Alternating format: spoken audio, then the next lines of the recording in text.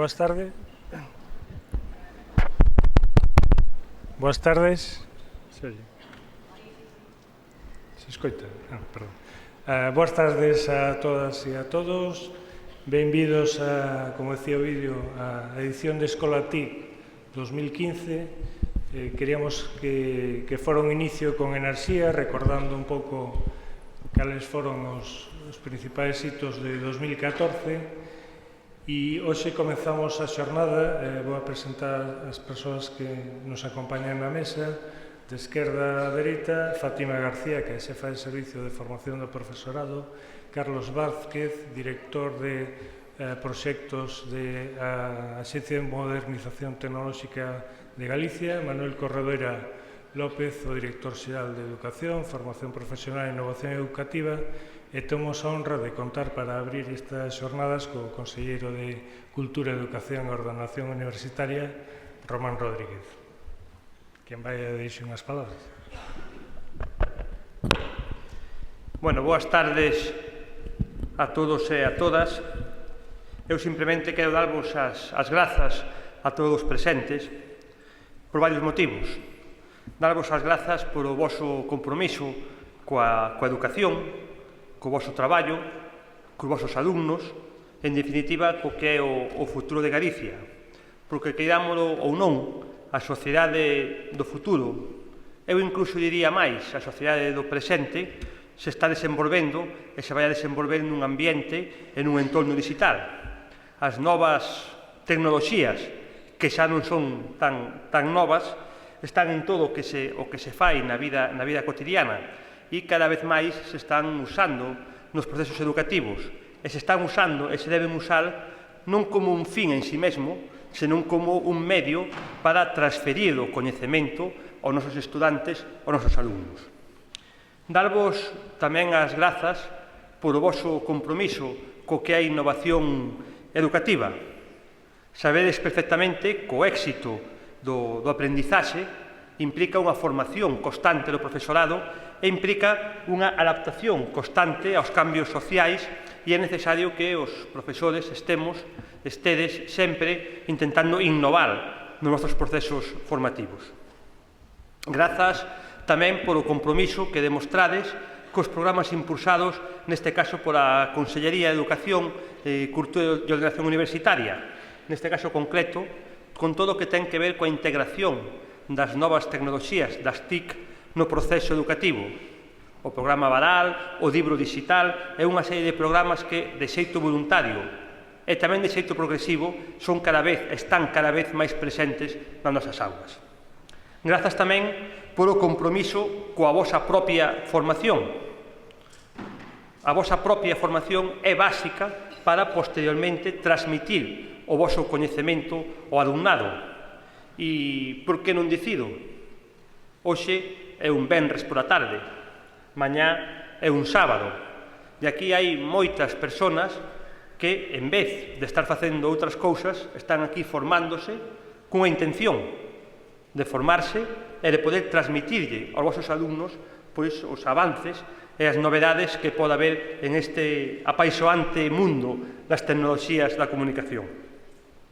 E gracias xa, en definitiva, por o voso compromiso persoal e profesional para mellorar a educación do país, e en este acto se ve que hai moitas persoas implicadas e con ganas de formarse para transmitir os coñecementos ao noso alumnado e poder contribuir a que o obxectivo que todos pretendemos, que é mellorar a nosa educación, se poida conquerir. Moitas gracias.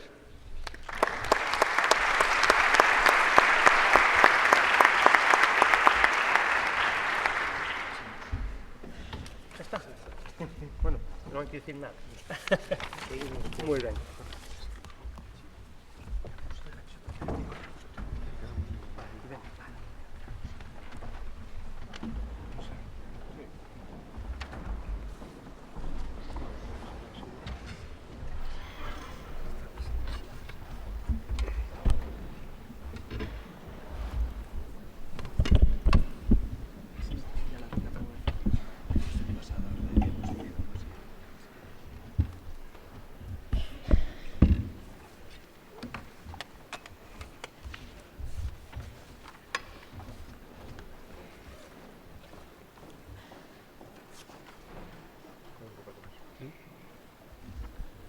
Bueno, pois vamos a comenzar as xornadas coas ponencias programadas.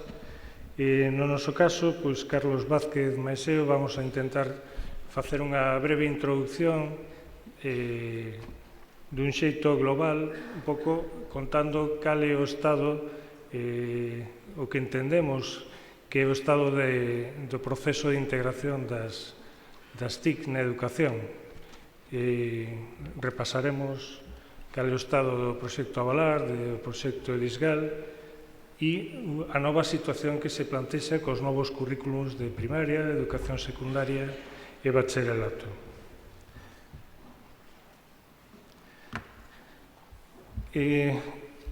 Entendemos que estamos nun punto de inflexión na transformación do modelo educativo e neste punto de inflexión Galicia xa ten un camiño percorrido que responderá con esas actuacións previas, por exemplo, o proxecto, como decíamos, o proxecto Avalar, Edisgal e todas as iniciativas, responderá aos obxectivos que demanda este punto de inflexión. Pero por que decir punto de inflexión? Pois, en primeiro lugar, como decía antes, se plantexa un escenario no que hai uns novos currículos. Por outro lado, se abren novos proxectos de educación digital. E, ademais, vos vamos a contar algúns dos avances que se están a producir en temas como infraestructuras, en concreto a conectividade, e outros programas de participación e integración.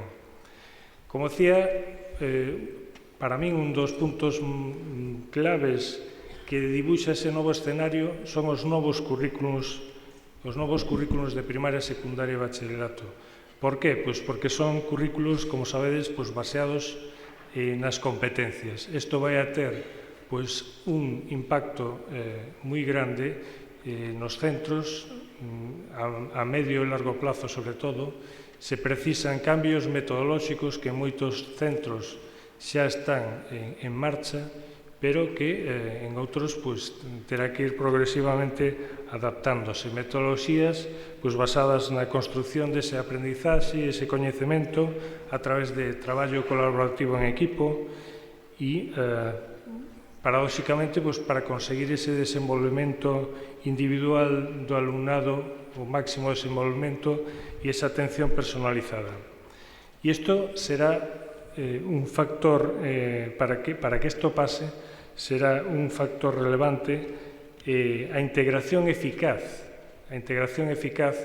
das tecnoloxías da comunicación ou da información no sistema educativo. Ese vai a ser un factor relevante para a implantación dos novos currículos.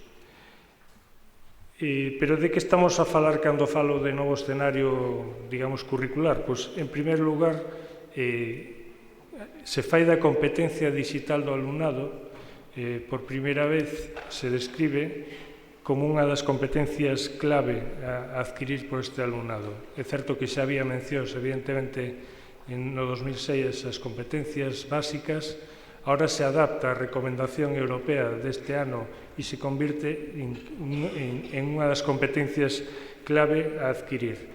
E máis, como sabedes, nunha orden que saiu en xaneiro de 2015, o Ministerio de Educación convertiu en básica esa orden que describe cales son as relacións que teñen que existir nos novos currículos entre as competencias, contidos e criterios de avaliación. E describe esa competencia digital do alumnado como aquela que implica un uso creativo, crítico e seguro das TIC, que permite a inclusión e a participación na sociedade do alumnado, a empregabilidade, aprendizaxe e uso de tempo libre. Isto non é máis que trasladar a concepción que, como decíamos, se ten na Unión Europea, se describiu como a competencia digital do alumnado como un prerequisito necesario para aproveitar todas as oportunidades de aprendizaxe. Tamén as novas tecnoloxías da información e comunicación, como sabedes, aparecen no currículum como un elemento imprescindible en todas as materias, a súa característica de transversalidade. E tamén, no caso de Galicia, se quere dar un plus ao describir os proxectos de educación digital como un dos programas educativos de centro que aparecen recoñecidos expresamente. Por lo tanto, temos diante un escenario cheo de oportunidades que nos vai a requerir, lóxicamente, un forte compromiso por parte de todos, que, como queda aquí reflexado, ese ese requisito o temos acadado. Tamén será importante que en este escenario que describimos tamén básico a competencia profesional docente vinculada ás novas tecnoloxías. É imprescindible. Por lo tanto, o papel da formación vai a ser determinante. Así creemos, o entendimos desde o principio, tanto nos plans anuais de formación como nos novos plans de formación en centros, aparecen as líneas das novas tecnoloxías como líneas específicas e, ademais, como transversais en todas as líneas que se desenvolven, a parte dos proxectos que acompañan cada unha dos programas que ofertamos aos centros, a formación asociada ao proxecto Avalar e a formación asociada ao proxecto EDISGAL neste caso. Como comentamos xa o ano pasado, tiñamos comentado xa a existencia dun proxecto de marco común de competencia digital docente que se está a traballar dentro por parte do Ministerio de Educación en colaboración coas comunidades autónomas. Isto, lóxicamente, ten unha importancia trascendental porque se somos capaces de impulsar ese marco común, esa referencia, esos descriptores, vamos a ter unha mellor capacidade para formar e tamén a oportunidade de que a xente obteña unha acreditación desa competencia igual que pode pasar no caso das linguas. Por lo tanto, en esta breve intervención que vamos a ter, como vos dicía, vamos a falar de unha serie de puntos, facer un moi breve repaso da situación e comentar cales son as principais novidades.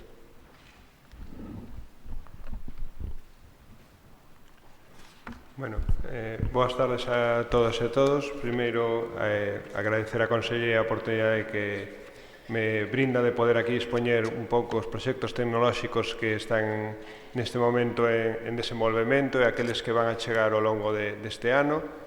Por suposto, agradecerles a todos vostedes a súa presencia aquí, que un venres pola tarde despois dunha semana de clase é un esforzo importante a ter moi en conta.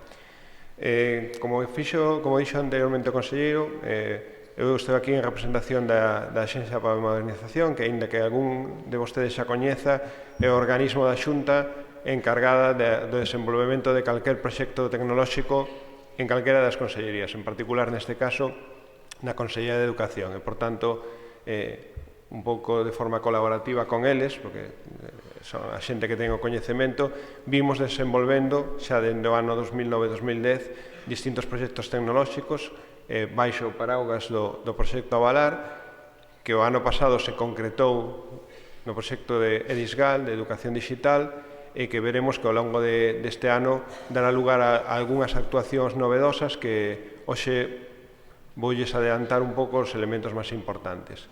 Bueno, coñecen perfectamente o proxecto Avalar, saben que comenzou no ano 2009-2010, que ten 4 liñas de actuación principais, a de dotación de equipamento, aquí teremos algunha novidade neste ano, formación do profesorado, a que xa se referiu Manuel e que sigue en desenvolvemento, contidos digitais, aí temos unha parte relacionada cos contidos digitais libres, abertos, de produción do propio profesorado, e temos outra línea de actuación máis relacionada con aquello que se ven coñecendo, aunque non é un termo que guste demasiado, libros digitais, os contidos digitais de produción por parte de empresas productoras de contidos. Veremos aí tamén como vai avanzar este ano o proxecto, e temos unha cuarta línea de actuación que é relacionadas coas distintas ferramentas, as distintas plataformas que están a disposición dos docentes, dos alumnos e tamén das familias. Simplemente por facer un moi pequeno repaso de cifras relevantes para que vexan como foi evolucionando ao longo destos xa 5 anos o proxecto. Actualmente temos uns 52.000 alumnos beneficiados directos do proxecto Avalar. Bueno, este é un número máis reducido dos que son beneficiarios. Estamos a referir a aqueles que foron beneficiarios dun dispositivo propio de alumno, que coñecerán como tabletas, netbooks, número que verá incrementado ao longo deste ano, non por un beneficio directo do dispositivo, senón porque vai haber un incremento na digitalización das aulas. Falaremos despois del. Número importante tamén os docentes que se formaron ao abeiro deste proxecto. Como ven, 23.000 docentes, un número moi relevante dentro da comunidade educativa. Comentaba que outra das liñas nas que vimos traballando, todos en unión, é a posta a disposición da comunidade educativa de contidos educativos abertos, editables, modificables, xerados por propio profesorado, ben dentro do seu propio traballo de aula ou ben ao abeiro de programas da propia Consellería. Hai un número importante de recursos educativos de calidade seleccionados, empregados por profesores de outros centros, neste caso 2.400, no último mes creceron 70 ou 80, por tanto, cunha produción importante en distintas linguas, a maior parte, a grande parte deles evidentemente en galego, pero temos tamén contidos en inglés e en francés, e que, bueno, están a disposición dos docentes, do alumnado, e ten un número importante de descargas, como veremos despois, por tanto, son de interese e de utilidade para o profesorado. Temos tamén, recordemos, hablaremos en detalle, aplicacións para comunicacións para familias, temos plataformas, redes sociais de profesores, plataformas de comunicación. Todo isto supuxo nos últimos 5 anos un investimento directo en educación moi importante. Esta mesma semana estábamos nunha reunión en Madrid con responsables do noso nivel de outras comunidades e mirábamos con un pouco de envexa, se queren, pois que mentres en outros sitios, pois neste momento en tecnoloxía e educación non hai moito desenvolvemento, as condicións económicas pois, bueno, afectan isto de xeito importante. Miraban con un pouco de envexa como en Galicia seguíamos todos, a administración, os docentes, a poñer elementos relevantes na educación e a empregar a tecnoloxía na educación como un elemento moi importante. Faremos, se queren, un repaso moi rápido por cada unha das líneas de actuación e contaremos as novidades neste ano. No equipamento de aula vai haber unha actuación importante, referiremos a ela ao final. Os números actuais do proxecto xa involucran un número moi importante de aulas en centros públicos e un número moi importante de alumnos. Coñecen ben estes números, tampouco vou incidir moitos máis neles. No eixe de formación, Manuel pode entrar un pouco máis en detalle.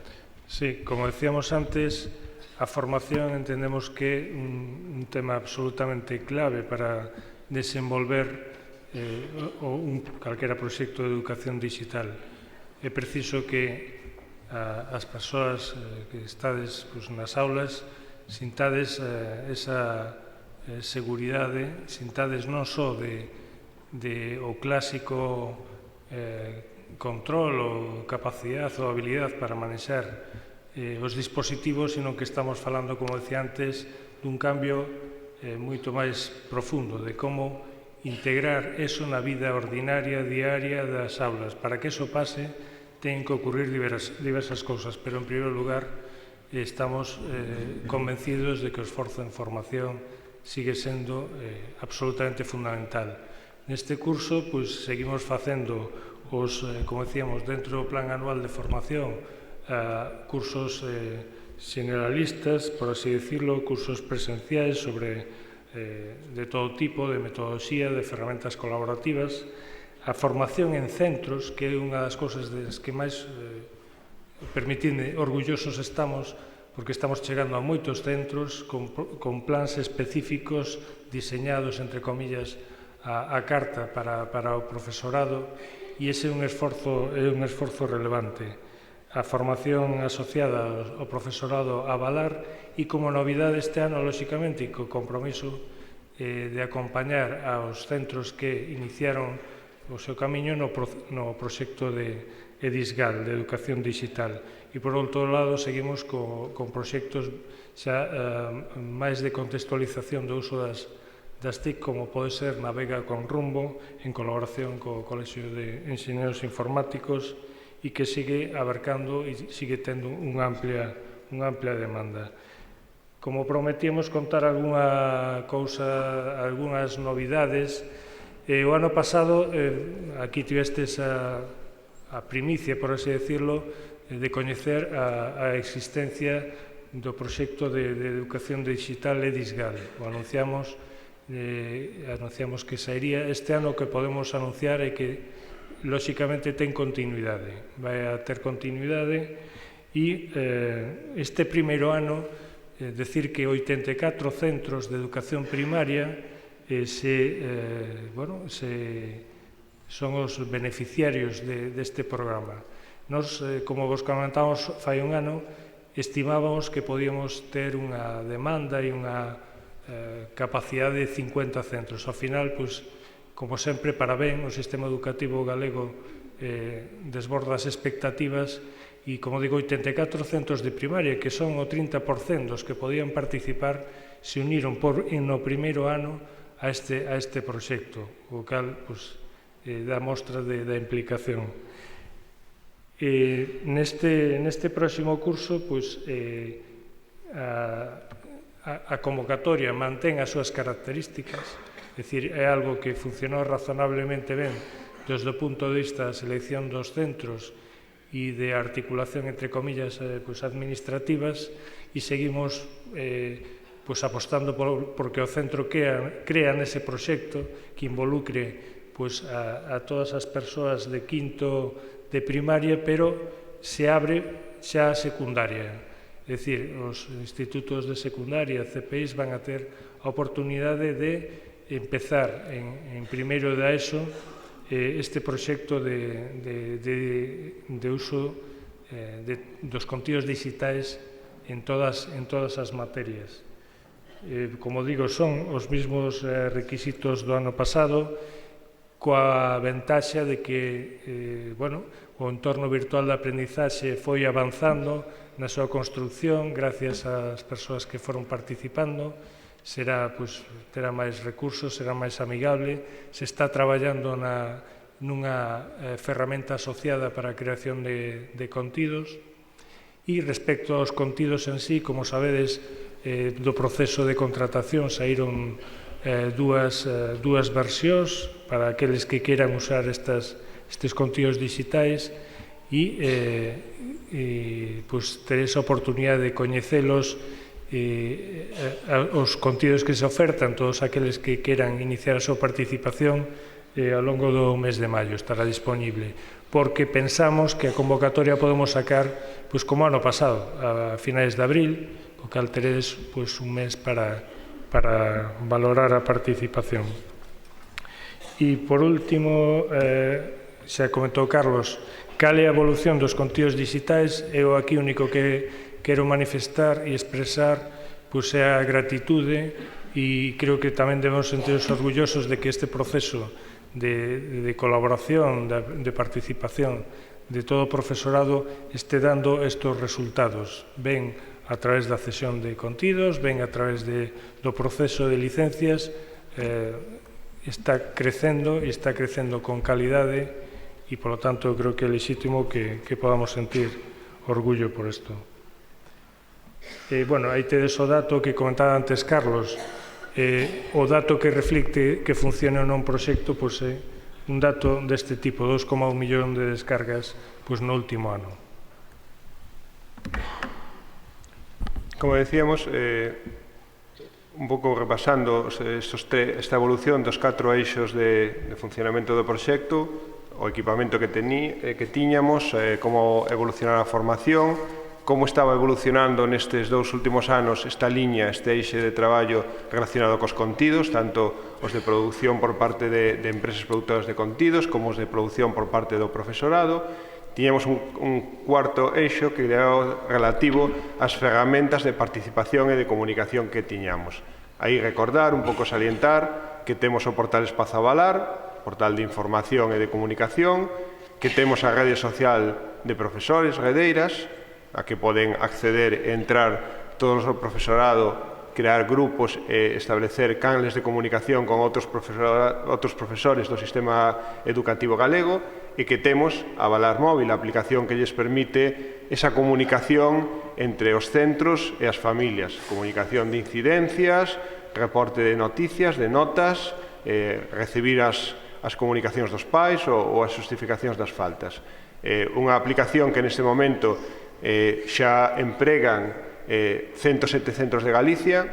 No próximo mes entrarán ou empezará a funcionar nunha trintena de centros máis. Isto xa son casi 10.000 familias as beneficiadas da aplicación, e simplemente por recordar que se no seu centro teñen interés en incorporar esta aplicación, este sistema, como ferramenta de comunicación, simplemente comunicando co asesor avalar da súa zona, na seguinte tanda, digamos, de centros participantes, poderán empezar a empregala, para lo contarán, evidentemente, no comenzo, co acompañamento e a formación do asesor pertinente, que un pouco ensinará un pouco como se emprega, como deben dirixirse as familias para a súa difusión e acompañaredes en todo este proceso de comenzo de uso dunha ferramenta que sempre é un pouco máis complexo.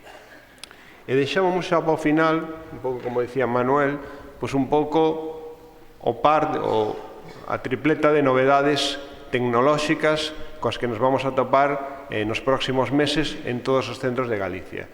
A primeira das novedades, que ten que ver coa parte de equipamento, co que se denomina digitalización das aulas, que supuxo un esforzo por parte de todos, tamén por parte dos que axudaron a que eso funcionara nas aulas, supuxo un esforzo importante de digitalización nas aulas co proxecto Avalar. Como dicía, chegamos a 1.800 aulas de 4 niveis educativos, de quinto e sexto de primaria, primeiro, segundo e secundaria, de 500 centros de Galicia, por tanto era un número importante.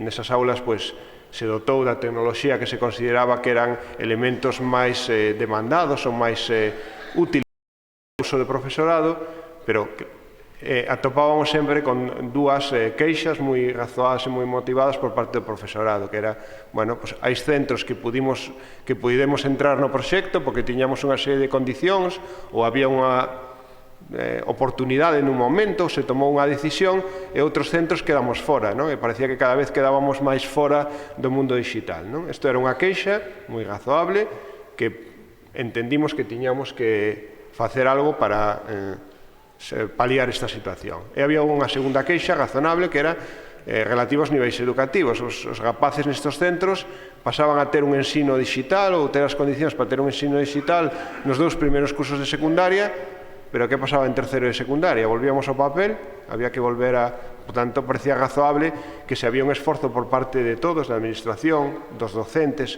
e do propio alumnado en adaptarse a unha educación digital, esta tivera continuidade no tempo. Pois para intentar paliar esas dúas situacións, deseñouse un proxecto que era a pretensión de chegar coa digitalización de aulas a todas as aulas de Galicia, de quinto e sexto de educación primaria, primeiro, segundo, terceiro e cuarto de educación secundaria. Non se lles escapa que son números moi grandes, hai casi unhas 4.500 aulas neses niveis educativos. Co bo traballo da xente da Consellería de Educación e tamén da miña axencia, conseguiron os recursos económicos para poder afrontar ese proxecto, co que nos atoparemos en este ano, que se dotará, referirme aos elementos concretos de tecnoloxía en todas as aulas desos niveis educativos de todos os centros de Galicia, sen ningún tipo de restricción. Haberá centros que xa teñen esas aulas dotadas, evidentemente os centros Avalar, haberá centros que, co seu propio orzamento, co seu propio esforzo, xa teñan algúns elementos de dotación, e haberá outros que, polas circunstancias que foran, non o tiñan. Isto ven un pouco a paliar esa situación. Un pouco con os cálculos preliminares, eso supón que vamos a desenvolver un proxecto en 2.800 aulas, de 870 centros. Por tanto, un proxecto de calado que vai involucrar a moita xente na administración, que vai involucrar a moita xente nos centros para poñer isto en funcionamento, pero, creo que permitirá que todo o mundo teña acceso a uns elementos que nestes intres constituyen os elementos básicos de introducción das tecnoloxías na aula e nos centros, e creo que vamos a poder todos, o alumnado, o profesorado, a sociedade en xeral, sacarlle un bon rendemento. Un pouco esos números veñen de determinar cantas aulas hai en esos niveis educativos, cantas aulas xa estaban dotadas no proxecto Avalar, e, por tanto, chegar ao 60% restante de aulas que quedaron fora das iniciativas tecnolóxicas que tivemos hasta o momento. Por tanto, universalizar nos centros públicos a disposición na aula dos elementos tecnolóxicos necesarios para que o profesorado poda aproveitar esta transformación que as TIC permiten no sistema educativo.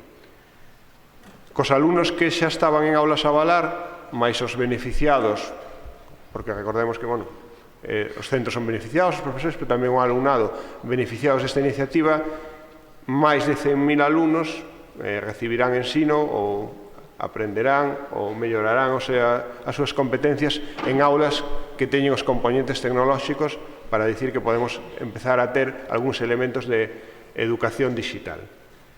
En particular, que consiste ou que equipamento ou como se vai levar a cabo este proceso. Por referirme de forma un pouco breve a estes elementos. Pois temos un elemento apreciado, creo que apreciado, como son as pizarras de aula, o encerado digital de aula, acompañado evidentemente dun cañón proxector. Reconocerán os que xa hai nas aulas a valar, aqueles que teñen centros, por tanto estamos a falar de cañóns de proyección de ultracorta distancia, estos que están elementos situados encima da pizarra e que se caracterizan por a ausencia de sombras e por unha luminosidade moi alta, por tanto, elementos importantes.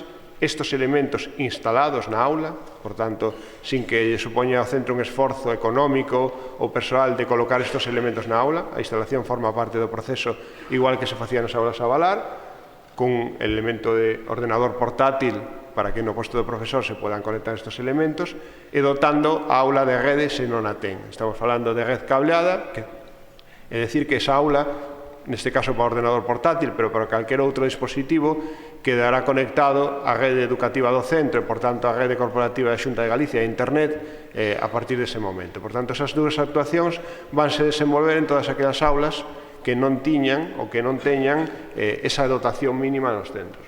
Eso supón, como ven, só para esta actuación e só neste ano, un investimento en educación, investimento que non estaba dentro do previsto, por iso falaba antes do bon traballo da xente que loitou para chegar este investimento a educación e non a outros ámbitos da Xunta de 11,2 millóns. Non se lles escapa que é un investimento importante. Este proxecto vaise desenvolver ao longo deste ano. É un proxecto que xa se presentou, xa se levou a Consello da Xunta fai 2 ou 3 semanas, que xa está publicado os seus pregos de licitación, por tanto, que se está a desenvolver dentro dos plazos que temos marcados no cronograma.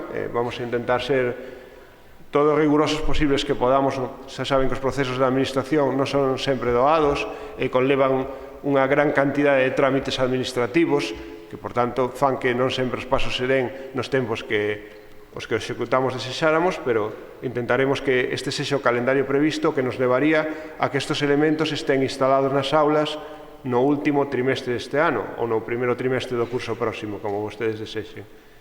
Esforzo importante porque, como dicía, instalar en 2.800 aulas de 900 centros non é unha tarefa nin de execución nin de coordinación doada.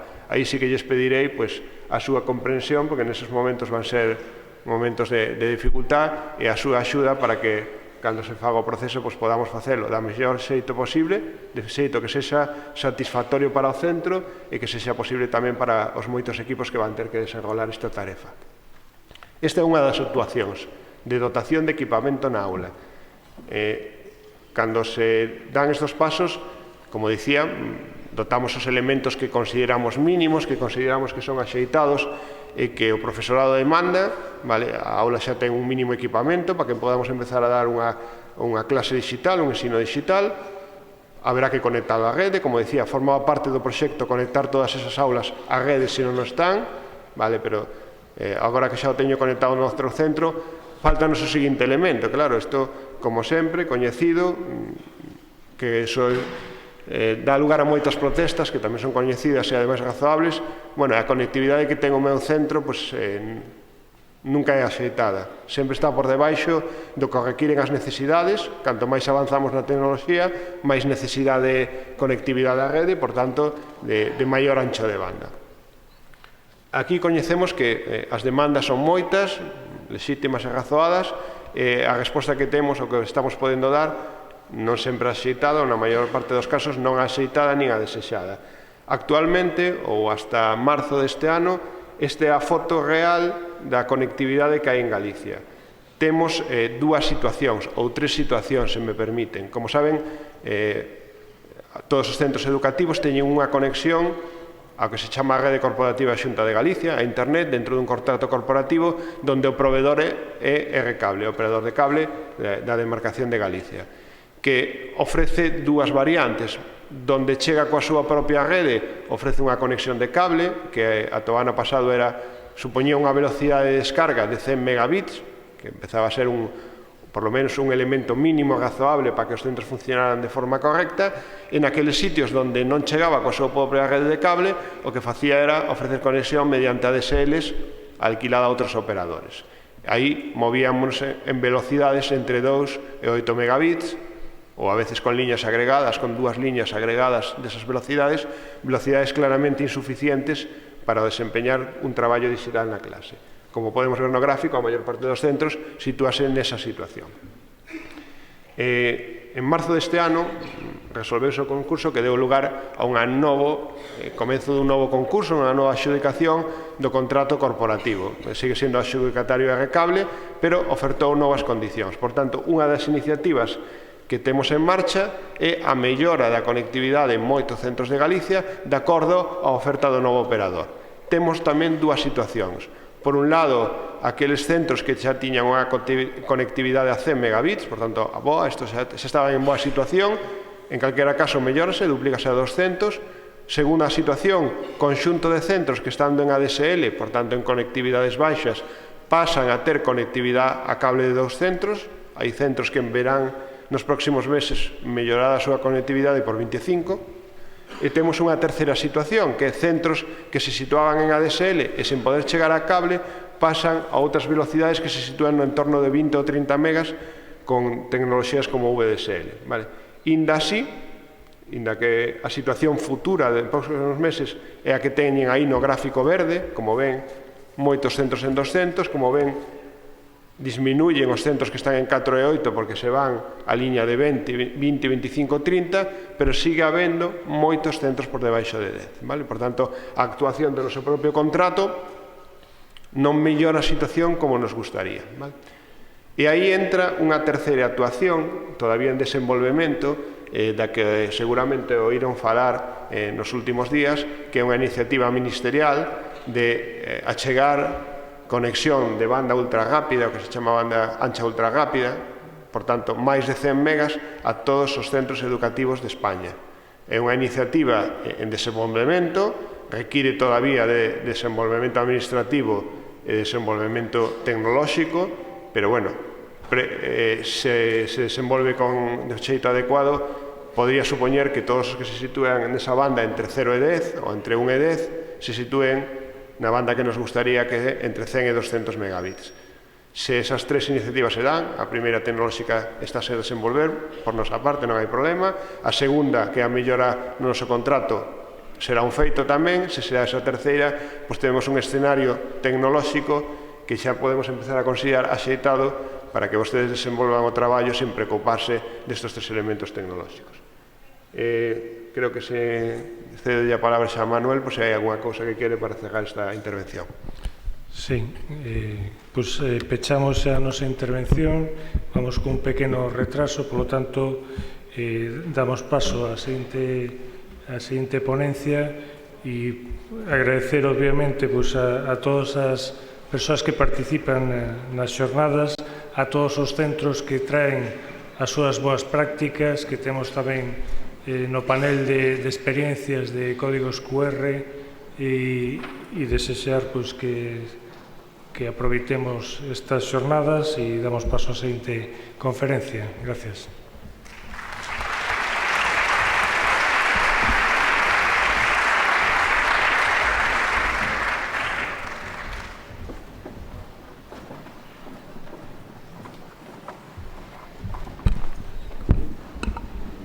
Mentras Linda se vai preparando uns poucos avisos sobre a localización das salas. Esta é a Sala Santiago, onde vamos a ter as conferencias plenarias en azul no programa. As experiencias dos compañeiros e compañeiras da nosa comunidade vanse repartir tanto nesta sala como na Sala Obradoiro, que está situada ao fondo a man dereita. Logo, na planta de arriba vamos a ter tanto as salas abertas, que esperamos sexan foros de debate e de opinión, e aos obradoiros. Para consultar que obradoiros estades inscritos, se o estades, tendes despois do mostrador un taboleiro onde podedes consultar. Tamén distribuídos por diferentes zonas do Palacio de Congresos hai unha serie de QRs que son especialmente relevantes para o de Creva Cabezas. E logo, se calquera dúbida que teñades ou se necesitades un fai constar ou calquera outra cousa, sempre haberá un compañeiro ou compañeira no mostrador de información. Os controis os controis das entradas e saídas o tedes no programa, podedes consultar. Sobre xa parte da rede, esperamos que contar con a participación activa en Twitter, o cancelo o hashtag Escolatic 2015. Tendes wifi aberto, podedes utilizala. Simplemente rogamos un uso moderado de elementos multimedia, porque podería facer que falle un pouco o tema da wifi. Nada máis, simplemente desexar que sexan de proveito tanto todo o que está na oferta de Escolatic como en interrelacións e conversas que podemos ter con outros compañeiros en momentos de descanso ou nas comidas. E nada máis, comezamos.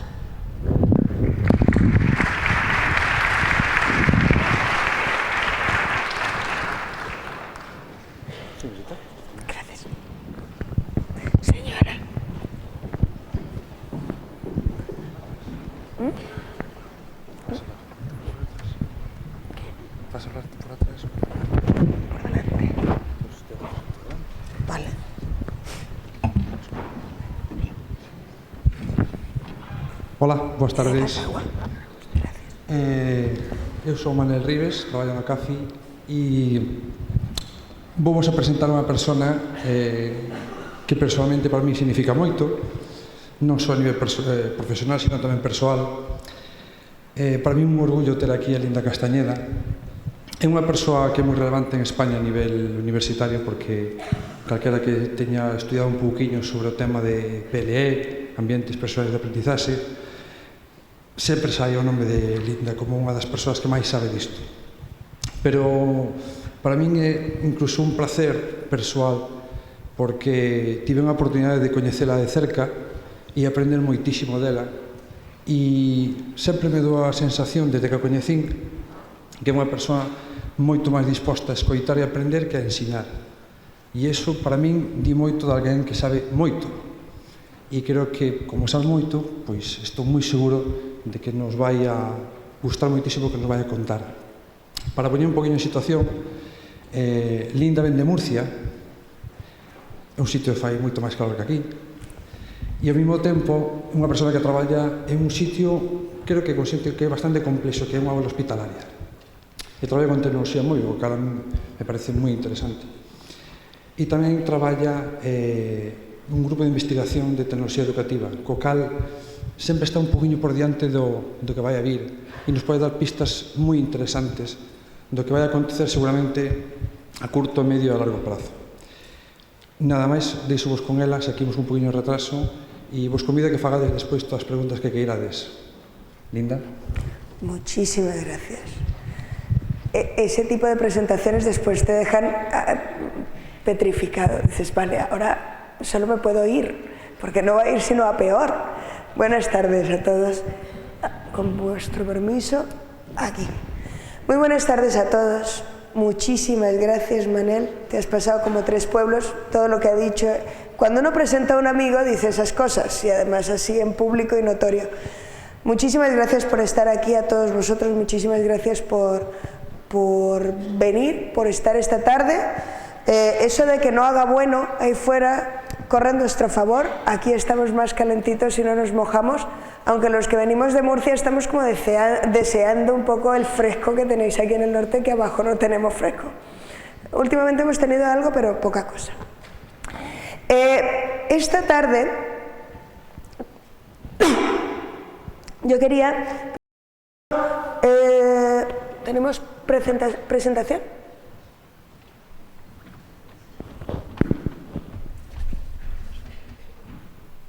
Tenemos, pero está aquí.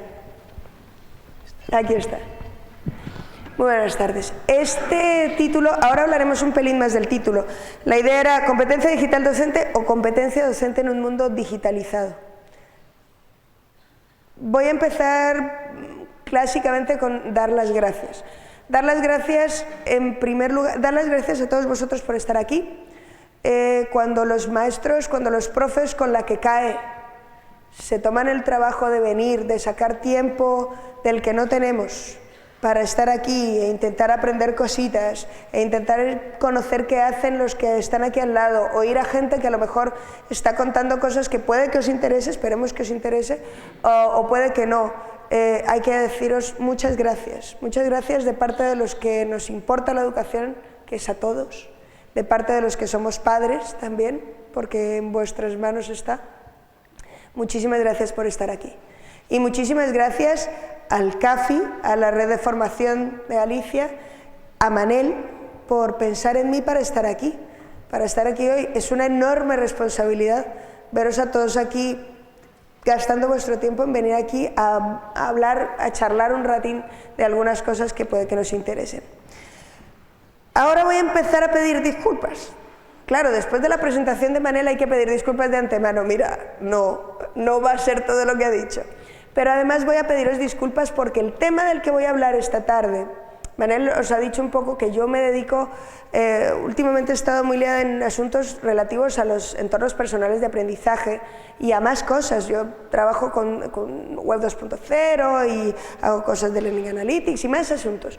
Pero en concreto la competencia digital docente o la competencia docente es algo que no es que me toque de transversal, me toca de lleno. Yo soy profesora de la Facultad de Educación de la Universidad de Murcia y por tanto a mí me pagan por dar clase a maestros y por lo tanto esa competencia digital docente en parte está también en mis manos.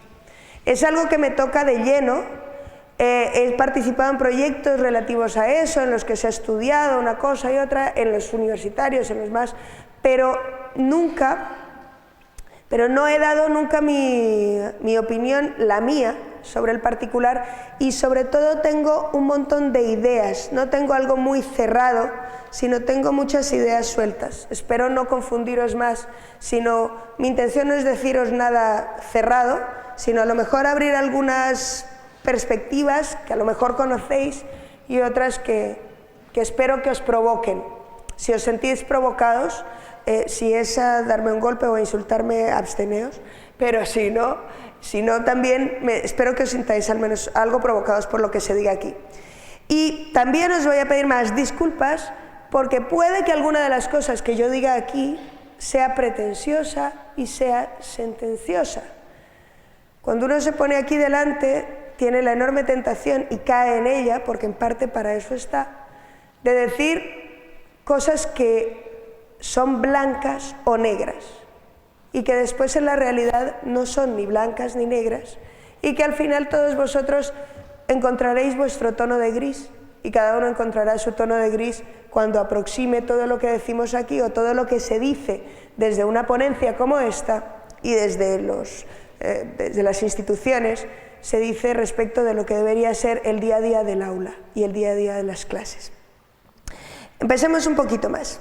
Cuando me dijeron hablar de competencia digital, hay una cosa de la que yo sí últimamente he hablado más cosas y es sobre identidad digital. Ahora estamos en el tiempo de lo digital, en el tiempo de lo 2.0 y la escuela digital, la educación digital, la identidad digital, la alfabetización digital, la competencia digital, en la enseñanza digital, de la educación digital, del mundo digital. En realidad, si le quitamos lo que pasa, el gordo, el cambio, el que hace que estemos teniendo todas estas charlas, es el mundo de lo digital, que tiene unas implicaciones que van mucho más allá de nuestra aula y que tienen que ver hasta con cómo tomamos el café y cómo nos despertamos cada mañana y cómo vemos las noticias. Y eso es el mundo que hoy en día es un mundo digitalizado. Con lo cual, hablar de identidad digital, hablar de competencia digital, hablar de alfabetización digital, si bien es necesario, porque al final es una forma de introducción, en el mundo de hoy, en el que las tecnologías no son solo algo que tocamos de vez en cuando, me gustaría una pregunta así sencilla. ¿Quién de aquí no lleva móvil encima? A ver, valiente.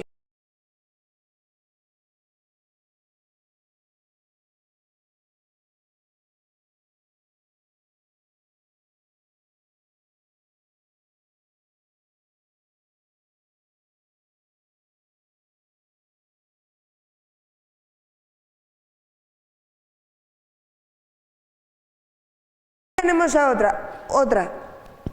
otra más.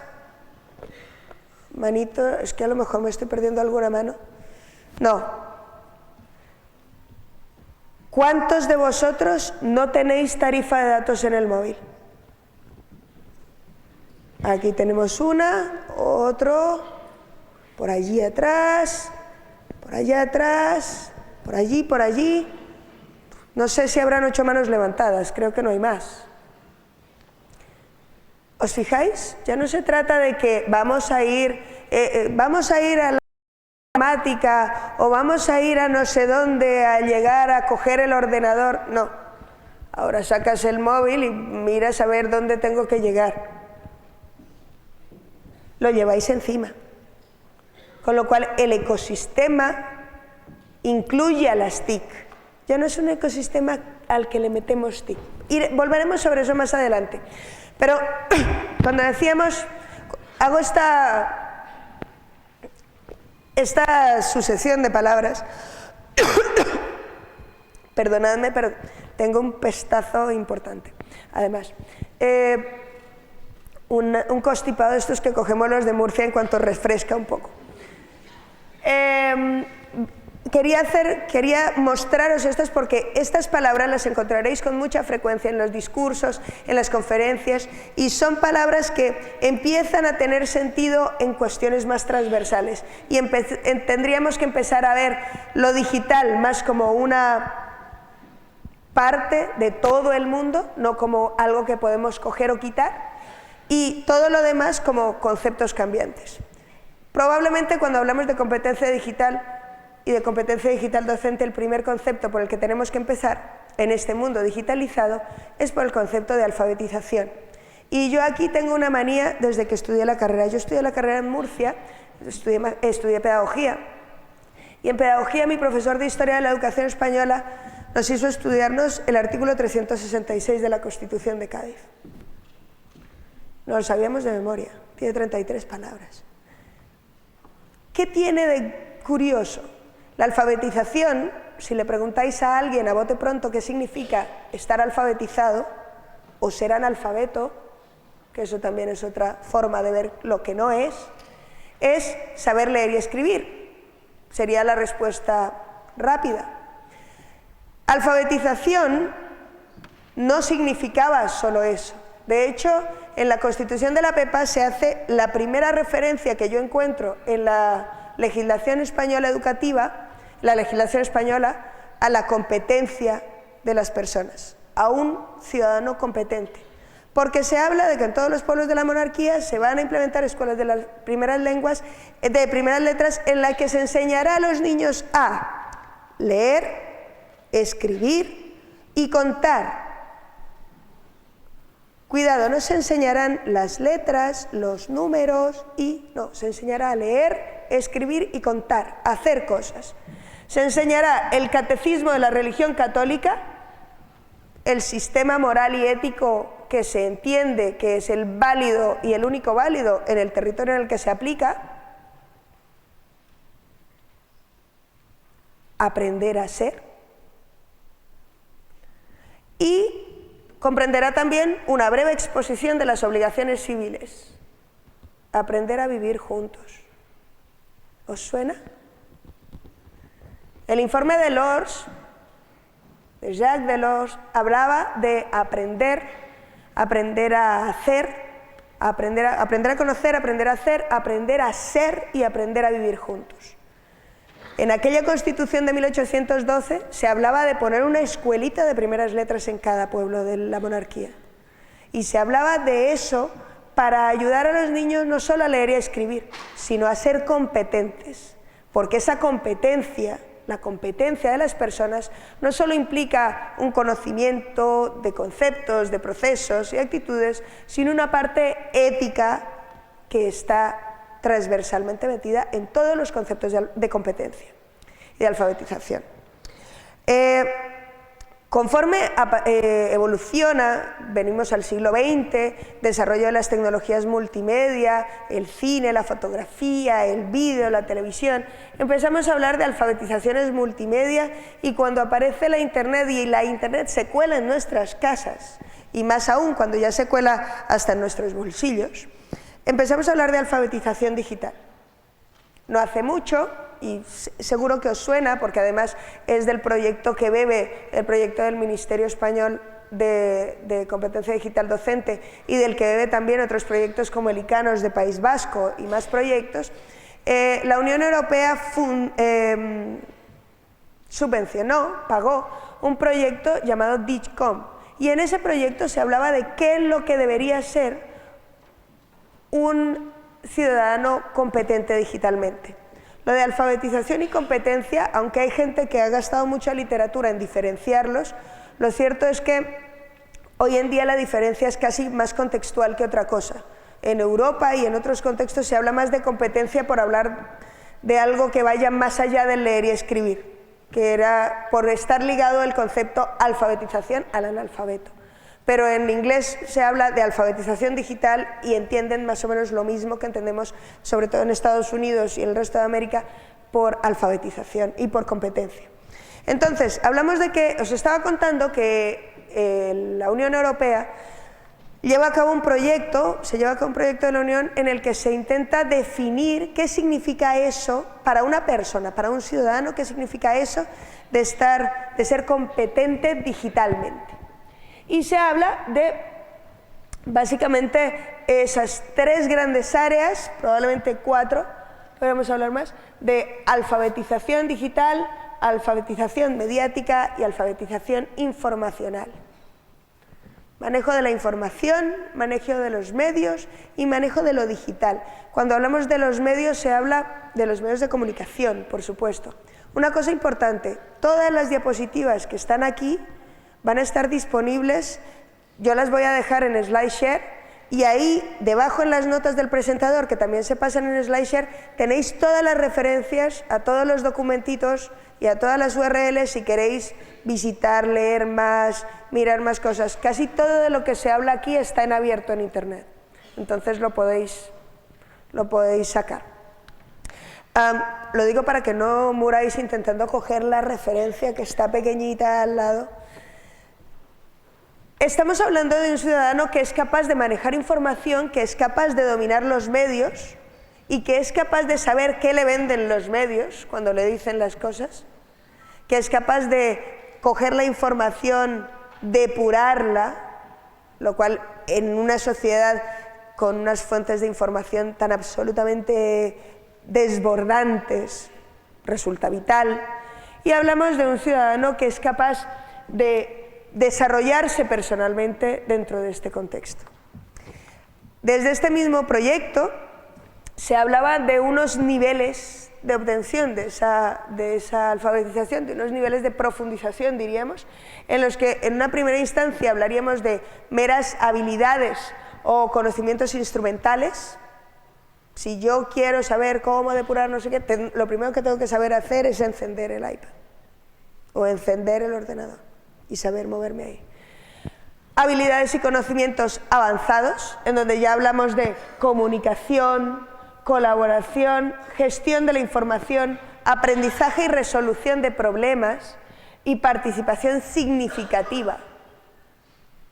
Y aquí hablamos también de participación a través de las redes. No sé si sois conscientes de la enorme cantidad de movimientos de participación que se están haciendo a través de las redes. No solo hablamos del 15M y su repercusión en el Twitter, que hablamos de ello, pero hablamos de que ahora mismo se están haciendo mecanismos de participación online en los cuales las personas podrían ejercer parte de su ciudadanía a través de las redes sociales, emitiendo su opinión sobre determinadas cosas. Eso para algunos gobiernos locales, autonómicos, significa cosas importantes, preguntarle a los ciudadanos cosas importantes que le deberían, por las que se ven afectados directamente y que seguramente querrían decir cosas. Otros seguramente lo usarán para preguntar si te gusta más esta farola o aquella, pero las cosas importantes las seguirán decidiendo ellos. Pero lo cierto es que son mecanismos que existen y que se están moviendo. Ahora mismo no nos es ajeno, y menos con unas elecciones tan cerca y con el movimiento político que hay en este momento en nuestro país, la cantidad de movimientos de participación que se están haciendo ver y oír a través de las redes. Y de eso también habla esta parte de habilidades y conocimientos avanzados. Y por último, actitudes para la aplicación de las habilidades y los conocimientos. Porque la parte ética no es una parte anexa. No es un adorno, no viene además de, atraviesa todo lo que es la alfabetización digital. Este es el marco de ISCOM, lo tenéis entero en internet, el documento es muy interesante de leer, hay algunas traducciones de partes muy interesantes, ya os digo que han hecho los proyectos, por ejemplo el proyecto ICANOS o el proyecto del marco común de la competencia digital docente del Ministerio también ha hecho algunas traducciones que están muy bien, si os da pereza leer más en inglés, pero está ahí. Además os digo que de competencia digital en este país se están haciendo unas cosas de las que oímos hablar muy de vez en cuando, pero que últimamente que creo que están haciendo cosas muy interesantes, que son las tesis doctorales. Resulta que se han hecho, al menos en mi contexto cercano, permitidme que abra el agua, si soy capaz.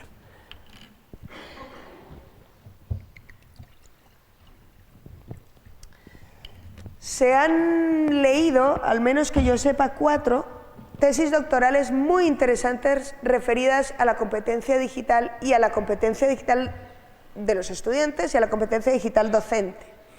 En 2 de ellas se hace una definición de lo que es la competencia digital que quería enseñaros. Esta es la definición de competencia digital que escribió Larraz, y acabo de dudar si es Virginia o Victoria, Larraz, y que la leyó en 2013.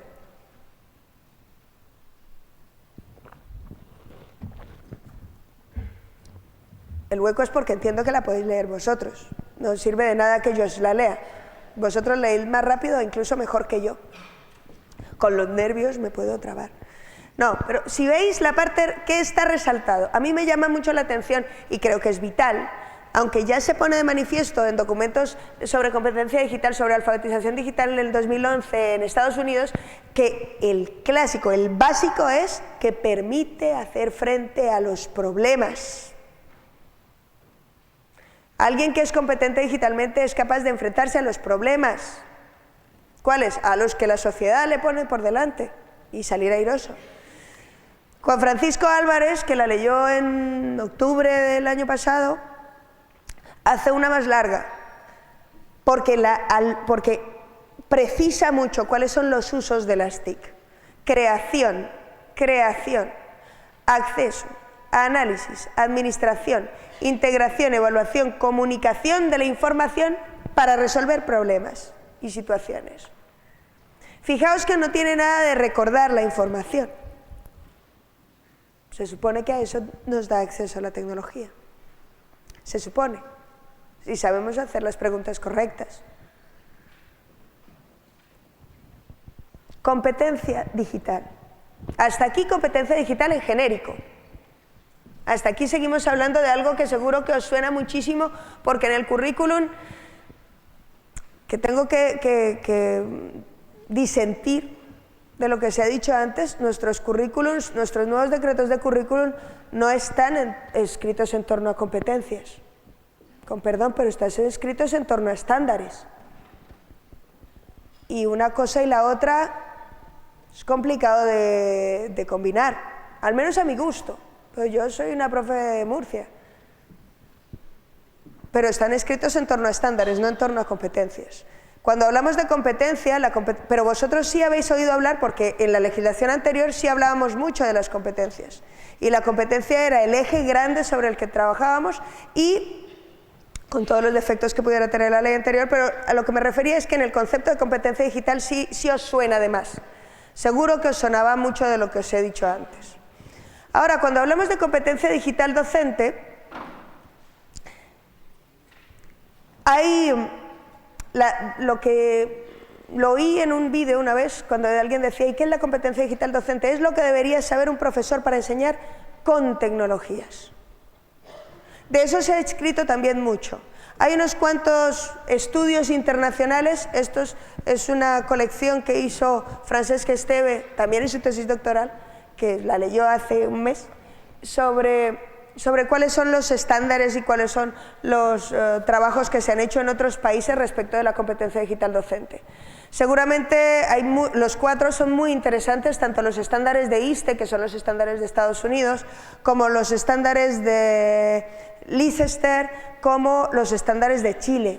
También hay un trabajo del Ministerio de Educación del gobierno colombiano que también aborda la competencia digital docente. Y está el trabajo clásico de la UNESCO, que pretendía ser un marco común mundial para la competencia digital de los docentes. Por enseñaros uno, os voy a enseñar el marco de competencias TIC de la UNESCO. Es este. Fijaos, la UNESCO entendía, os lo enseño aquí mejor, entendía que los maestros, los profes, nos dedicamos a esto y que básicamente las cosas que hacemos tienen que ver con entender el papel de las TIC en educación, cosas relacionadas con currículum, metodologías y evaluación, metodologías, estrategias didácticas, evaluación, cosas que tienen que ver con la pedagogía, metodología, psicología del desarrollo, antropología de la educación, cosas de las que veíamos en la universidad con nombres y que después nos atacan el día a día de la escuela y de nuestros alumnos, cosas que tienen que ver con la tecnología en sí misma, cosas que tienen que ver con la organización y la gestión, porque hay mucho de nuestro trabajo que es burocracia, los papeles que hay que hacer para que podamos tener la programación de tal. Más allá de tener un plan de centro, hay que escribirlo. Son dos cosas distintas. Una cosa es cuál es nuestra visión del centro y a veces es el trabajo de sentarse a escribirlo o sentarse a escribir la programación anual y demás.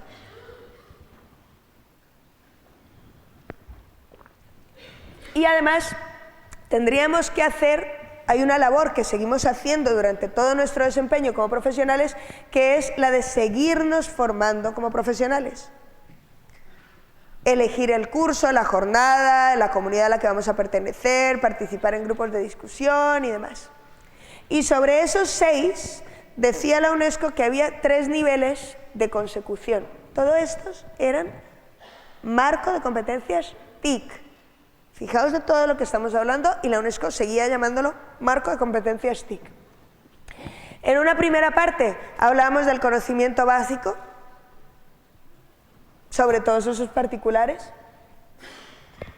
herramientas básicas, integración de tecnología básico conocimiento pedagógico, básico conocimiento de la integración de la tecnología en nuestra propia práctica docente. Después hablaba de un conocimiento más profundo, en el que ya hacíamos cosas con eso, ya no solo lo conocíamos, sino que hacíamos cosas con eso, y después hablaba de un tercer nivel, que era el nivel máster, que era ya la creación de conocimiento al respecto. Ya no solo se trata de que yo me junte con alguien y haga una experiencia más o menos enriquecida de tecnología, sino que además sea capaz de crear nuevos escenarios tecnológicos y pedagógicos en torno a mí, a lo que yo doy clase o a mi ámbito de actuación. A mí me parece que el marco de competencias TIC de la UNESCO es muy interesante y es muy sugerente, pero sigue hablando de competencias TIC. Cuando habla de esos 3 niveles, hay otros 3 niveles de competencia que los planteó Krunsvik en el modelo noruego de competencias TIC, que era que en todos esos ámbitos, la pedagogía, la gestión, no sé qué, había 3 niveles. El de las habilidades básicas, que creo que todos entendemos que es como el primer nivel, aprender a encender el ordenador y a moverte, a abrir el Google. El segundo, que sería la competencia didáctica con TIC. Hasta que no sabes cómo manejar el ordenador, no te atreves a meter cosas de didáctica con TIC en tu aula.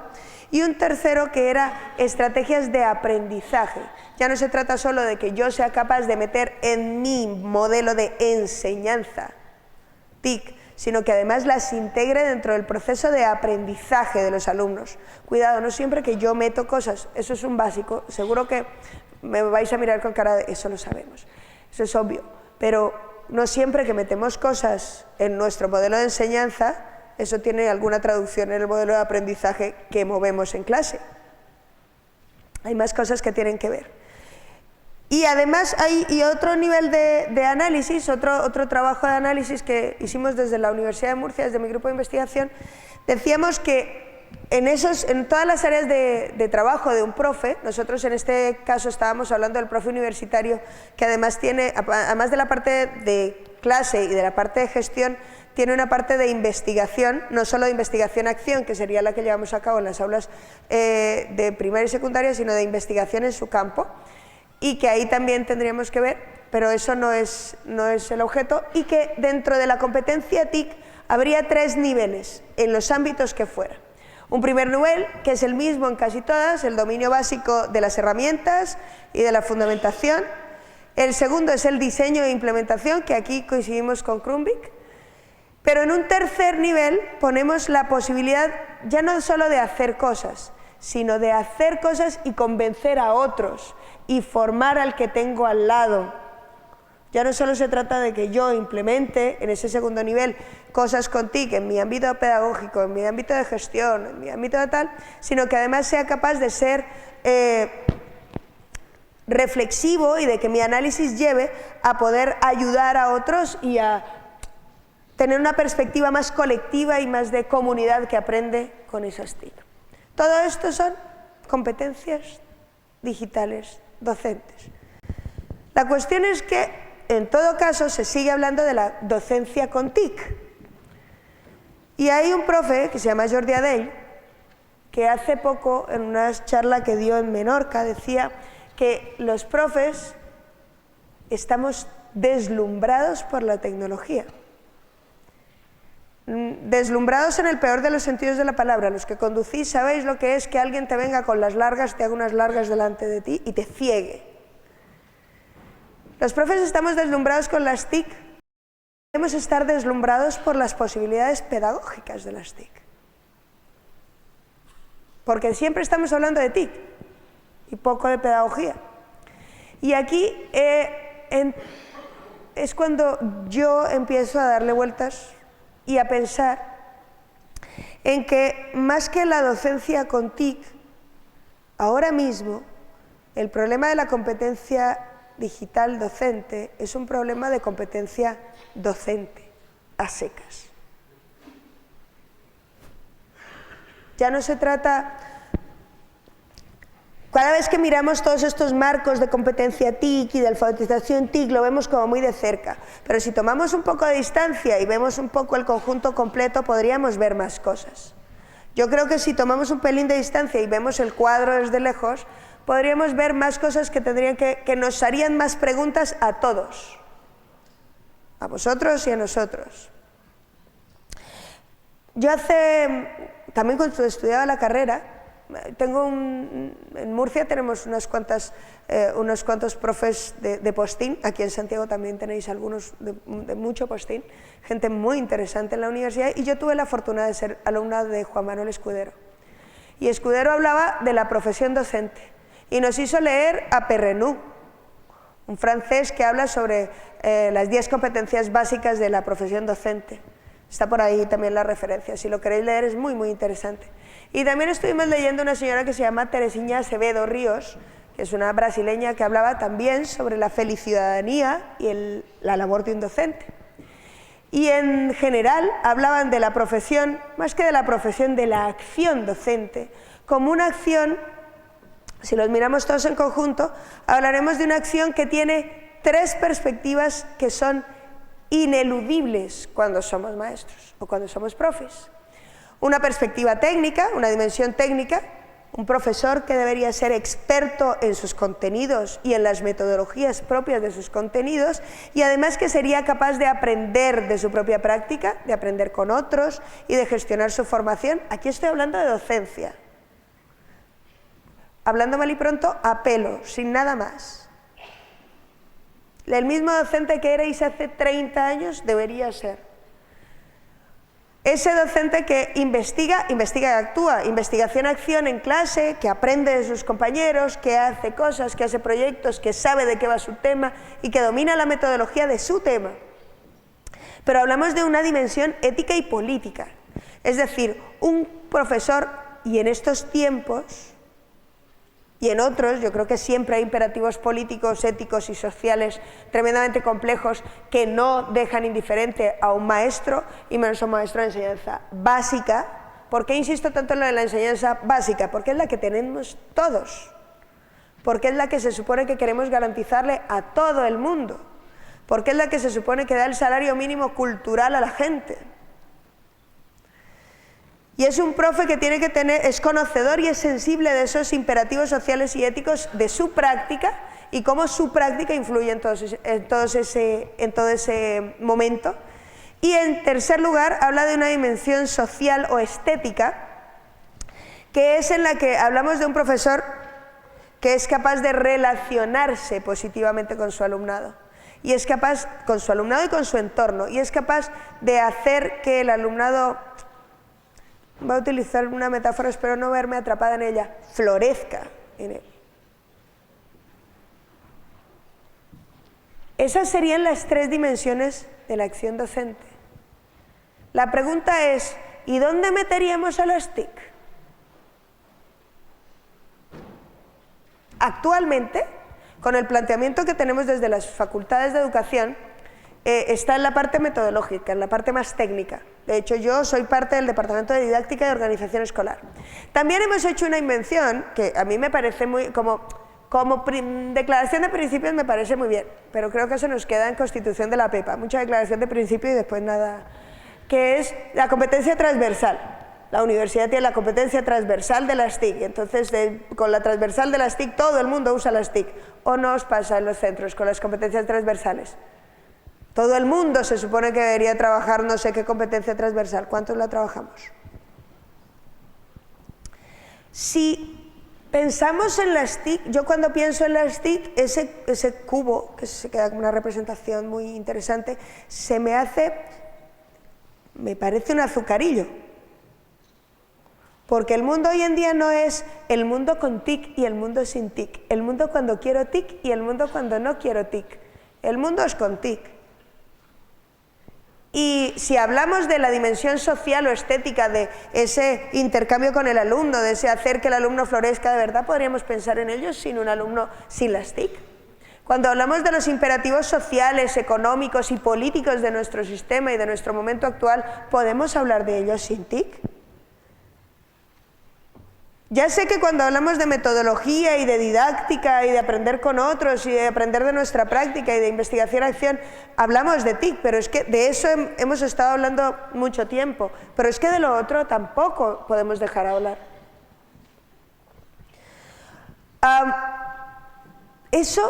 Si ese es un marco para entender la docencia ayer, hoy ese mismo marco nos sirve, pero para entender la docencia con TIC. Hay unos investigadores de la Universidad de Michigan, de la Michigan State University, que hicieron un marco en el que lo explican de una manera un pelín distinta, pero que creo que también os puede servir y que seguro que conocéis. Es el marco TIPAC. Estos señores son Punia Misra y Matthew Koala, y ellos hace un tiempo, en los años 80, otro investigador de la misma universidad decía: lo básico para un profesor, para que sea un buen profesor, es que domine sus contenidos. Soy profe de matemáticas, habré de saber de matemática. Y además, domine la pedagogía. La pedagogía en general y la pedagogía que tiene que ver con sus contenidos. La didáctica de la matemática, o la didáctica de la historia, o la didáctica de... Pero en el momento en el que la tecnología pasa a tener un papel tan relevante No estamos hablando de tan relevante en nuestras aulas cuando tenemos la pizarra. En tu aula tenga pizarra digital o no. En el barrio de tus alumnos tengan móviles todos o no. Hace poco, perdonad, un paréntesis, hace poco leí un informe, se hizo un informe con alumnos, con niños de hasta 16 años, con 120 niños de hasta 16 años en 16 países tan diversos como Argentina, Nigeria, Alemania, Francia, Australia, Zimbabue, países muy distintos, con brechas económicas espléndidas entre ellos, inmensas entre ellos, y todos esos niños, todos usaban las tecnologías. Si tenía acceso en un ciber, y si lo tenía llevado encima. Pero todos hacían muchas cosas contigo. Cuando esas tecnologías pasan a tener ese papel tan impresionante en la vida de nuestros alumnos y en nuestra realidad, lo que hicieron Matthew Kohler y Punya Mishra fue incluir a la tecnología en ese esquema de lo que debería ser la función o el trabajo de un docente o la actividad docente. Y hablaríamos de 3 contenidos: el contenido propio del conocimiento pedagógico, el conocimiento del contenido, que es el de la historia, si yo soy profe de historia sigo teniéndolo, el conocimiento pedagógico y el conocimiento tecnológico. Y lo más interesante, yo creo, del planteamiento de Mishra y Kohler es todo esto en un contexto concreto, no siempre en el vacío. Es las intersecciones entre esos conocimientos. No se trata solo de tener conocimiento tecnológico, porque hay gente que trabaja muy bien con tecnología, pero después no tiene ni idea de cómo usar eso en clase. O tiene idea de cómo usar las TIC en general en clase, pero después no se le ocurre cómo podría usar eso para enseñar geografía.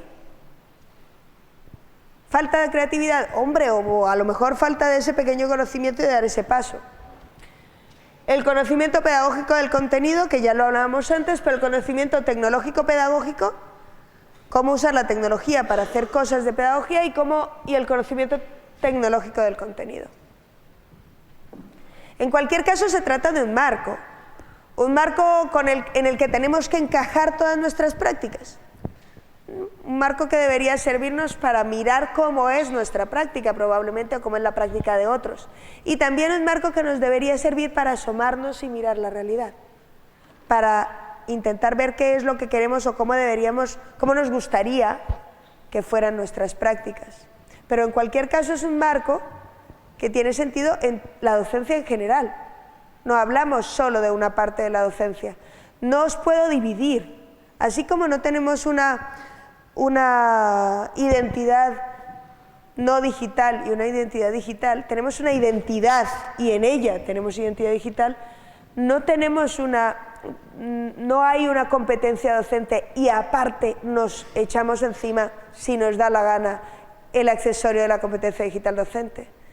Es que de verdad habría que plantearnos, de verdad, si yo decido hoy que voy a dar clases sin TIC y que voy a dar clases de espaldas a las TIC, ¿se puede seguir diciendo que soy un buen profesor?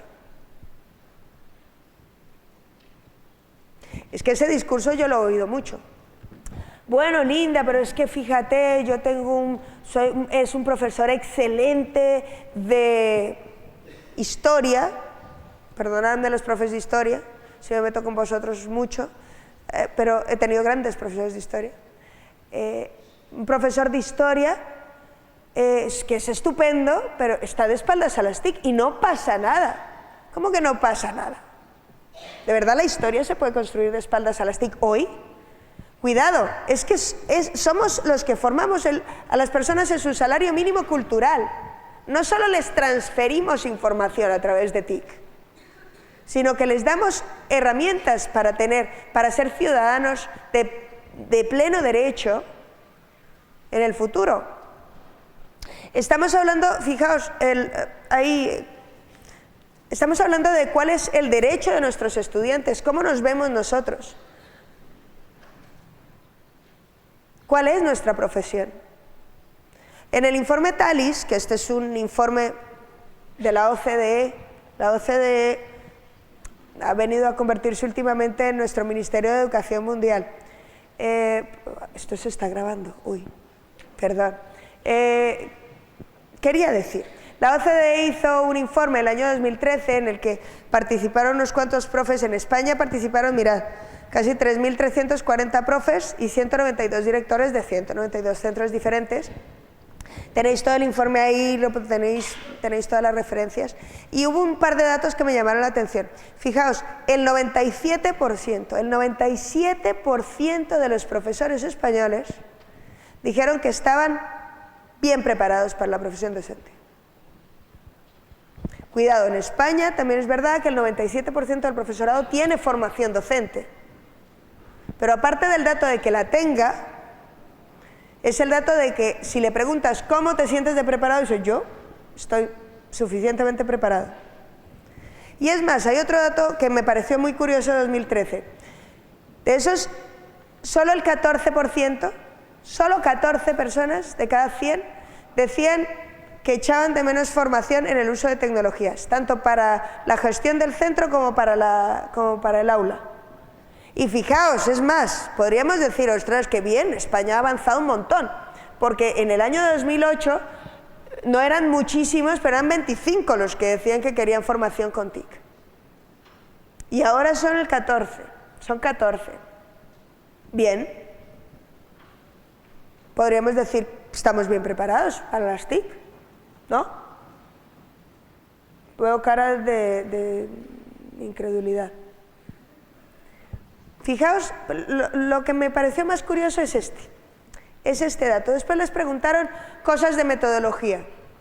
Hay algunas que no tienen, no sé, que podrían haberse preguntado de mil maneras, podemos hablar de muchas cosas, pero fijaos, hay mucha gente, esta es la comparación de España y la OCDE, hay mucha gente que usa resúmenes de los últimos contenidos en sus clases, algunos trabajan con pequeños grupos, 3 de cada 10, trabajan con problemas de la vida diaria, estamos hablando de casi el 80%, hacen adaptaciones a los alumnos con dificultades, alumnos practican tareas similares a las que todos han aprendido en la materia, comprueban los cuadernos, y justo las dos más pequeñas son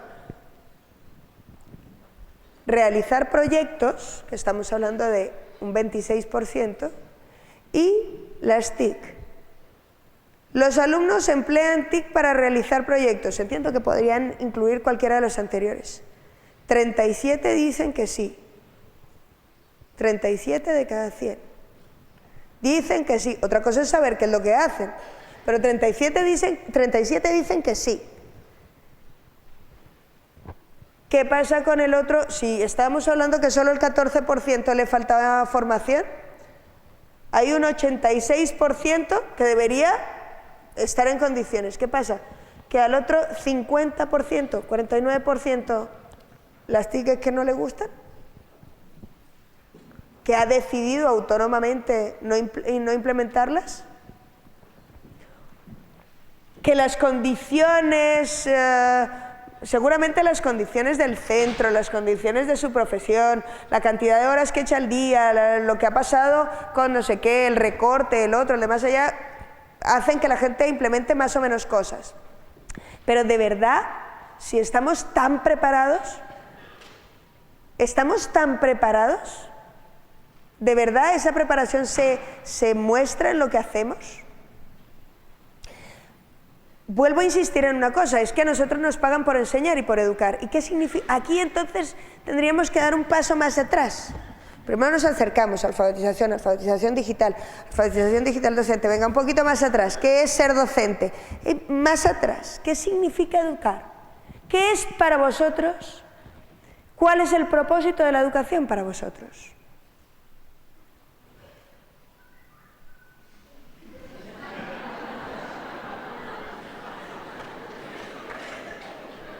¿Cuál es el propósito de la educación para vosotros? ¿Aprender a apagar el móvil? ¿A quitarle el sonido?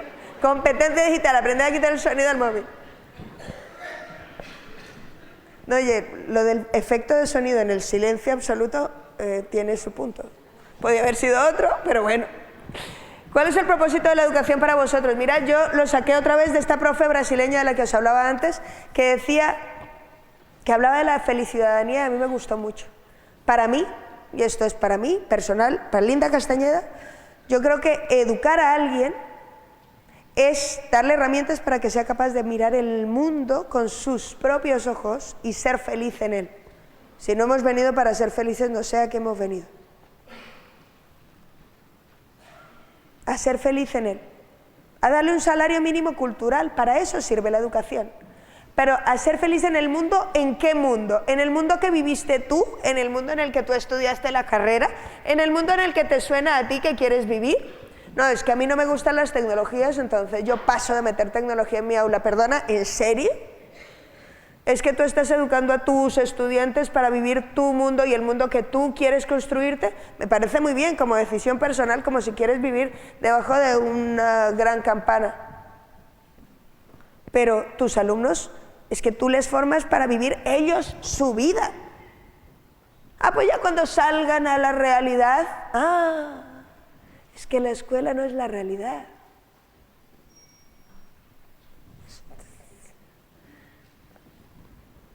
¿Hasta qué punto les estamos enseñando para el mundo en el que viven? Es más, la paradoja de siempre. Enseñamos profes de hace 30 años, estamos enseñando a gente ahora para que sean adultos dentro de 20, cada vez dentro de más. Yo doy clase a los alumnos de primero y os aseguro que algunos lo de la adultez todavía no lo tienen tan claro. Pero ¿qué va a pasar cuando vuestros alumnos que ahora mismo están en primero de primaria, dentro de 30 años, en qué mundo van a vivir? ¿De verdad se van a encontrar un mundo sin TIC? ¿De verdad vamos a poder seguir sobreviviendo sin TIC? ¿O se trata de, como se dice ahora, que es un poco, no he encontrado un término en castellano que me guste para traducirlo, pero la españolización del empowerment no me gusta nada, para empoderarles, para que puedan vivir su propia vida, para emanciparles, pero para emanciparles con suficientes herramientas. Y emanciparles con suficientes herramientas implica que tengamos que saber de eso, porque eso condiciona nuestra labor docente. Entonces, más allá de la competencia digital docente, se trata de la competencia docente, en todo el sentido de la palabra. Es que yo soy un gran profesor y no tengo TIC. No, perdona, es que tu profesión ha cambiado. El contexto en el que tu profesión funciona ha cambiado radicalmente. ¿Los niños siguen siendo niños? Sí. ¿El mundo sigue siendo el mundo? Sí. ¿Siguen sin saber leer? Sí. ¿Y por eso podemos tapar el sol con un dedo? Se trata de la acción docente, pero la acción docente en Azucarillo, en el mundo. Hay un temor que a mí por supuesto desde la universidad, imaginaos, pero desde la universidad a mí me ataca este temor todos los días, y es ¿hasta qué punto nos estamos separando de la realidad? La universidad, por supuesto, nosotros mundos de yuppie, absolutamente. Cada vez más, y cada vez tenemos más ese miedo, y con los procesos de investigación que llevamos a cabo es una locura. Por eso me da mucho gusto cuando encuentro investigaciones que tienen que ver con lo que hacemos y contarlas. Pero ¿hasta qué punto la escuela nos está despegando del mundo real?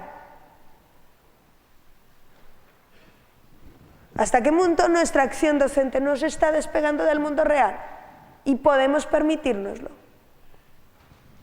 ¿Hasta qué punto esas TIC, que se supone que son solo cacharritos con los que nuestros alumnos se distraen y hacen ruido en clase, no están determinando cómo van a ejercer su ciudadanía? ¿Cómo van a vérselas pasado mañana en el mundo real? Estamos hablando de que los profes tendríamos que ser bastante más visibles e impactantes en la vida de nuestros estudiantes. Y la vida de nuestros estudiantes pasa con tecnologías. Estamos hablando de que deberíamos ser bastante más conscientes del impacto que tenemos nosotros en la vida de los estudiantes. El impacto que tienen las TIC en el mundo mundial es evidente, es obvio, pero vosotros, maestros, yo, profe de maestros, tenemos un impacto brutal en la vida de alguien. ¿Hasta qué punto podemos permitirnos no ser todo lo impactantes y que nuestro impacto no sea todo lo deseable y no se les sirva para formarles para el mundo en el que viven? ¿Nos lo podemos permitir?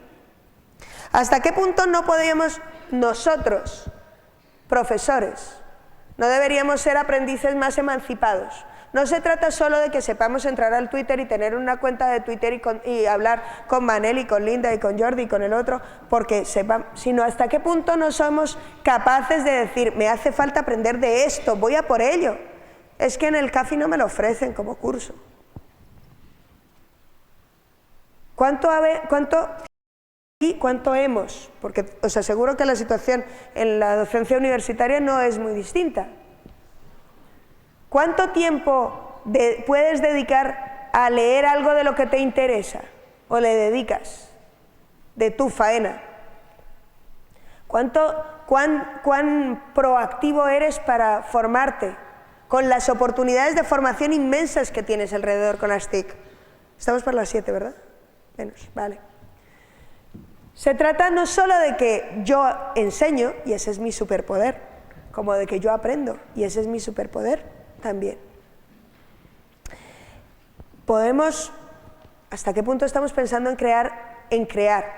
ayudar a desarrollar a enseñantes emancipadores, que somos enseñantes emancipadores y emancipamos a nuestros alumnos? Necesitamos más profes hackers. En el sentido de la ética del hacker. Es un libro súper recomendable. Si no tenéis libro de verano, cogeos la ética del hacker.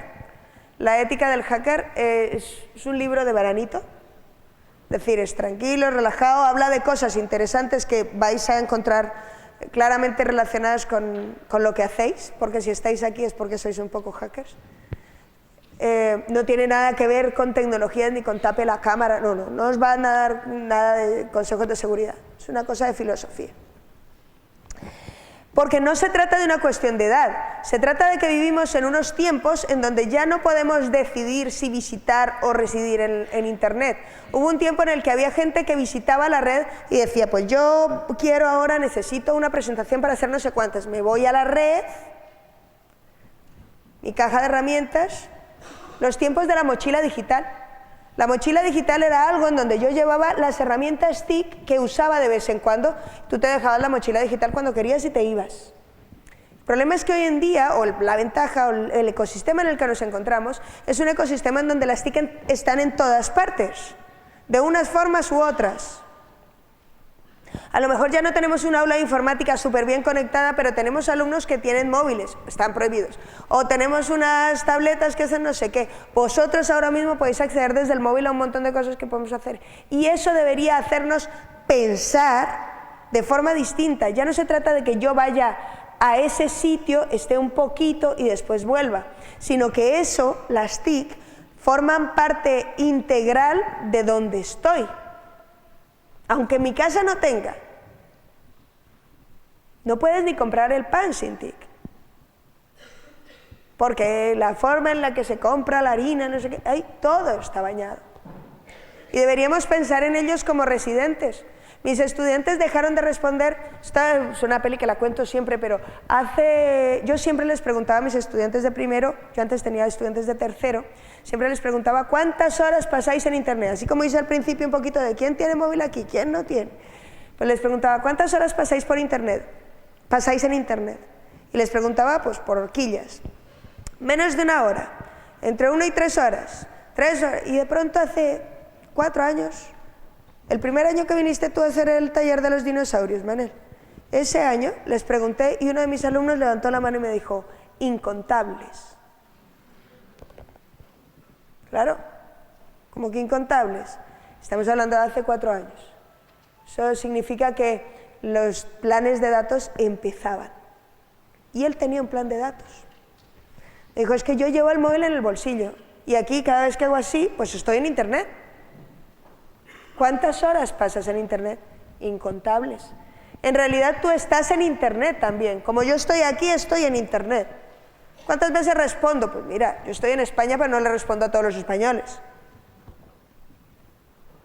Es parte del ecosistema. No es otro sitio a donde voy a veces, sino es parte del ecosistema. Ellos viven en ese ecosistema. Vosotros también, aunque no lo queráis ver seguramente. Si no lo queréis ver, seguro que la mayoría sí, si no, no estaríais aquí. Porque esto siempre es el discurso para el que viene a misa. El sermón se lo lleva el que viene a misa. ¿hasta qué punto, cuando tenemos unos alumnos que viven en un entorno absolutamente enriquecido de tecnologías, en donde casi todo pasa por tecnologías, por no decir todo, en donde incluso las redes ya son un sitio para estar, como era la plaza? Es que no despegan los ojos del WhatsApp, es que ¿qué estáis haciendo ahí? Nada. Una pregunta, ¿quedabais para hacer cosas muy interesantes en la plaza del pueblo? A veces sí, a veces había plan, pero a veces no, y cuando no había plan es igual, quedábamos. ¿Para qué? Para quedar. Y cuando hubo teléfono, niña, cuelga el teléfono, que la acabas de ver, ¿qué os tenéis que contar? Nada. Sí, sí, ¿qué haces? ¿No? Aquí. Hay alguien que hizo eso muchas veces.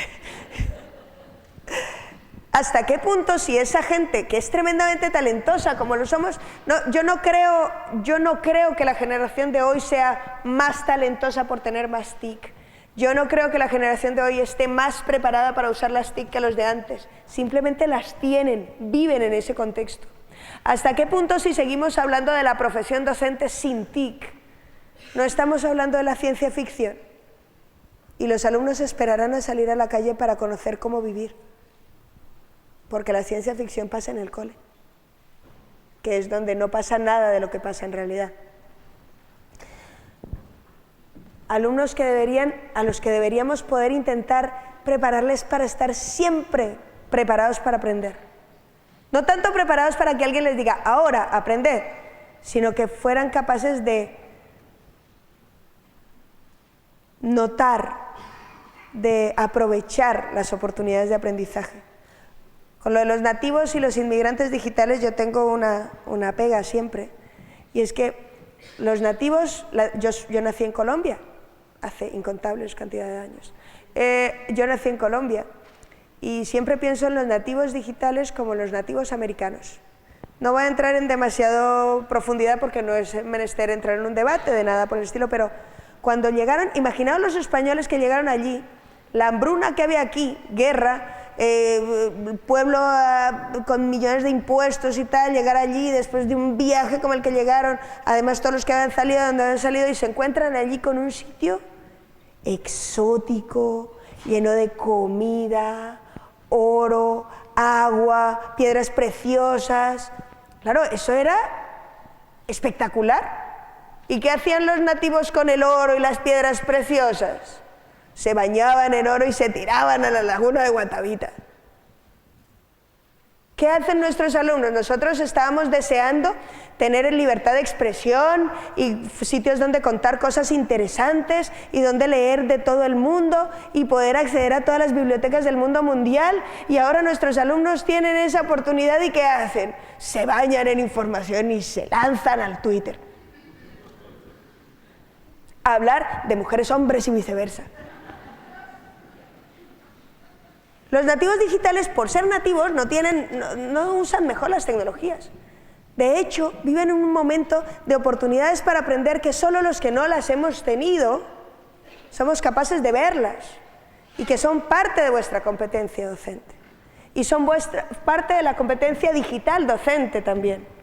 Porque si no lo vemos, si no vemos ese matiz del mundo cambiante con TIC y no somos capaces de integrar eso en nuestra competencia docente, seremos incapaces de ver cómo hacer para dar esa vuelta, para dar ese pasito más allá, para dejar de hablar, aunque seguiremos teniendo que hablar de ello porque es lo de la transversalidad que lo disuelve todo, para dejar de hablar de competencia digital docente y empezar a hablar de competencia docente en un mundo, en este mundo, en un mundo digitalizado.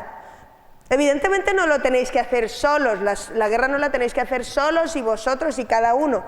Hay millones de personas y hay un montón de gente. Haced red, aprovechad estos sitios, aprovechad las oportunidades que tenéis para hacer red y aprender con otras personas.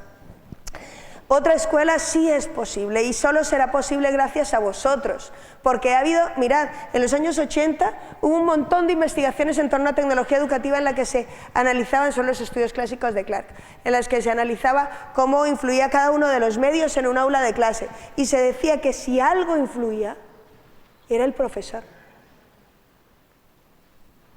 Podías cambiar lo que quisieras, Pero si algo tenía algo de significación en la comparación, era el profesor.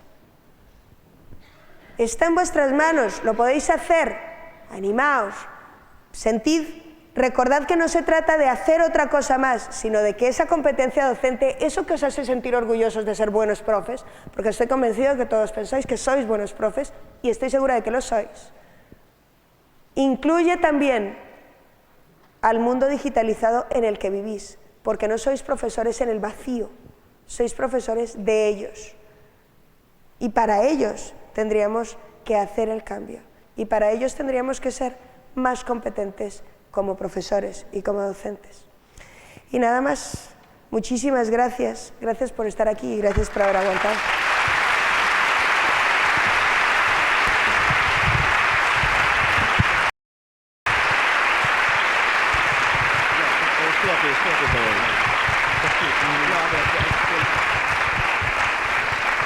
Bueno, creo que vamos en tempo.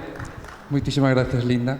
Muchísimas gracias. Non sei se tedes algunhas preguntas por aí. Este ano temos unha cuestión técnica así que pode dar un pouco de empaque, pero vamos a ver se funciona.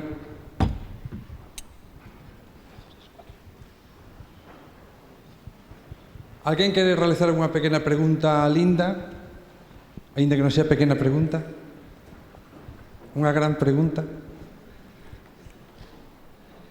¿Insultos disfrazados?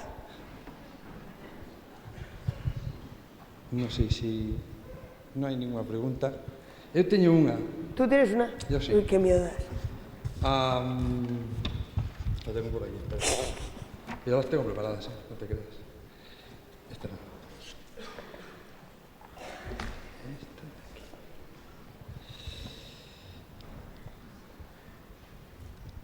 Hay muchos términos, sí. Flipped Classroom, TPAC, PLE, PBL, JLQ, MLH, LOL. ¿No es un poco una moda? ¿El qué? ¿Los términos? Pero todo siempre ha sido una moda. Los pantalones de campana también lo eran, ¿no? A ver, todo lo que es nuevo y suena mucho y alguien tiene que vivir de eso, pues es una moda y cuanto más es esto... Sí. La cuestión no es tanto que sea una moda, como si son relevantes o no los cambios que se imprimen con esas cosas. Hay una profe, el otro día di yo una charla sobre PLES, entornos personales de aprendizaje, y vino una profe después y me decía, ostras, Linda, mira, me parece muy interesante tu charla y te la agradezco mucho, pero es que yo me embarqué hace 2 años en lo del PBL y claro, voy desbordada con el PBL y ahora me cambias al PLE y uy, no sé qué voy a hacer. El cambio, el problema es que lo estamos mirando de cerca. Si lo miramos cerca vemos aquí PBL, aquí PLE, aquí FLIP, aquí MOOCs, aquí no sé qué.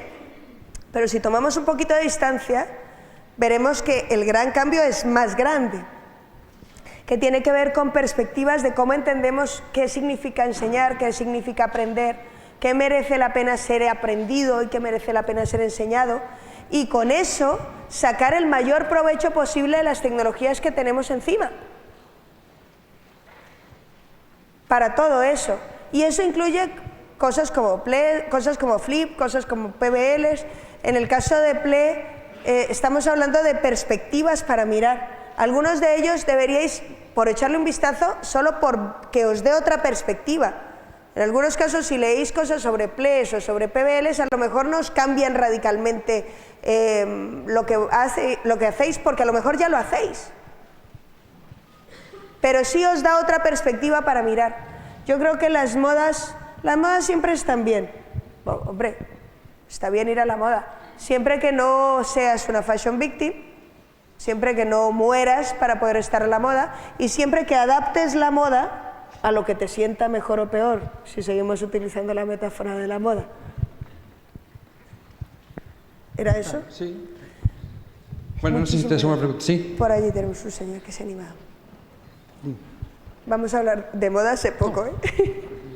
Sí.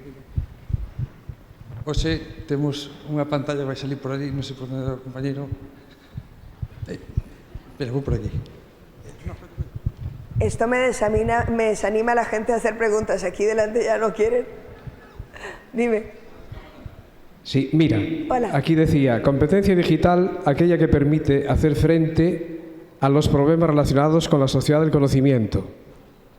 Bueno, entonces resulta que las personas que actualmente no tienen ninguna competencia digital no son capaces de hacer frente a la sociedad del conocimiento, o otras culturas que no tienen acceso a las tecnologías modernas y desde luego a las tecnologías de la información tampoco. Sí. Tampoco son capaces de hacer frente a esa sociedad del conocimiento. Y además, ¿sociedad del conocimiento qué es? Esto parece que es algo que se nos viene encima, que tenemos que armarnos para hacer frente a ella, y que la única forma es teniendo competencia digital. A ver, ¿esto cómo es? Vale, varias cosas. Tampoco tengo yo el bálsamo de fierabrás, pero la sociedad del conocimiento nos estrelló. Es la sociedad, a mí no, el término sociedad del conocimiento estaría que dijera lo que tiene que decir los gurús, pero a mí me gusta llamar la sociedad de la información, porque el conocimiento es algo que se crea, entonces que se cree o no es una cosa que puede pasar o no en una sociedad. La sociedad de la información y el conocimiento es algo que nos estrelló. Las TIC nos estamparon. Fue una gran embestida de bueyes que no nos la esperábamos y que a algunos nos pilló mal colocados y que efectivamente... ¿Y qué pasa con los que no están? Hay varios casos. El caso de las personas que no tenían competencia digital y les pilla en un momento complicado de adquirir esa competencia digital, y en este caso hablamos en algunos casos de edad y en algunos casos de momento vital, porque no solo, a lo mejor hay alguien que con una determinada edad tiene la posibilidad de formarse o tiene la posibilidad del contexto favorecedor para aprender una cosa y otra. También os digo que yo tengo alumnos que son muy incompetentes digitalmente, he tenido alumnos siendo jovencísimos. ¿Por qué? Pues porque el contexto, la situación, la actitud no les permitía. ¿Qué hacen ellos? Tenemos que hacerlo. ¿Qué vamos a hacer con la gente que no sea competente digitalmente? Vamos a tener un problema. Tendremos que pensar qué hacer, pero lo cierto es que nosotros en la escuela formamos a gente que sea competente digital. Y los profes, a los que les ha estampado y se ha encontrado, tenemos que buscar mecanismos para que lo sean. ¿Cómo? Mecanismos, yo creo sobre todo en los mecanismos de acompañamiento, en las comunidades de práctica de profes. Si en tu centro hay ambiente como para hacer comunidad de práctica, centro. Si puede ser un poquito más grande, más grande. Si en tu centro no hay ambiente, y porque también hay centros de todos los tipos, y sabemos que hay claustros y claustros, ciclos y ciclos, compañeros y compañeros, que podríamos, si no la encuentras ahí, aprovéchate de las TIC para encontrar una comunidad que te aloje. Por ejemplo, yo en el caso de Murcia sabía que los logopedas, la gente de logopedia, de audición y lenguaje, los profes de audición y lenguaje, no tienen con quién compartir este tipo de cosas y con quién crecer en esta competencia, porque en su centro solo están ellos, y a lo mejor están la mitad. Entonces, hacer comunidad con otros que lo sepan. Otra cuestión, y creo que eso tenemos que enfrentarlo, es ineludible. Es ineludible. Otra cuestión, hablamos de brechas tecnológicas, gente que tiene acceso en el mundo a las tecnologías y gente que no las tiene. Si miramos los datos del informe de la Sociedad en Red, en España el caso no estamos hablando hoy en día de gente que no tenga acceso a Internet. Otra cosa es que no tenga banda ancha o que no tenga móvil encima, que con la crisis la cosa ha empeorado muchísimo y la situación está mucho más comprometida que antes. Pero aún así tenemos unos índices de implementación de tecnologías altísimos en las casas. Estamos hablando de un 90% de casas, un 95% de casas con ADSL. Muy, muy alto. ¿Qué pasa con los sitios en donde hay brecha tecnológica, de acceso a la tecnología?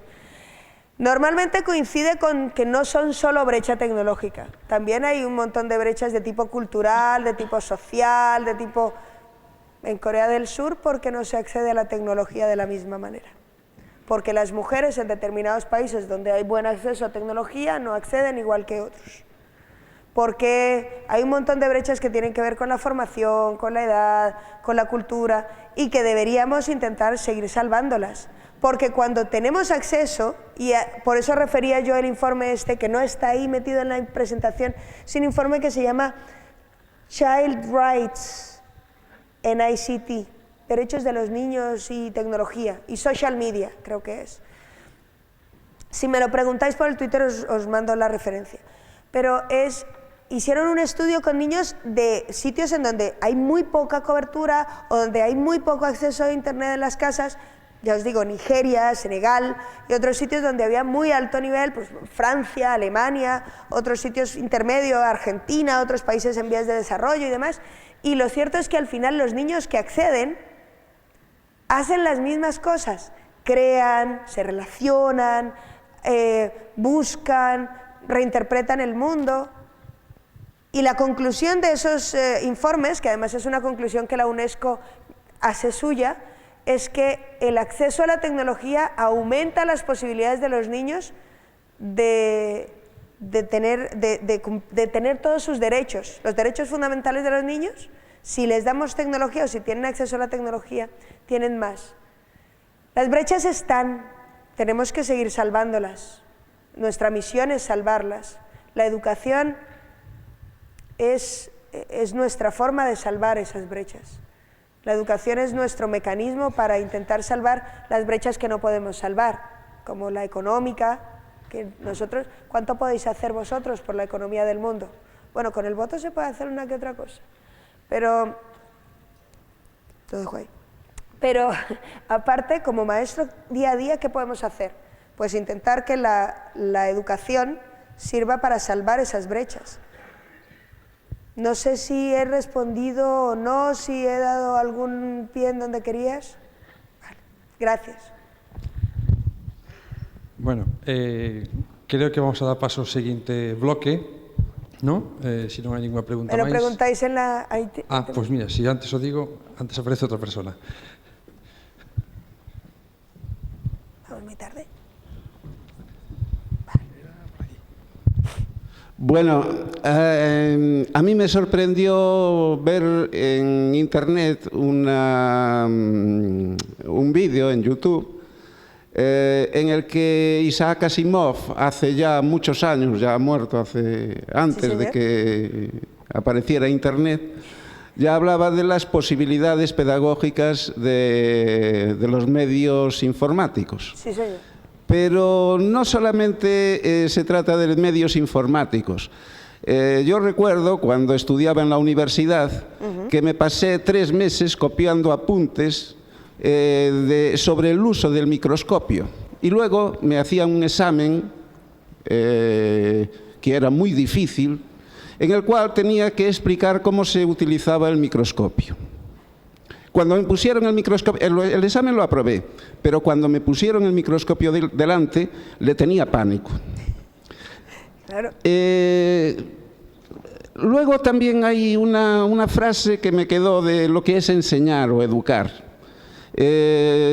Hacía referencia a que, bueno, era una cita en la que una profesora decía que educar es enseñar, no recuerdo el resto, a ser feliz. Sí. Yo creo que nuestros alumnos no son felices. Lo pasan mal en las clases. En general, me estoy refiriendo al sistema antiguo, o sea, antes de la incorporación de las TICs. En estos momentos mis alumnos lo pasan bomba, ¿no? Hay alumnos que lo pasan mal incluso con las TIC, ¿eh? Sí, bueno, lo que pasa es que aún no es generalizado el uso de las TIC. De hecho, aquí en Galicia lo están utilizando los alumnos en secundaria, ¿no? Los alumnos de primero y segundo de ESO. El resto, bueno, sí, más o menos en nuestro centro lo tenemos más o menos incorporado, pero bueno, un ordenador, a veces vamos al aula de informática, en fin, más o menos lo vamos apañando, pero evidentemente no se trata de de que los profesores seamos digitalizados y que esas cosas. Los profesores en realidad ya hemos utilizado desde siempre medios pedagógicos, vídeos, proyectores, no como aquella profesora que tenía yo que solo se dedicaba a los apuntes. Tenemos otros medios, ¿no? Y entre ellos ha surgido ahora los medios digitales que evidentemente pues mejoran mucho lo que teníamos tradicionalmente. Pero me gustaría que hablaras un poquito más de esa idea de el alumno, que enseñar al alumno a ser feliz. Me gustó esa frase. Gracias. Yo, lo de la felicidad y la ciudadanía, cuando pensamos en qué es ser ciudadano, o cuando pensamos en qué es que un alumno sea, no tanto que esté contento, sino que sea feliz. Si algún sentido tiene que alguien ejerza su ciudadanía, tiene sentido en el ámbito de la felicidad. La felicidad seguramente hoy en día se ha superficializado mucho, pero tiene que ver con ser capaz de ejercer sus derechos, con ser capaz de ejercer sus deberes, de tener una vida plena en sociedad, con todo eso que ha decidiendo muchas cosas. Y en ese ámbito no perder de vista que ese es el objetivo de la educación, no solo un intercambio de información, sino intentar formar a gente que pueda incorporarse al mundo y ver el mundo con otros ojos y ser feliz en él. Yo creo que debería al menos sonarnos siempre que pensamos en por qué hacemos una cosa u otra en educación, en grande y en pequeño. Bueno, ahora sí que vamos a dar por terminado. Muchísimas gracias, Seguimos charlando Linda. por aquí, yo voy a estar por aí. Seguimos co programa, sabedes que hai aquí unha experiencia e na sala Obradoiro, que está ao saír á dereita, a grande que hai aí de frente, temos outra experiencia que se conta a partir de agora. Moitas gracias, Linda. Muchísimas gracias.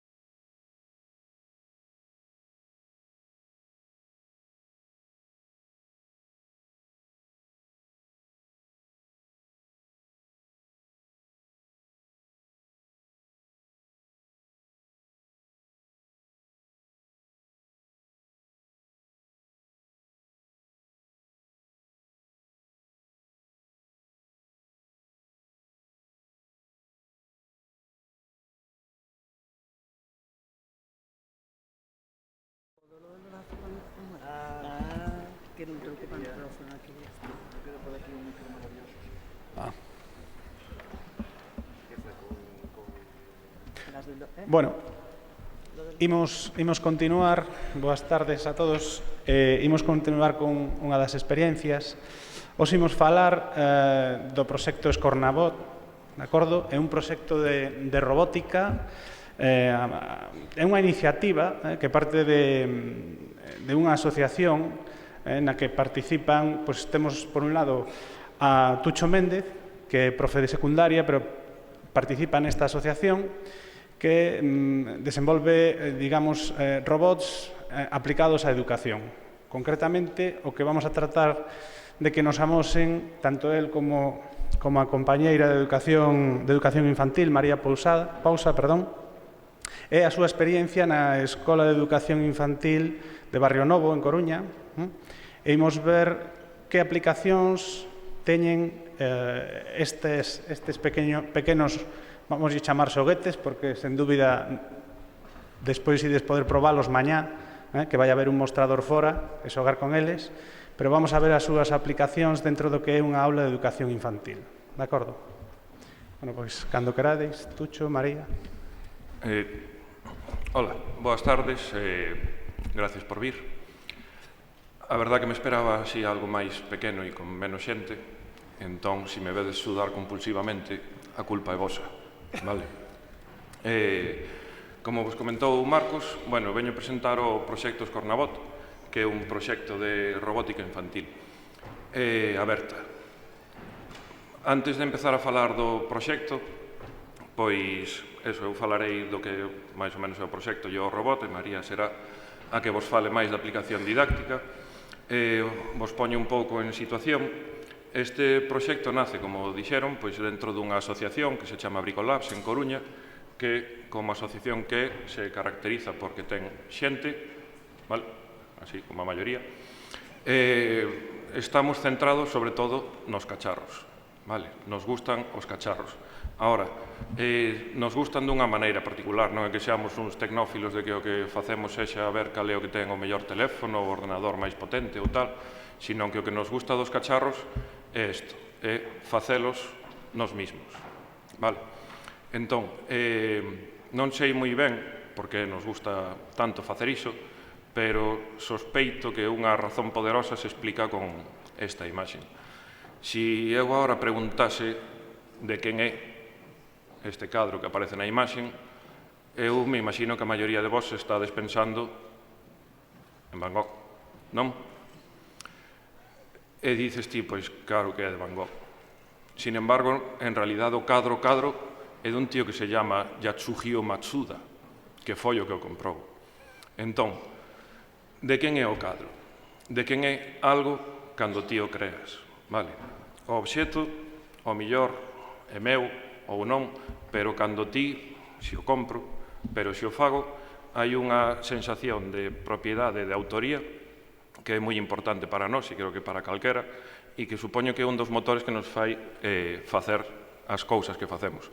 O outro motivo fundamental é simple e pura curiosidade, vale? Nos gusta ver as cousas por dentro, nos gusta destripalas e nos gusta saber por que fan as cousas que fan. A parte de facer os nosos cacharros, nos gusta facelos así, vale? Nos gusta facelos xuntos, facelo nos mesmos e facelo con outros e con outras, vale? Por qué? Pois, home, principalmente porque é moitísimo máis divertido xuntarse a facer as cousas con xente, vale? Facer algo ti solo mola moito, cando acabas de facer o robot dices, oye, que guai, que genial, pero se non tes ninguén al lado a quen dicir, ei, mira que fixen, pois se te queda así a alegría un pouco a medias. Entonces nos gusta xuntarnos para facer estas cousas porque o momento de compartir isto se fai moito maior, moito máis grande, vale? E outro motivo de xuntarnos é pois porque podes moito máis. Como veredes, este proxecto que fixemos, este robot, tería sido imposible que o fixera eu solo ou que o fixera solo calquera dos outros integrantes do grupo, vale? Cada cual aporta o que sabe e o que pode e entre todos se pode facer chegar moito máis adiante. Entón, todo isto que facemos na asociación, ao final, trátase de compartir, vale? E compartir dunha maneira particular, porque ou baseado nunha premisa particular, que é que cando vos, ou cando eu, se eu teño unha cenoura, por exemplo, e a comparto con María, nos toca media cenoura cada un. E se a compartise con todos vos, pois nos tocaría a un moi pouquiño de cenoura cada un, vale? Sin embargo, se eu teño unha idea, ou se eu teño un coñecemento, e o comparto con María, os dous nos quedamos con un coñecemento. E se a miña idea e o meu coñecemento o comparto con todos vos, eu me quedo co meu e vos tedes todos o mesmo coñecemento que a mí. Vale? Entón, para nós é moi importante esta filosofía de coñecemento que fai que, a parte xa non só de decir pois é que o podemos repartir e ninguén perde, o meu coñecemento seguramente sexa moito máis grande cando o poña en común aquí, cando entre hoxe e mañán me deades novas ideas para o proxecto, falemos del, vexamos cousas que non funcionan, cousas que poden mellorar, novas ideas. Entón, o coñecemento compartido medra no canto de menguar, vale? Todo isto, ao final, nós non estamos solos nesa idea, sino que se xenera unha filosofía entera que é a do coñecemento aberto, vale? Que se materializa así en distintas vertientes, nos datos abertos, no software aberto, no hardware aberto, en todas as vertientes posibles de compartir o coñecemento, vale? E, basicamente, o que se trata é de que abramos esos armariños que temos do noso coñecemento e deixar de ver como unha ferramenta de poder individual, vale? É dicir, eu sei algo e isto que eu sei mo gardo para min e entonces eu cobrarei máis que María porque teño un coñecemento que ela non ten ou terei máis prestixio ou máis influencia ou demais. E se trata de abrilo e de decir o coñecemento é unha ferramenta de desenvolvemento social e comunitario. E o meu coñecemento, cando yo pase a ela, mo vai devolver mellorado. Cando vos pase a todos vos, me vai volver mellorado. E somos todos os que vamos a poder evolucionar con ese coñecemento. Nos o materializamos no hardware.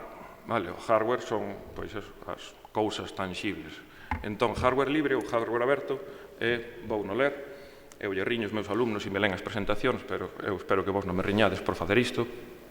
Hardware libre é hardware cuxo deseño é posto a disposición pública, de xeito que calquera pode estudar, modificar, distribuir, facer e vender o deseño ou o hardware baseado nese deseño. Entón, todo isto sobre como se fai un robot como este está todo publicado, está todo aberto e está todo a disposición. Non tedes que pedir permiso para nada, para copiar o código, para modificalo, para baixar vos os ficheiros das pezas que son impresas en 3D e imprimilas se tedes unha impresora, para utilizar o esquema da botoneira ou calquera outra cousa que se vos ocurra, e mesmo non teríades que pedir permiso se alguén despois de hoxe e mañán pois velo xogar con el e gustarlle, pois colle e dice vou facer unha fábrica destos e me vou poñer a vendelos e a ver se me forro, vale?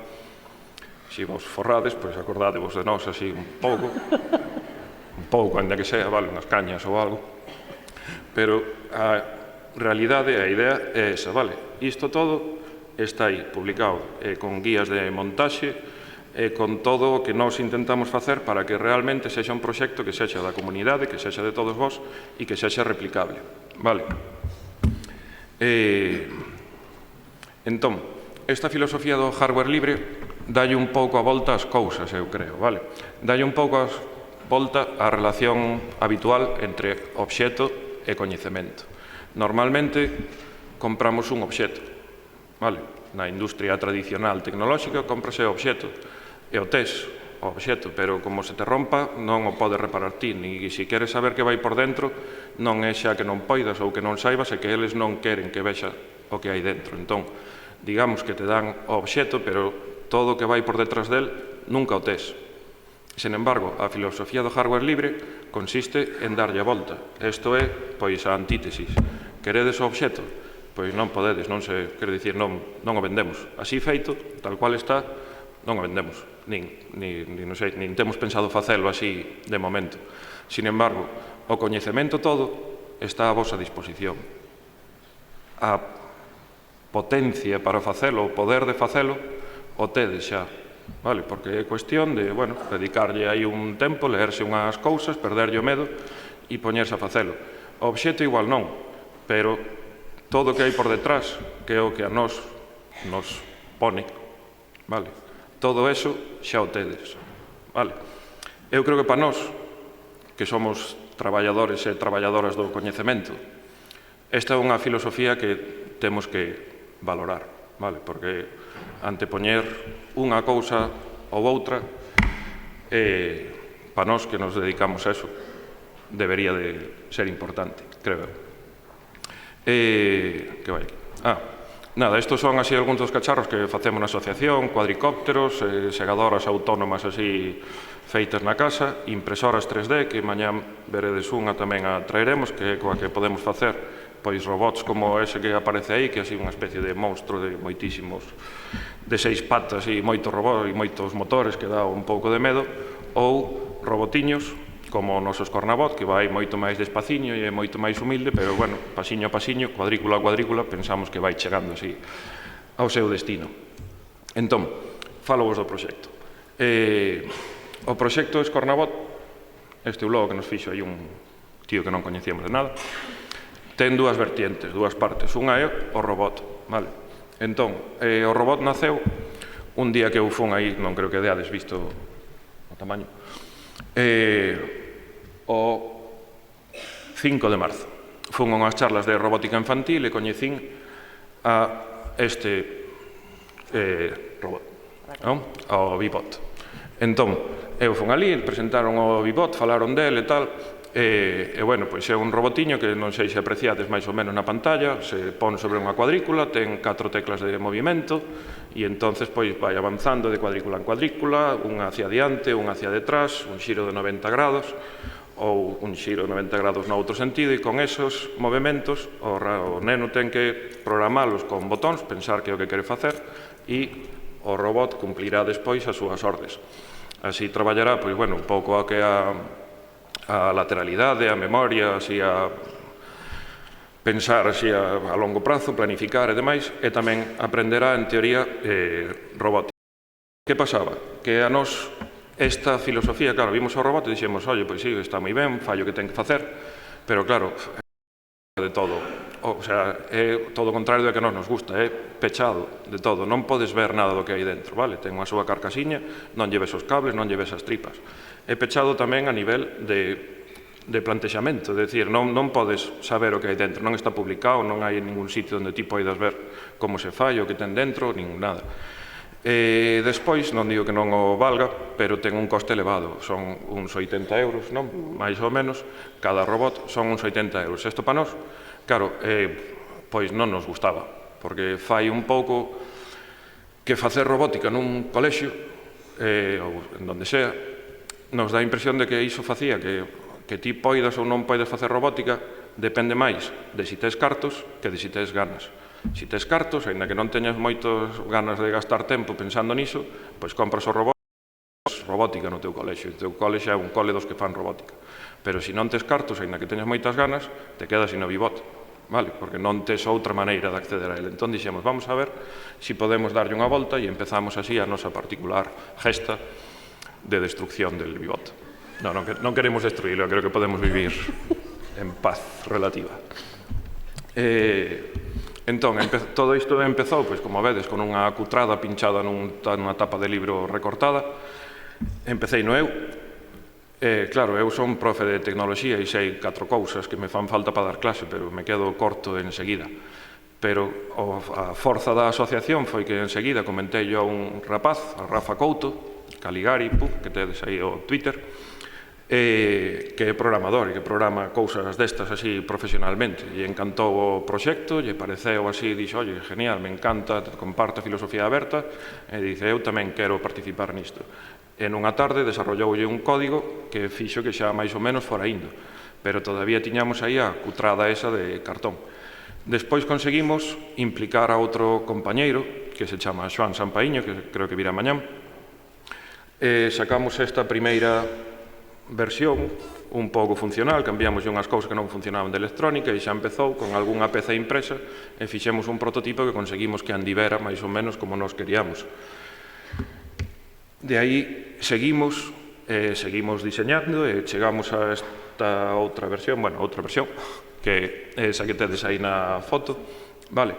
Que xa tiña unha estructura completa tamén impresa en 3D, xa unha botoneira, xa facía máis ou menos o que queríamos que fixera, e finalmente chegamos á versión definitiva, que chamamos de Plácidos, todos teñen os nomes dos géneros da especie da bacaloura, do escornaboi, e conseguimos este, vale, que é así moi prototipo, que ten cables que nós pensamos que ningunha escola de infantil o iba a querer meter, porque claro, nin sequera ten interruptor de encendido, hai que desenchufar un cable e volverlo a enchufar e tal. Pensamos que non iba a haber ninguén así tan tolo como para meter iso. Ai, non. Pero que sí, con todos os cables e todas as tripas e todo eso, é totalmente aberto, sale, se o fas ti, vale, se o fas ti e consigues ti as pezas, pode sair por menos de 20 euros cada un, e ademais é programable, vale, é dicir, non só fai aquelo para o que nós pensamos en facelo, sino que pode ser reprogramado, que faga cousas distintas, movimentos distintos ou o que sea, que podedes ver mañán no café. E funcionou, vale. A nosa sorpresa foi que, aparte de coller, nos probalo na mesa e que funcionara e que fixera o que nos queríamos, levámoslo a un evento, a unha exposición que facemos na asociación, deixámoslo durante un día inteiro ali funcionando con uns rapaces, con uns retos que fixemos nós na nosa alfombrilla, estivo ali todo o día, pasando de man en man todo o día, e o único que tivemos que facerlle foi cambiarlle unhas pilas. E non rompeu nada, increíblemente. Agora mesmo estamos traballando na versión seguinte, que é moito máis pequena, moito máis fácil de montar, e que esa é gracias a que aínda implicamos outra persona máis que fai, pois eso, diseño de placas que permiten acurrupiñar aí todo moito máis e facelo moito máis pequeniño para que as alfombrillas sexan menores, xa poder xogar encima dunha mesa e demais. Eso en canto ao robot. Oídes, bueno, creo que o dixen xa como 6 veces, oídes poder ver mañán outra vez no descanso do café, que estaremos ali na entrada. Porque eu pensaba que iba a ser máis pequeno e o poñería así polo medio, pero vai ser un pouco complicado. Entón, fixemos o robot, pero nos quedamos con que dixemos, oye, si temos as cousas e están os robots e nos os temos, pero temos que facer algo máis, vale? Entón, quixemos ampliar o proxecto e o proxecto e pensamos, temos feitos uns cantos, un grupiño deles, e nós, pois bueno, tampouco, non sei, non tiñamos así moitos nenos ao redor a que darllos, os nenos que nos caeran ben como para darllos, e dixemos, pois vamos facer algo con eles para que poidan ter o uso que teñen que ter, para os que os pensamos, que anden por aí funcionando. Entón pensamos en facer as familias viaxeiras, é dicir, que o noso grupo puidera ir rotando polos colexios e que en cada colexio se quedaran con el e o puideran usar como quixeran. Pensamos en que tiña que dar o colexio a parte, a cambio, e bueno, pensamos así en cartos, pero non nos entraba así moi ben, e entón o que pensamos foi que o que teñen que facer é aprender e participar, vale? E involucrarse no proxecto. Entonces, a idea é que a familia viaxeira, cando vos chegou a vos, eran 3 robots, e lle dimos un desmontado, e entón voltaron 4. E agora, eses 4 marcharon a Oleiros e vai outro desmontado, e teñen que volver 5, vale? E a idea é que, bueno, así, pouco a pouco, vayamos reproducindo, podamos facer máis familias viaxeiras e enchamos así o mundo de Escornabots. Felices.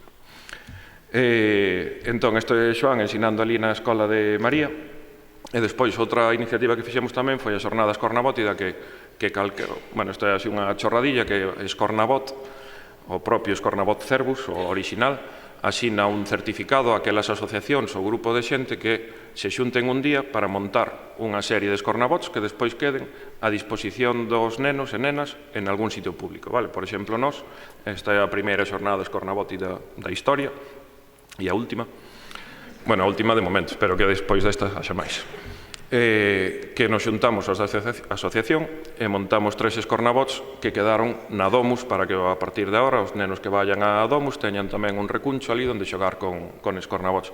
E a idea é que, bueno, pois que eu que sei, asociacións de pais, claustros de profesores animados, profesores implicados, non sei que máis decirvos, pois xunten a facer tamén de vez en cando se algunha xornada e fagan máis escornabots. Vale? Entón, en todo isto foi, non sei, para nós é moi bonito ver como foi medrando a familia, vale? Porque empezamos naquele evento así, levando a primeira vez. O primeiro así que se implicou no proxecto foi este home, que é enxeñeiro e é, pois, bueno, é así non sei, unha persona moi representativa e moi importante dentro do hardware libre en España, o pai da mitade das impresoras 3D así abertas que hai en España. Elle encantou o proxecto e nos deu así moita propaganda. Antes de que nos déramos conta, nos sorprendeu que xa en Madrid nos manda un tío por Twitter unha foto de que se acaba de facer o seu Scornabot e de que xa está funcionando. A pouco aparece outro en Pamplona. E despois aparecen aquí, en Laracha, el Xosé, que é un compañeiro así que coñecemos, animou a facer o seu e xa publicou un vídeo do Scornabot facendo un reto nunha cidade Scornabot, que se poñedes en Google cidade Scornabot o vedes. Se implicou Fátima, a menina de Cheshire, que creo que andaba por aquí, veredes mañán facendo unhas carátulas de goma eva, vale? Non hai que ser programador, nin hai que ser unhas carátulas, unhas caretas de goma eva que poñerlle encima para personalizar o robot. E liberamos o tutorial así sobre como facelo e o plano, e aí está. De golpe en Madrid aparece un profe que lle comentamos o do Scornabot, xa traballaba con Vivot, e lle apasiona e se pon a facelo e se pon xa a publicar actividades tamén para os Scornabot, as que facía para Vivot, as está facendo ahora para Scornabot. E apareceron aquí as compañeras de Barrio Novo, que antes, cando estábamos todavía pensando en como organizar o da familia viaxeira, viñeron e nos arrancaron a eses Scornabot. Non, valen, trai pa aquí, non esperes máis. Vale. E xa estaban funcionando nun colexio. E aparece outro en Cidade Real, que tamén o está montando e que está facendo vídeos en YouTube, e outro que vai facer xa unha xornada Scornabot de Madrid, e os de Galpón, que os que xa desde a zona de Pontevedra, é unha asociación tamén de software libre, que xa están organizando, están recopilando materiais para facer 2 familias viaxeiras que se movan pola zona de Pontevedra, que dadevos co nome para pedir na lista. E aparece outro amigo de Lobotic, que é Juan de Alibaba, que están facendo unha interfaz xa para que se programe en vez de con botóns, colocando bloques de programación físicos no Scornabot. E non sabemos quen máis virá. Pode aparecer, eu que sei, profesores implicados, así, profesoras, mestras, pode aparecer calquera. Entón, bueno, pois esperamos que salga alguén de aquí. Está difuminado, pero vos está sinalando a todos. Entón, podedes participar de moitas maneiras. Hai moitas maneiras de aportar algo aquí sin ser programador. O primeiro é que xoguedes, que se xogades e vos gusta e llevedes un interés, que o difundades, que si vos animades ou construades e vos animedes a participar e a crear tamén vos tecnoloxía e a empoderarvos coa tecnoloxía construindo Scornabots. Supoño que vos farán falta así unhas... Vale, moi ben, pero por onde empezamos? Entón, aquí vos queda o Twitter de Scornabot, a mellor maneira así de seguir, máis ou menos, ou de seguir un correo varios, é dicir, para que calquer vinga, todo creemos que bastante ben. Conseguiron facelo xente así sin moita formación, así a priori, sin moita experiencia, conseguiron montalo. Entón, eu acabei e me despido dándovos a benvida ao proxecto que xa é voso, vale? Está aí e falta que o montedes, pero voso xa é. Entón, benvidos ao proxecto e nada máis. Todos e todas sodes Scornabot. Chao.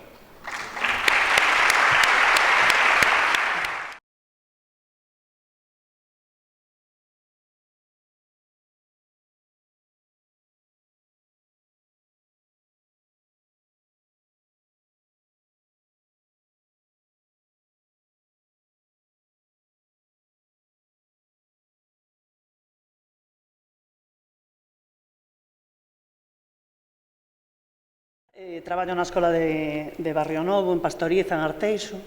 Somos unha escola de infantil, porque en infantil tamén se traballan as TICs. Se poden traballar, non hace falta ter 10 anos, como salía nun tuit antes por aí, vale?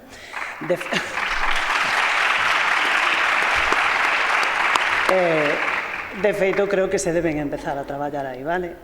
No noso centro, un centro que traballa só por proxectos, e o peso das TIC é algo moi importante, vale? Bueno, como empezamos con isto? Pois con isto empezamos mal, porque empezamos con o Vivot. E cando xa tiñamos 3 vivos comprados, que desembarcaron na escola, e lles dixemos aos nenos, nós todas felices, compramos uns robots, que tal? E cando abriron a caixa e viron esa velliña, bueno, non dixeron o que mariconada, pero seguro que lo pensaron todos. Porque aquilo de robot non tiña pinta, isto sí que ten pinta de robot, claro.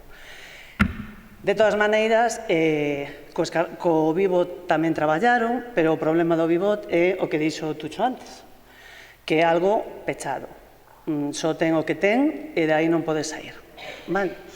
Eso non foi disculpa para que os vivos se utilizaran, fixéramos un montón de actividades. En infantil, a verdad, traballar con estes robots dá xogo para un montón de cousas, para o traballo en grupo, para a lógica matemática, para a capacidade de reflexión, para a capacidade de toma de decisións, de anticipación. É dicir, o despliegue de habilidades que se fai ca robótica é impresionante, e é impresionante, sobre todo, cos nenos que teñen dificultades de aprendizaxe. Pero cando estábamos tan felices cos nosos Vivots, pois que foi en setembro ou outubro, nunhas xornadas, pois coñecimos a Tucho, e, claro, bueno, nos quedamos enamoradas polo seu sex appeal, que non teño xa nada máis que decir, pero tamén por ese discurso que acabades de escoitar e que fala de que entre todos podemos, de que entre todos se poden facer as cousas sen ter que gastar 80 euros, porque a mes nos dixas de infantil, eu vos lo fago por 20 euros, e dijimos, madre mía, e temos 200 e pico gastados xa no Vivot. E, bueno, o arrancamos literalmente. Ao final da xornada lle dixemos, ven pa aquí que temos que negociar. Un día fomos ata Domus, coñecimos o seu laboratorio de xente fantástica, desde moi corta idade hasta máis avanzada idade, cos seus cacharriños, e nos quedamos impresionadas. O préstamo que se nos fixo dos escornabots, con esa condición de que da nosa escola tiña que salir un máis, e, bueno, Tucho tiña moito medo de que os nenos comeran os cables, electrocutaran ou algo así, e dixen, malo será. Pois os escornabots chegaron a nosa escola. Eu lle pedín a Tucho, que veo acompañado por Xoán, que viñeran eles á escola a contarles aos nenos que era isto. Nós temos un laboratorio na nosa escola, que é un laboratorio de vida, que é a nosa biblioteca. E temos unha actividade, que é a que tedes aí no cartel, que son os encontros. Entonces, houve un día que apareceu este cartel e que o alumnado sabía que nos íbamos a encontrar con un robot, porque cando viron ese cheo de cables, bueno, xa estaba ganado para a causa, non? Bueno. E aquí estaban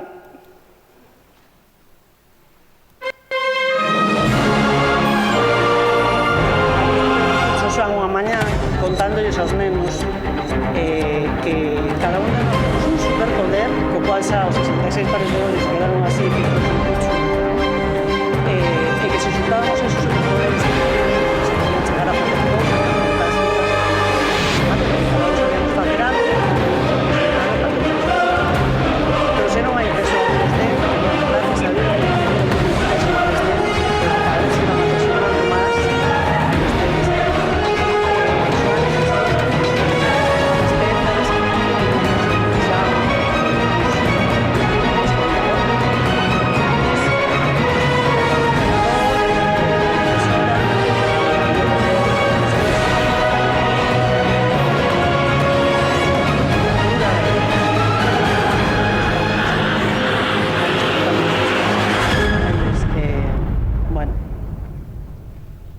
Practicando o escornabot, e ese foi o día que os escornabots entraron en Barrio Novo.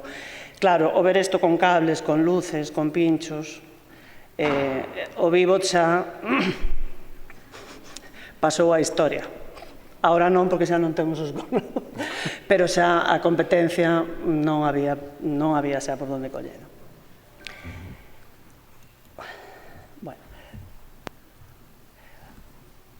A condición que xa vos dixo Tucho do préstamo é que se faga un escornabot. Claro, en infantil precisamos axuda externa para facer os escornabots. E ali pasou unha mañá Paco, que é o marido abnegado dunha compañeira que está sentada aí abaixo. Bueno, está aquí, non? María, el vídeo es este, verdad? Este. E estuvo sentado con toda a paciencia do mundo 5 horas na escola, toda a mañá. Os nenos iban pasando pola biblioteca, iban seguindo as instrucciones, as iban apuntando nos registros que despois e entre todos, e gracias a Paco, pois construímos ese reto que comentou Pucho, que fixemos os Cornabot, vale? Houve cousas evidentemente que os nenos non as fixeron, a maior parte do traballo fixo Paco, pero sí que son conscientes pois dos pasos que temos que seguir para construir ese Cornabot e conseguimos superar o reto que Pucho non era de salud, vale,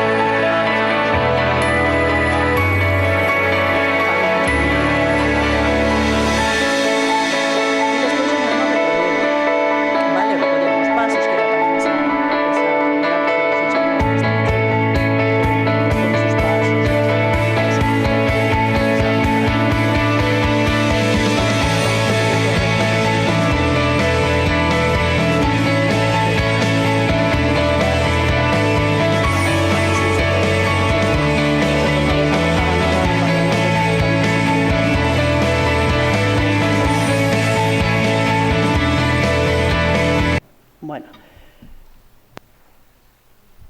que se fixo cos Cornabots durante, que foi, un mes e medio, algo así, que estuvemos ali invitados na escola?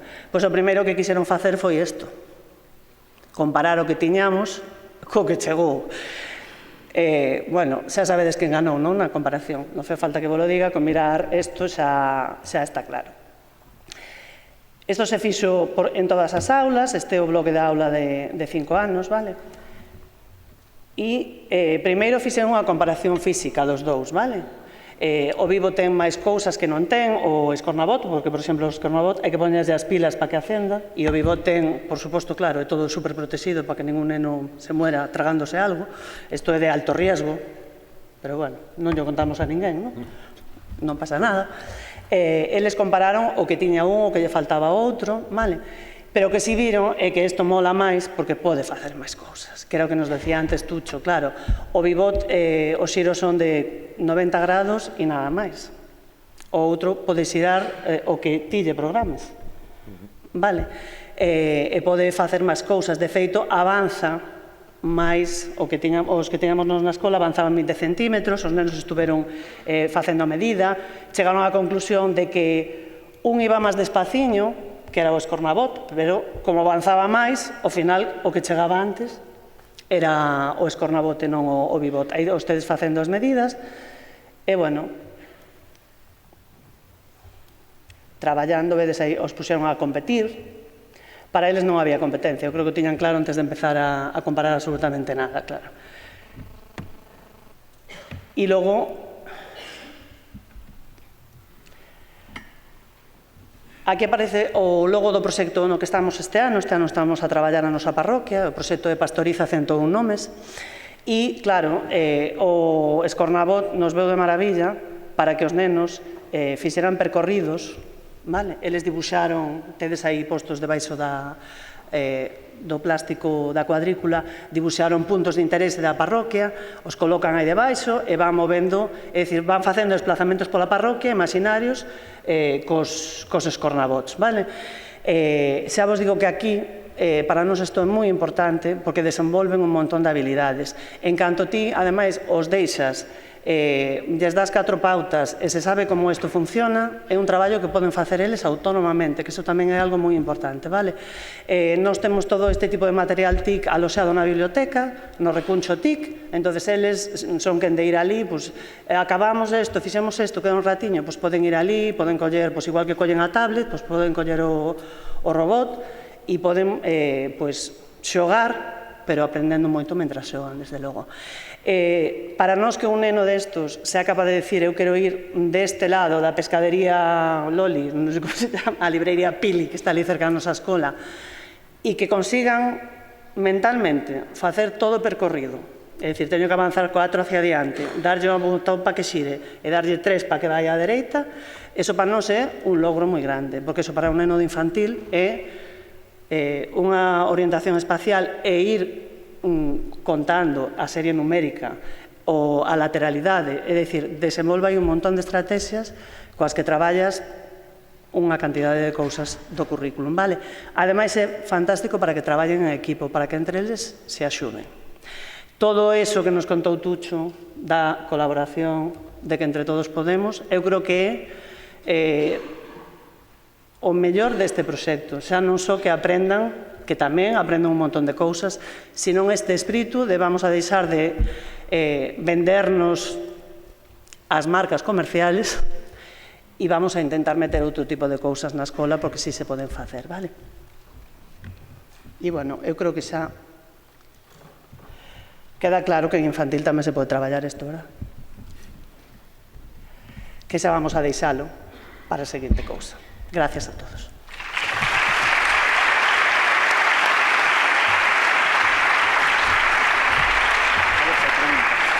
Preguntas.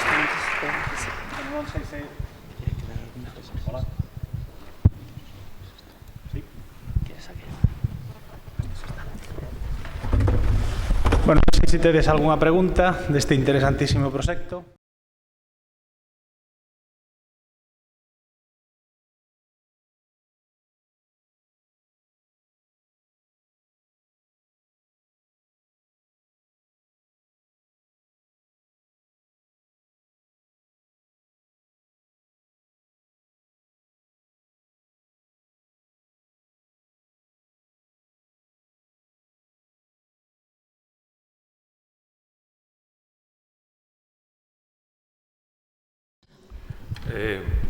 Sí. Ya está. Sí, quería dicilo porque me olvidei do meu. É un proxecto, a montaxe do robot é un proxecto que o poderíades facer en tecnoloxía de terceiro ou cuarto da ESO, se podería facer perfectamente, vale, é dicir, levaría un tempo e tal, non é unha cousa así, vale, non é un Lego, non é tacatá e xa está, tes tornillos que poñer e tes cousas que facer, hai que soldar, pero é un proxecto que sería perfectamente adaptado a terceiro ou cuarto da ESO. Eu non o fixen por falta de orzamento no meu centro e por falta así de apoio, tal vez, porque tamén estou moi liado e ao final non fun capaz de meterme por concursos que hai por aí que creo que xa coñeces ou así. Entonces nos metimos noutras cousas e ao final ainda non o podemos facer. Pero para a secundaria, pois terceiro ou cuarto da ESO podería montar perfectamente. Despois, outra cousa que non comentei é que, claro, o bivote está pensado para infantil porque un determinado rango de movimentos. Ahora mismo, eso, por exemplo, temos un programado con xiros de 60 grados, vale? E entonces se move nunha cuadrícula, en vez de nunha cuadrícula, por triángulos equiláteros. O cal complica, e o complicado é moi bon, o difícil é moi bon nestas cousas, porque as cousas fáciles nos aburren, complica o tabuleiro e fai que mellor o que antes aos 5 ou 6 anos xa estaban aburridos del, pois o fai máis complexo. Pódese programar que os botóns teñan un comportamento distinto, pode ser 45 grados, pode ser que o de ir adiante avance o doble que o de ir para atrás. E entonces estás complicando eso e o mellor xa o estás levando pois a primeiro ou segundo de primaria ou a terceiro de primaria. Temos pensado un dos proxectos, pero claro, isto é un proxecto que se realiza en fines de semana e tardes nas que podes arañar por aí un par de horas, pero estamos xa en desarrollo de facerlle así unha aplicación para que con Arduino, isto leva Arduino para os que sabedes un pouco así diso, é dicir, unha tarxeta que é programable, e meterlle algo para que o poidas programar tamén, vale, para que se poida programar desde o ordenador e lle poidas meter, por exemplo, xiros exactos e entonces, pois, o mellor que teñas que pensar como farías un triángulo rectángulo ou con tales ángulos para saber cuánto avance tes e que eso o programases con unha instrucción sinxelas así desde o ordenador de robot, Escornabot avanza 10, gira 35, avanza 40, gira 35 en sentido antihorario. Vale. Sin impresora 3D? A impresora 3D, as pezas de impresora 3D, sei que, claro, eu, como non sei se bichedes na primeira diapositiva, temos un montón delas. E para nós xa empeza a ser unha cousa que, claro, sempre o comentamos, nunca encontramos a ninguén que para imprimir en 2D, pero temos todos impresora en 3D. Eu sei que as impresoras 3D ahora mismo son complicadas. Isto necesita unhas pezas impresas en impresora, vale? Pero eso que non vos corte, porque tedes o Twitter de Escornabot e tedes a lista de correo, vale? Con isto non estou dicindo que eu levo un tempo imprimir unhas pezas e un coste e non vou dicir, yo os imprimo as piezas a todos, non o vou dicir, vale? Pero non sei, se vexo alguén así que dice, oye, mía, xa comprei os motores e estou aí, xa os probei e só me faltan as pezas, eu que sei, non sei, non digo que sí. Se non son eu, hai un montón de xente, quero dicir, empeza a haber máis xente. En Ourense se puxeron en contacto con nós un grupo local de Ourense que teñen impresoras 3D e que nos dixeron o bonito desto que nos gusta a nós é que sexa unha ponte entre makers, que como se nos chama así un pouco a esta xente de tal, e educadores, vale, que sexa así de los cerebritos aí de la domus que andan facendo cacharros e que non saben para que os fan, porque só os fan porque están aí toleando con eles, e que cheguen a outros lados, vale? Entón, en Ourense, por exemplo, xa temos aí quen, se hai xente de Ourense, xa temos con quen o mellor encarrilarvos un pouco. Se sodes da zona de Vigo, Pontevedra, igual tamén hai por aí alguén, vale? Entón, que non vos pare eso. Máis preguntas? Eu estaba interesada na educación infantil cando foi o proceso de montaxe do Escornabot que vos tocou. En que medida puideron participar esas nenas e nenos? E tamén que ferramentas, se necesitastes algunha ferramenta extra para adquirir ou como foi o proceso un pouco máis detallado, se pode ser? Bueno, ferramentas as trouxo o voluntario. O voluntario extra trouxo as ferramentas. As pezas non la deixaran eles e, bueno, creo que tuvemos que comprar algún cable, algo así, non, Cloti? Pero nada, era un voluntario moi voluntarioso aquel que traímos nos. Evidentemente os nenos non traballaron co soldador, pero sí viron o soldador ali, vale? Traballaron cos alicates, xuntaron os cables, é dicir, sí que fixeron cousas. Non fixeron todo, pero viron todo o proceso, eso sí, vale? Desde o principio hasta o final, se les explicou a os bichedes aí, a explicación foi xeral, despois son 66, non os podíamos ter a todos, hai 5 horas, evidentemente, entón foron subindo por pequenos grupos, e todos foron facendo algo, ainda que fora unha pequena cousa, pero sí que todos puxeron, polo menos o dedo encima, e non se queimaron, ni nada polo estilo. A nosa idea, o dar as pezas, vale, o robot non está pensado para ser montado en infantil, vale, está pensado para ser montado por un adulto, un xoven ou así, vale, a idea de dalo era, pois eso, que elas tiveran que chamar a Paco e que houbera tamén así, hai un pouco, non, de... Porque elas non saben, por eso chamaron. Non, a idea era que fixeran elas, pero chamaron a Paco. Chamamos a Paco que nos tiñamos que dar clase. Están buscando excusas. O seguinte lles toca a eles.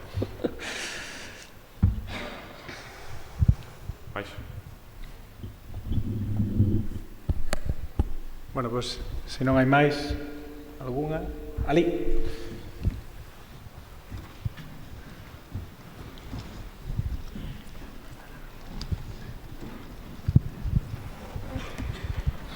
A versión nova, mentras vai o micrófono para ali, esta versión nova é moito máis fácil, vale? Se vedes esta actual, ten, creo que son 28 tornillos, 28 parafusos, vale? Que é complicado. E si que necesitades alguén ten que soldar isto.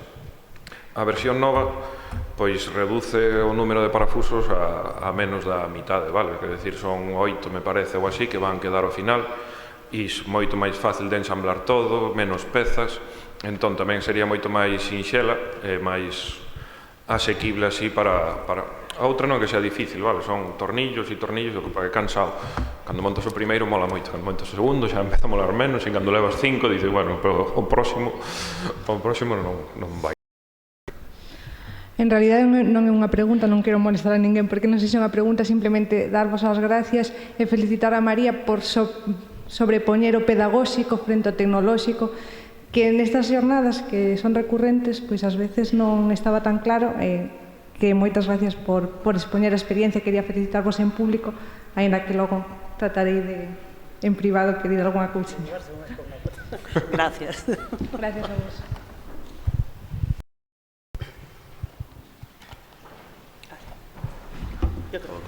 Bueno, pois deixámolo aquí.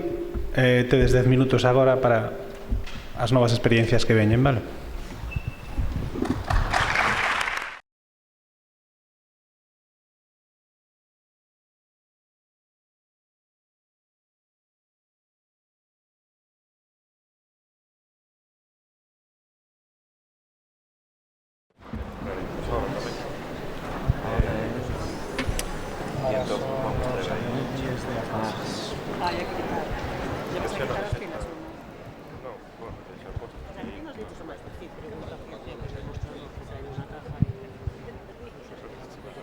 No, es que la dejen ahí. Bueno, sí.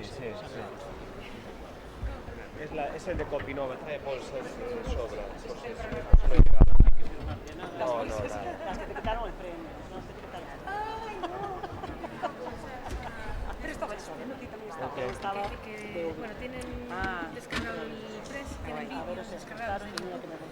Pero bueno, me decía, bueno, aquí al final sí que iba, ¿no? Sí, está genial. Ahora decía... No, bueno, está yendo bien internet. Sí, acaban de tirar ahora el rollo de YouTube, acaban de entrar en internet y... Son ellas, sí, o chavales. Mira, probamos... Vale. ¿Es la misma dirección que habíais mandado? ¿O cambio la URL? Está dentro de Emprende las Bolsas. Bueno, coge el móvil. Buena dirección. Si no, entra directamente en Emprende. Pero espera. Pero espera, está ya... Ya. Bueno, tenemos uno, pero... Ya, lo que pasa es que aquí por el tema de la retransmisión... A ver si...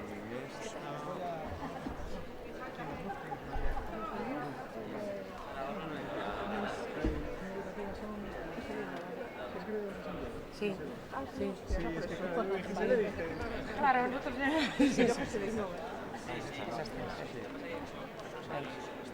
Oye, vaya pantallota más guay, ¿eh? Esto.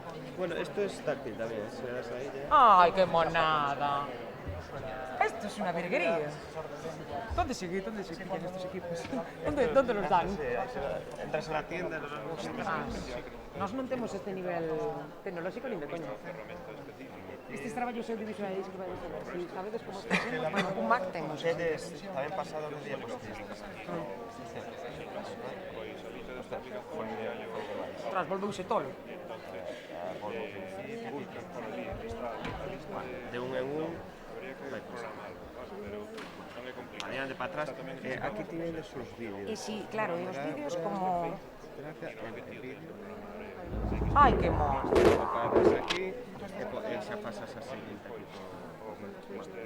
Esto está genial, ¿eh? Bueno. Está genial, sí. Aí está. Esto vai aí, entón, bueno. Incluso podría poñerlo así, ¿no? Ah, no vai así coa man. Bueno, vale, para pasar... pero pasar ou co pasador este. Pero sí. Vale. O sea, tal, para diante ou para atrás. Vale. O se non, que é isto típico. No, está... Jova, esto... Sí. Esto mola. Esto... Sí, está. E auga, tal, vale. Vou poñer aquí unha silla, porque falades...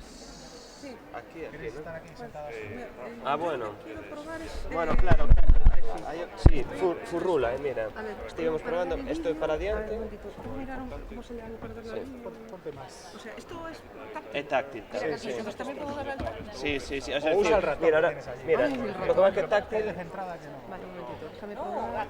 Pero para el pasador está mejor aquí. Mira, para el pasador. Vale, para el pasador así. Bueno, para adelante, y cuando llegues a un vídeo, ahora hay un vídeo, le das aquí al play. Es que le diga antes. Vale, ¿lo podemos dar para atrás? No. Vamos a volver. Ah, vale, sí. No, pero no. Pero se va a quedar en ese. No, hay que volver a darle. Ah, vale. Lo dejamos ahí. Vale, perfecto. Ah, ¿no lo vais a poner? No, es para probar. A ver Ah, vale. si la cosa no Vale. liarme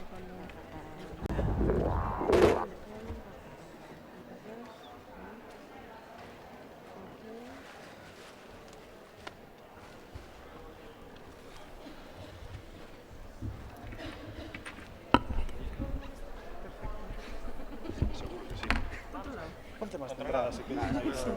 Es que yo soy de que nos tiene fallado un montón de veces El Prezi. No, de tres. Los enlaces. Lo hicimos así. Ah, sí, ya vi que. Todo perfecto y no. Estoy como en casa, porque tengo que megas por el instituto. Sin hacer un vídeo. Sí. Bueno, aquí lo que hicimos fue, hay una red limitada, es decir, hay una donde va todo el mundo y esta que no... Bueno, pues, hombre, supuestamente... Sí, tienes allí los dos, ¿vale? Unos para ella y otros para ti. ¿Y se me pone tan lejos? Oh, Dios mío. Estoy cubriendo esto, solo ya ahora. Vale. Si te vas a poner aquí, tenemos que acercarte el micro, ¿eh? Y te acerco yo la mano. Perfecto, gracias. Ok. Toma, fírmale esto a la chica, ¿ok? Vas a seguir sojando como aquí. Vale. Muchas gracias.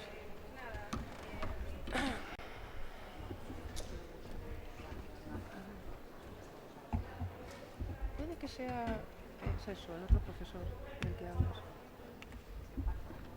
¿Cómo? Seso. Seso. Creo que sí. Es que yo voy mucho a Google. Sí. Trabajo mucho con la zona de Google y de Marín.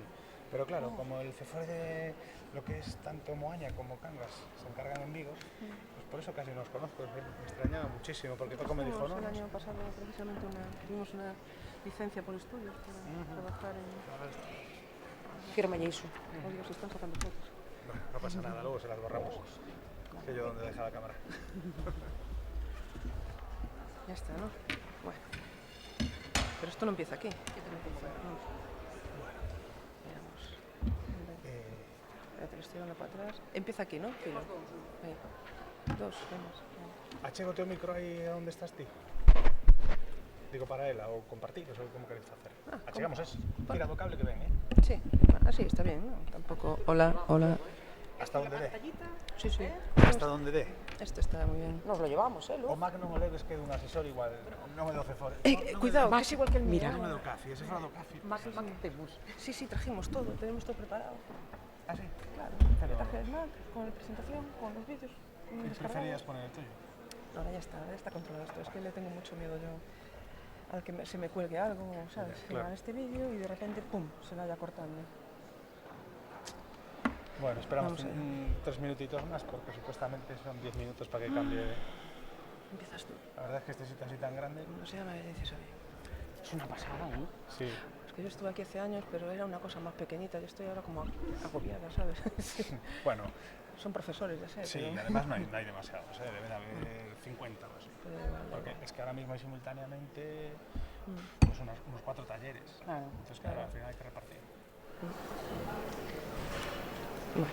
A lo mejor hay más de 50, es que están muy desperdigados, pero luego te pones a contar y a lo mejor hay 60 personas aquí fácilmente. No importa, está bien así. Pero sí. Más que en un curso habitual sí que hay. Está bien. En el SIMO teníais mucha gente. No, era diferente. Había una aula magna y después había como habitáculos, ¿sabes? Era como una feria. Como seminarios pequeñitos. Pequeñitos, entonces eran muchísimas. Entonces estaba el nuestro, tal, y entonces la gente, algunos, ¿sabes? Se sentaban, escuchaban, sí, iban al otro. Algunos se quedaban casi todos, había gente tal, pero se quedaban en la puerta, si les gustaba entrar y si no, se iban. Entonces era una cosa lineal, como una feria. Sí. No se quedaban a escuchar todo. No, un ratito se... Exactamente. Había gente que estaba allí, pero después mucha gente porque lo quería, excepto lo de María Caso, que aquello era que había cola, tío, era impresionante. Porque no solo es que sea muy buena en lo que hace, es que además es una gran oradora. Oradora, sí. Sí, eso cuenta mucho. Dios, que sales de allí motivado, ¿sabes? Sí, a comerse el mundo. Sí, entonces es como, no sé, una gurú, una cosa así. Entonces, yo de hecho quería entrar, pero ya había tanta gente que ya dijo, ostras, no había dónde meterse. Y era como esto, de grande. Y estaba a tope. Sí.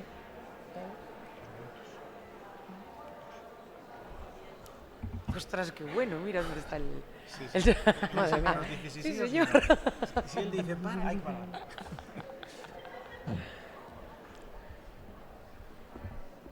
Qué guai, pois a verdade é que nunca estive nun sitio así tan... María Caso, pero es María José Soto, que es más grande que María Caso.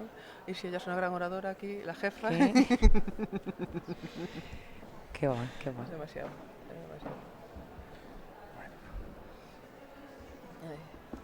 Nos o que vamos a contar para nós, como é o día a día, sabes, xa non nos Cando parece... comenzou o proxecto Emprende das Vargas? Cando comenzaches? O de Barsas Emprende fai 5 anos xa. 5 anos xa. Pero non ca produtora. A produtora é que deste ano do ano pasado? De fai 3 anos, sí. O que pasa que o CAFI mirounos nos imo.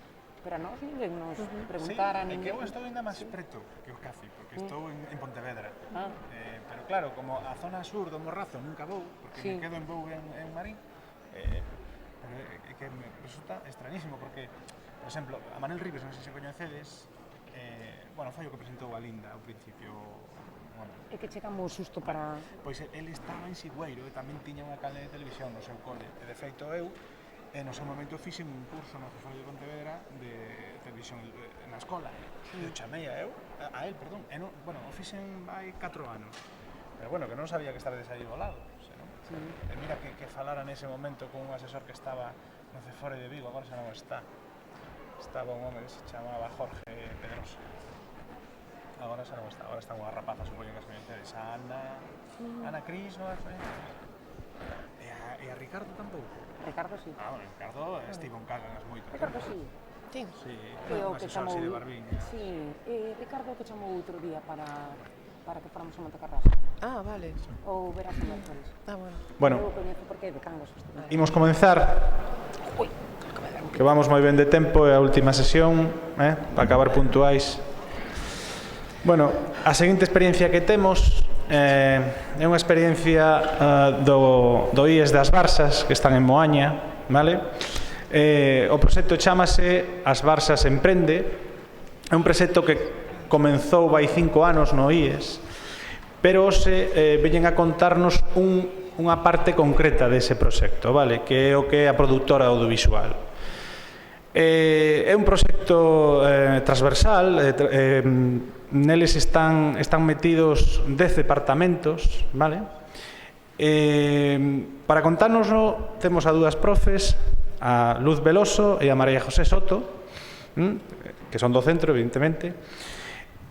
Bueno, o que imos ver é unha produtora, unha canle propia que teñen de televisión no IES, pero que ten unha particularidade moi importante, que todos os produtos que saen desa productora están feitos polos estudiantes, polos rapaces e rapazas, de acordo?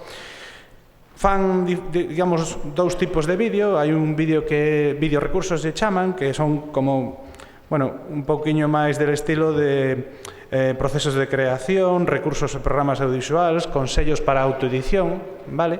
E logo teñen outros que son videoformatos, que son informativos, videopoemas, vale? Videoproblemas, tutoriais. Estiveron o ano pasado na SIMO, no 2014, tiveron unha ponencia na SIMO, e ademais, como recoñecementos, pois tiveron o primeiro premio na convocatoria de proxectos Educabarrier, e terceiro premio nos primeiros premios de innovación educativa Gredos de Santiago Innova. E, bueno, vou deixar xa con elas para aproveitar estes 50 minutiños que nos conten un pouco como transmitirlle aos rapaces ese espírito emprendedor, que é a alma do proxecto. Bueno, boas tardes, eu son María José Soto, son a profe de Economía do IESAS Barsas. Bueno, antes de nada, decirvos que o proxecto Barsas Emprende, como dixo o compañeiro, leva 5 anos en marcha. Realmente non se trata de un emprendemento dirixido a crear empresas, sino a crear e motivar o alumnado a través da creatividade. O que nos pretendemos é quitar cada un dos talentos que poda mostrar cada rapaz. Normalmente que combinamos unha parte de organización, unha parte económica e unha parte artística, da que se ocupa a miña compañeira Luz Veloso, estou un pouco nerviosa, que é a profe de plástica. Vamos a ver, o noso é o traballo por proxectos, é onde focalizamos o noso traballo, porque nós levamos sobre 20 anos de experiencia, nos damos conta que o principal problema que nos atopamos cada día é a falta de motivación dos rapaces. Nós chegamos a clase, primeiro da ESO, segundo da ESO, terceiro da ESO, mimaste un rollo, as clases magistrais xa non sirven, o sistema non sirve, senón non teríamos un índice tan alto de fracaso. En principio nos venderon a tecnoloxía como a solución a ese problema, pero era un erro. O principal problema era como xestionábamos o cambio. Entón, nós que fixemos? Pois nos dedicamos sobre todo a aplicar o pensamento visual. Nos pensamos que calquer idea acompañada por imaxes ten moito máis foco, ten moita máis atención, ten moito máis interés que se aplicamos solo texto ou oratoria. Este proxecto que... É que normalmente falo a pelo, eu creo que me oirían sin micro. Vamos a ver, como vos conto. Esta parte da produtora audiovisual é un proxecto que realmente foi a continuación do audiovisual que xa se estaba facendo no propio instituto. O comezo do audiovisual no IESAS Barsas parteu da miña compañeira, de Luz Veloso, a través do blog Educortos. Entonces, casi mellor primeiro vos conta ela cal era a súa filosofía e como chegou a ser o que neste momento xa unha produtora de tipo estable na que traballamos día a día. Boas. O blog Educortos naceu pois por os propios nenos, quero dicir, cando vexo que faz un audiovisual, todos están dispostos a participar, bueno, é o seu propio lenguaxe, quero dicir, os nenos todos teñen móvil, casi todos teñen unha cámara, bueno, dixen, ademais, a miña asignatura é bastante... é doado facer a asignatura onde se traballa precisamente o lenguaxe audiovisual, entón decido recoller todos os traballos neste blog. No 2010, penso que foi, recibimos un premio por os fixeronse largometraxes, películas, en fin, conseguimos o premio Crearte que dotou o centro, nós non vamos pasar isto, non tiñamos ningún tipo de recursos, os únicos recursos que eu tiña era a miña propia cámara, unha cámara bastante malilla, a verdad, e un ordenador. A partir dese premio, pois, empezamos a dotar o centro de cámaras e de medios TICs. Conseguimos algún outro premio máis no Notecortes, no Lloboi, noutros certámenes, non? E, bueno, como di a miña compañeira, necesitamos unha educación que fomenta a creatividade, a motivación, emprendedora, innovadora, e, bueno, o recurso audiovisual é unha alternativa bastante didáctica e atrevida. Todos os alumnos teñen cámaras e poden traballar co móvil. E, bueno, eu non dou unha clase magistral, quer dizer, non me poño aí e empezo tal, senón que traballamos en equipo. As mesmas disposicións dos alumnos non son de frente mirando para mí, senón que traballamos pois como en corredores xuntos en equipo, non mirando todos de frente. Quer dizer, é unha clase máis interactiva. Onde se pode ver o traballo? Pois podese ver, primeiro se pose do corto xa sale todo, e desde logo temos canales de vídeo, YouTube, Vimeo, e incluso hasta estamos nas redes sociais, quero dicir que o propio canal de televisión ten unha páxina en Facebook, Twitter, bueno... Que lle pasa a vídeo? En fin. Hai o seguinte, igual foi ese. Vale, ok. Bueno, a partir dese interés dos alumnos e da motivación, implantamos no centro, pouquiño a pouco, quero dicir, ora xa é casi unha institución, un festival audiovisual que ademais a miña compañera encárgase de organizar, quero dicir, nos facemos a produción dos cortos, xa fai moitos anos que se fai, os rapaces son os que fan os guiós, os que producen, o sea, fan todo o proceso, desde gravar, editar, hasta os motion graphics que van ao principio da película, eles encárganse de todo e promocionar tamén esos cortos. Traballan por grupos,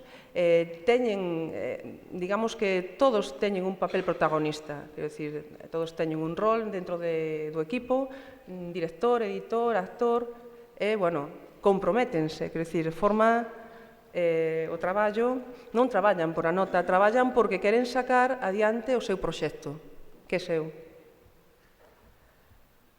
Tamén implican a comunidade educativa, quero dicir, non solamente participan os profesores, sino que, bueno, aí temos, por exemplo, unha enfermeira que veu a traballar con nós, bueno, os pais, incluso hasta o club de taekwondo, o Eroski, a farmacia do pobo tamén, sí. E incluso, bueno, fan efectos especiais con croma que mercamos nunha tenda de telas, bueno, unha cámara moi sencilliña, como vedes, focos de obra, pois, con un pouquiño de imaginación, poden facer calquer cousa que se imaginen que...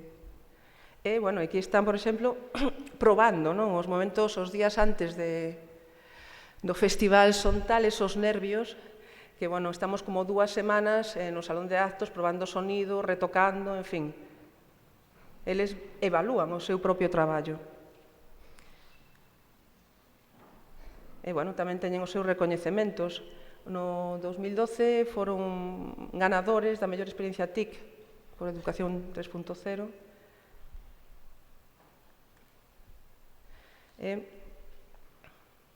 Bueno, aí empezou. Bueno, aquí cando empezou o tema da produtora. Entonces, o que vos dixen, este era o traballo audiovisual que facía Luz ata agora, bueno, ata ese momento na aula de plástica, estaba dedicado sobre todo ás curtametraxes.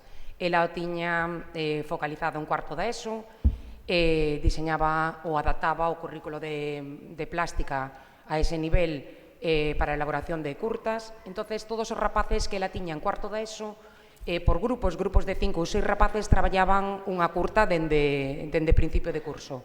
Elaboraban o guión, elaboraban o story, Luz lle daba toda a formación en lectura audiovisual, editaban, e despois se mostraban os traballos nese festival que levamos 5 anos celebrando no centro.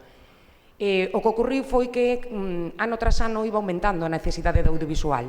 Non a necesidade, sino que os compañeiros iban dando conta de que ese era un bo recurso non só para a asignatura de plástica. Iso a primeira que quedei encandilada, que dixen, ostras, unha profe de economía, aquí hai negocio. O sea, o 90% da información está claro que a collemos pola vista. Si te paras a ver cifras, ves que xa só colleras todas as áreas creativas o que se factura neste momento, dache un 70% con respecto ao 30% que dan o resto. Entón, empezamos a poñernos un pouco as pilas.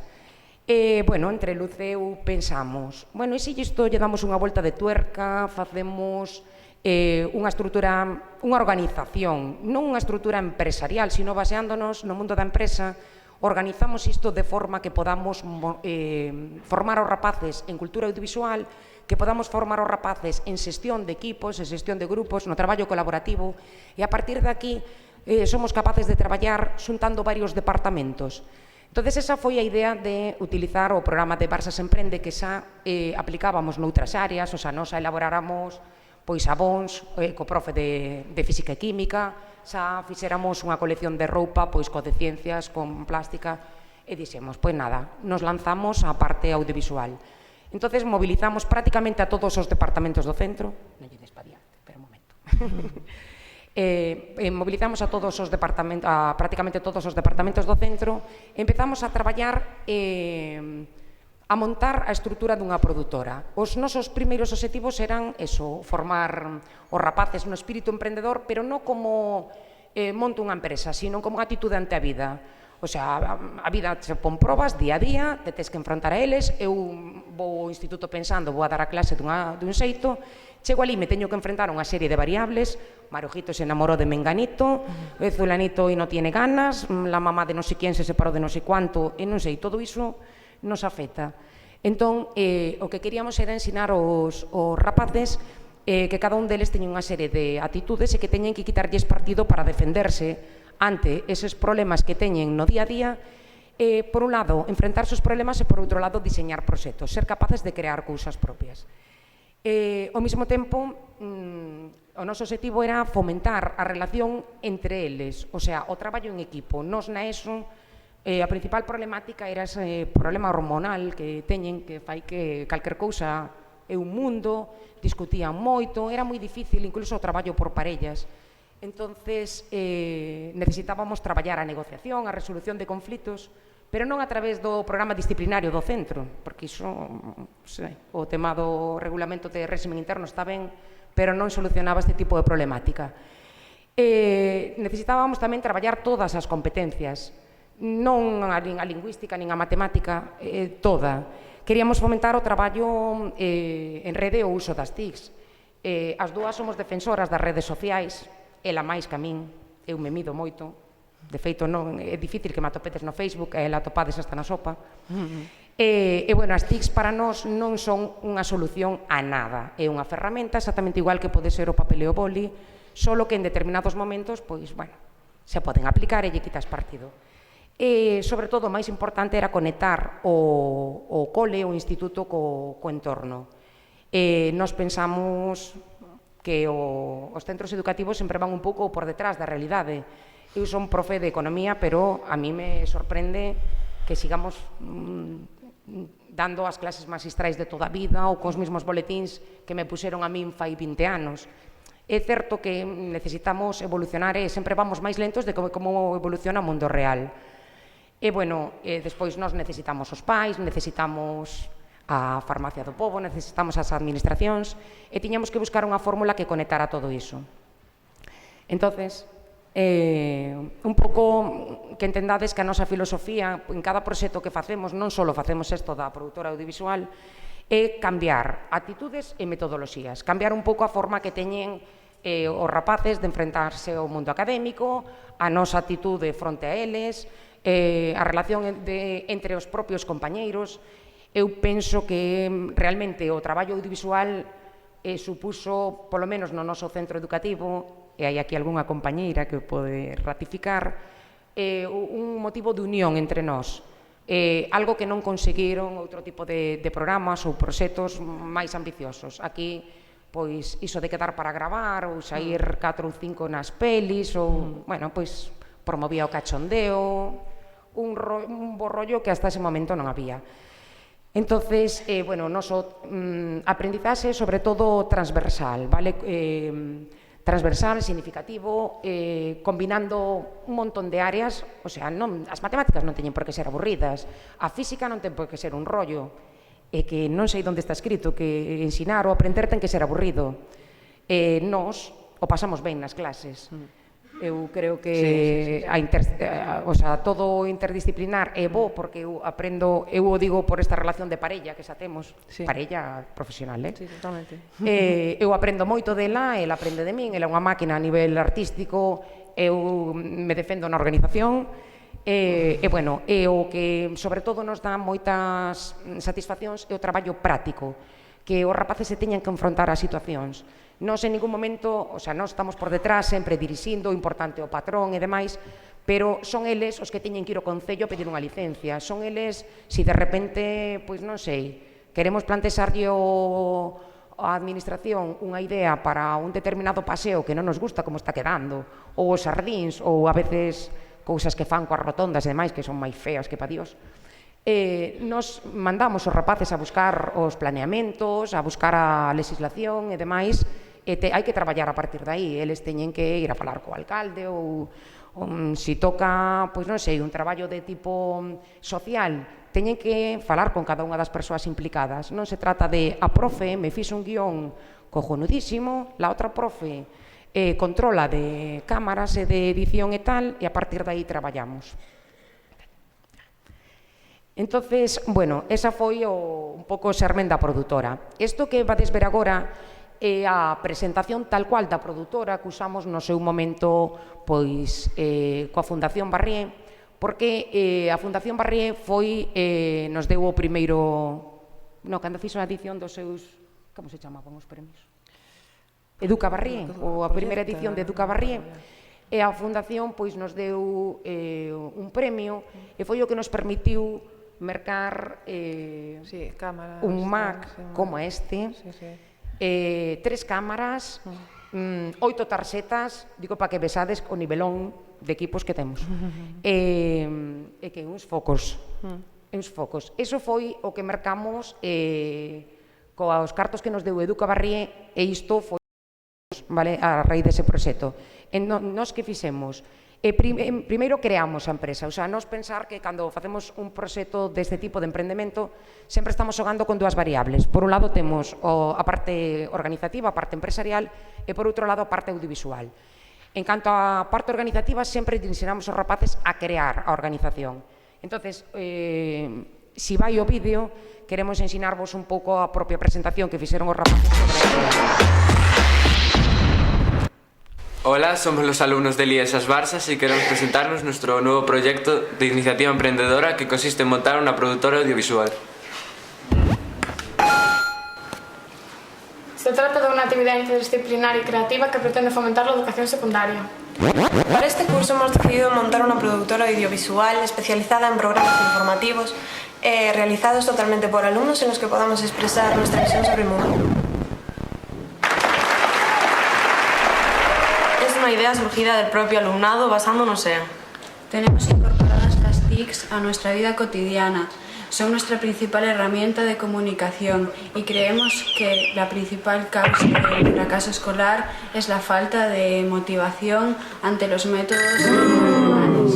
Los libros de texto, pruebas escritas, clases magistrales... Somos conscientes de que el uso de los TICs en los centros educativos está sujeto a las limitaciones, falta de medios, plataformas cerradas, pero sobre todo desconfianza por los peligros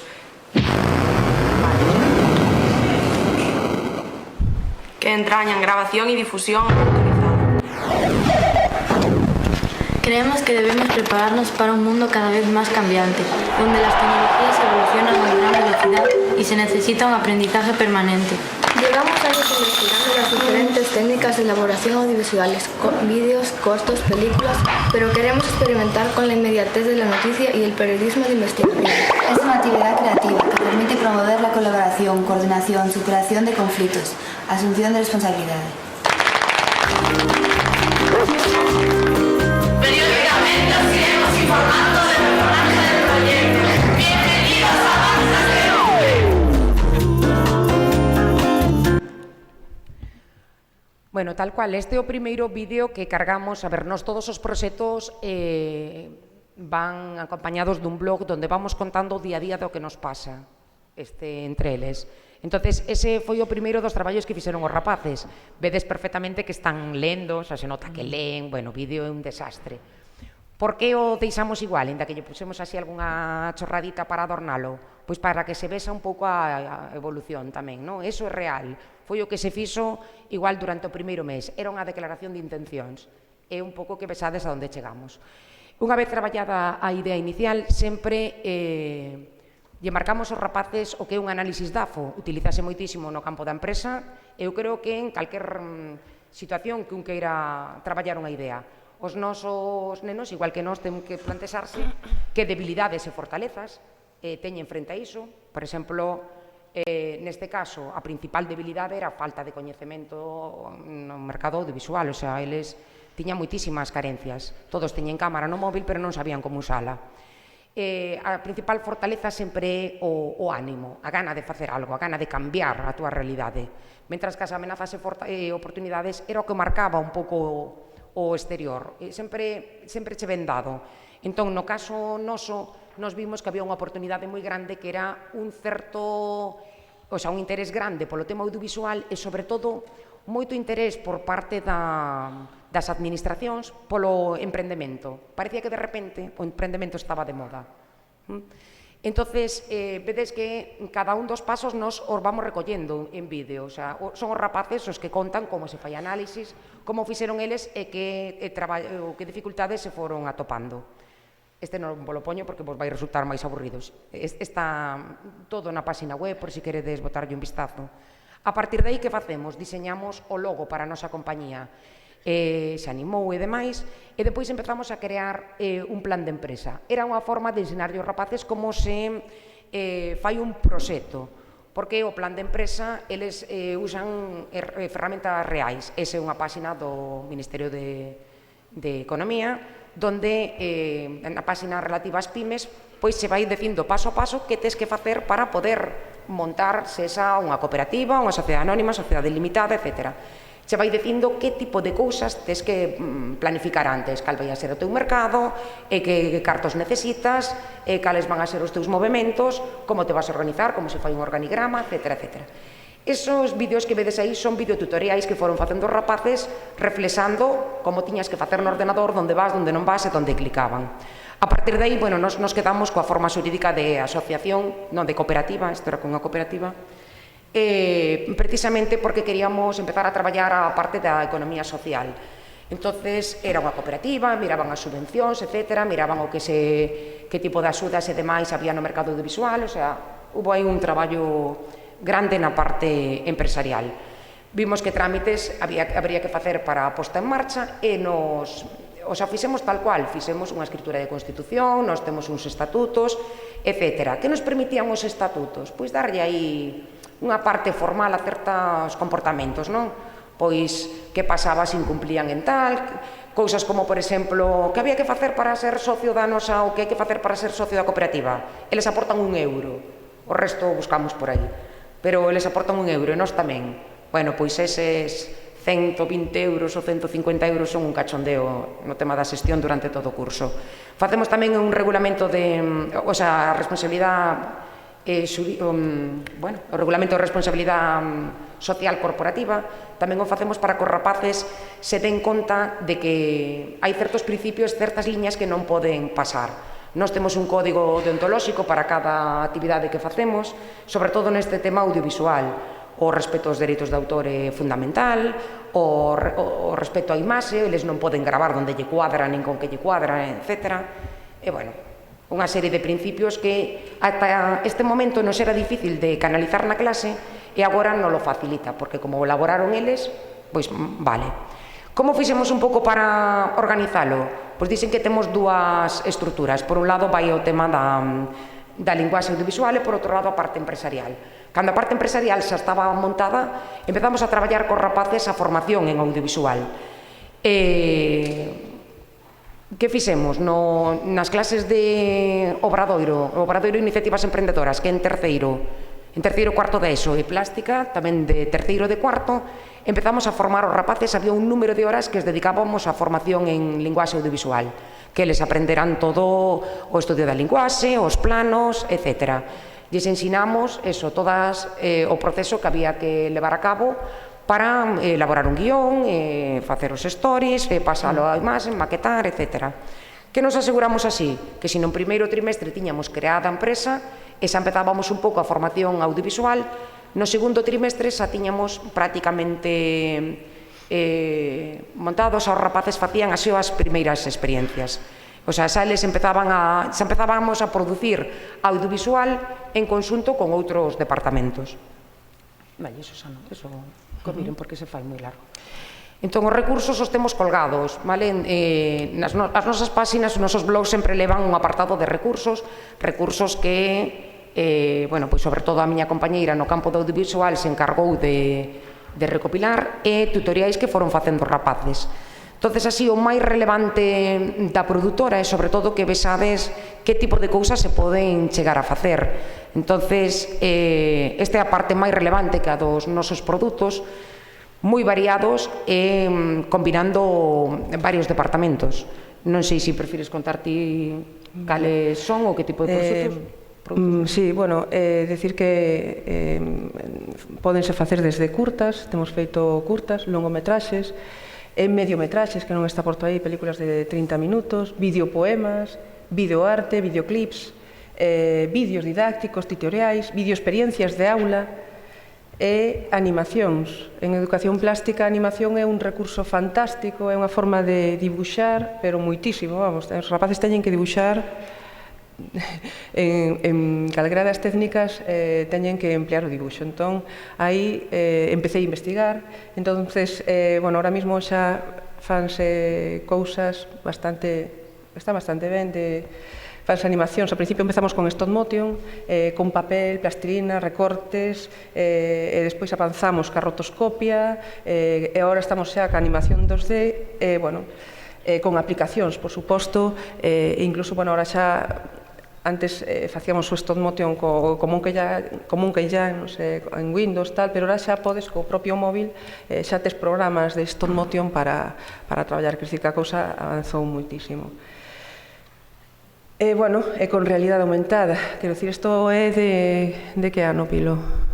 Este é o primeiro. Este vídeo, de feito, corresponde a esa primeira fase da produtora, que foi cando nos financiou Educabarría. E, bueno, metimos aquí un pouco por contarvos esa evolución, non? Viste desos primeiros vídeos dos rapaces, vides que os tutoriais, agora cando Luz vos decía que os produtos foron moi variados, quero que entendades que isto é un proxecto que acaba mobilizando todo o centro. Entón, cando ela está falando dun videopoema, porque non podemos agora poñervos aquí un exemplo de cada, porque se faría moi longo, pero un videopoema igual está feito, pois, o Departamento de Galego e xunto co Departamento de Plástica. O Departamento de Galego poñía o que era o texto e o Departamento de Plástica lle daba a forma a través de imaxe. Eran os rapaces os que o iban traballando. Claro, estamos falando, nese curso, por exemplo, mobilizamos 150 nenos. 150 nenos que formamos en audiovisual entre as dúas áreas. Por exemplo, dos videotutoriais, porque, claro, estamos aquí a profe de Economía de Plástica, falar de videotutoriais non se refire solo, ou de un tutorial non se refire solo ao campo de como se fai unha animación ou como se fai ou como fixo cada rapaz o seu traballo, que iso tamén o fan, senón que eses videotutoriais incluían videoproblemas, experimentos, os de experimentos, o profe de química facendo experimentos no laboratorio, iba contando que era o que pasaba, fixemos videoproblemas, a compañeira de mate pois probou, en vez de poñer os problemas matemáticos no boletín, pois poñelos no plasma que temos no col do instituto, e que os rapaces tiveran que resolvelo. Entonces, bueno, eu creo que casi mellor ponllo este de realidade aumentada para que vexades un pouco como aquí se aparece cando era un pouco ficción a realidade aumentada, nós facíamos este tipo de cousas.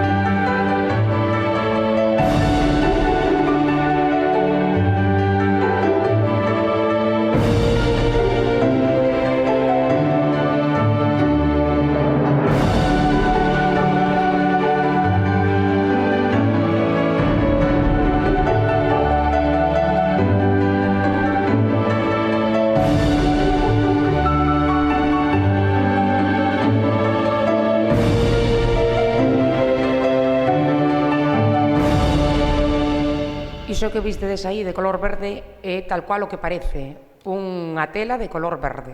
O sea, iso é o noso croma, unha tela que fomos mercar aí unha tenda de textil moi grande que hai en Vigo, non sei se aquí tamén hai.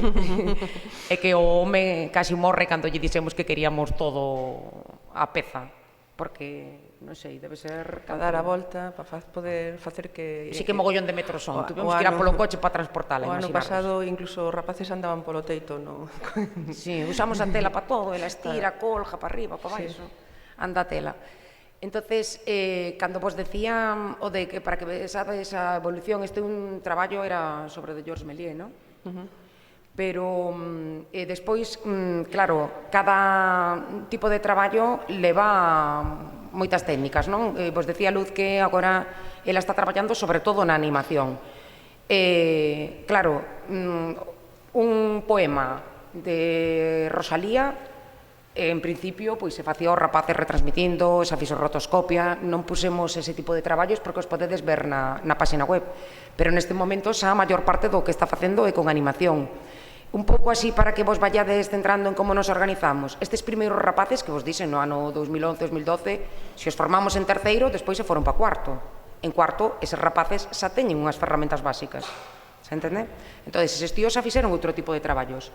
O que vades a ver agora son rapaces que se formaron nese momento, hombre, despois viñeron outros e outros e outros, pero, por exemplo, o vídeo que vos vai poñer ela agora, que é unha animación que a mí me parece espléndida, que vos conte un pouco ela de que vai, son rapaces, sabe de que curso? Bueno, estos son de cuarto da ESO e dibuixo artístico de segundo bachillerato.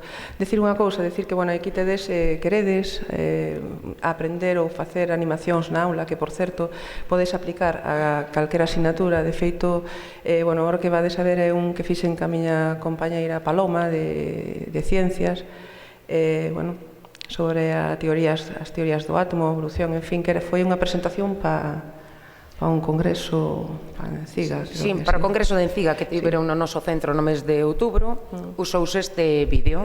Bueno, pois aquí debaixo tedes unha dirección que foi precisamente unha licencia de estudios que fixen co compañeiro de plástica Juan Sicilia, que se chama Frame by Frame, no que tedes, aí está a dirección, todas as técnicas que polo menos eu aplico na aula de animación, desde stop motion, desde animación con transparencias, rotoscopia, dunha forma sencilla, tamén de animación 2D, Blender, bueno, e con castables, que, bueno, ahora podedes, é moi sencillo de facer.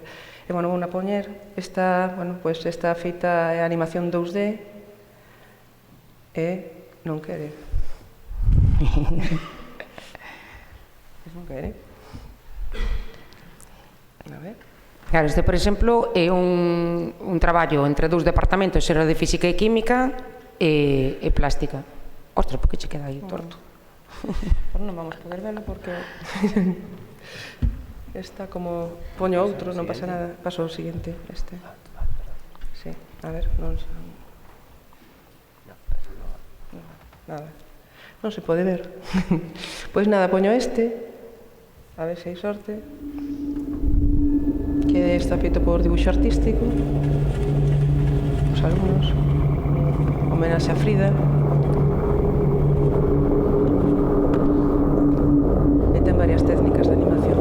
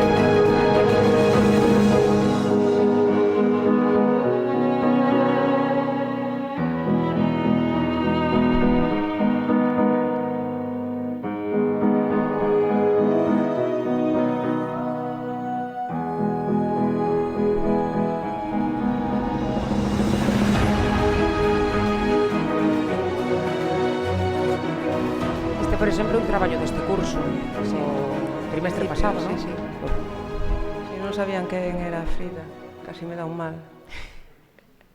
Entón, había que facer algo. A razón de poñer estes traballos é porque estes son pequeniños.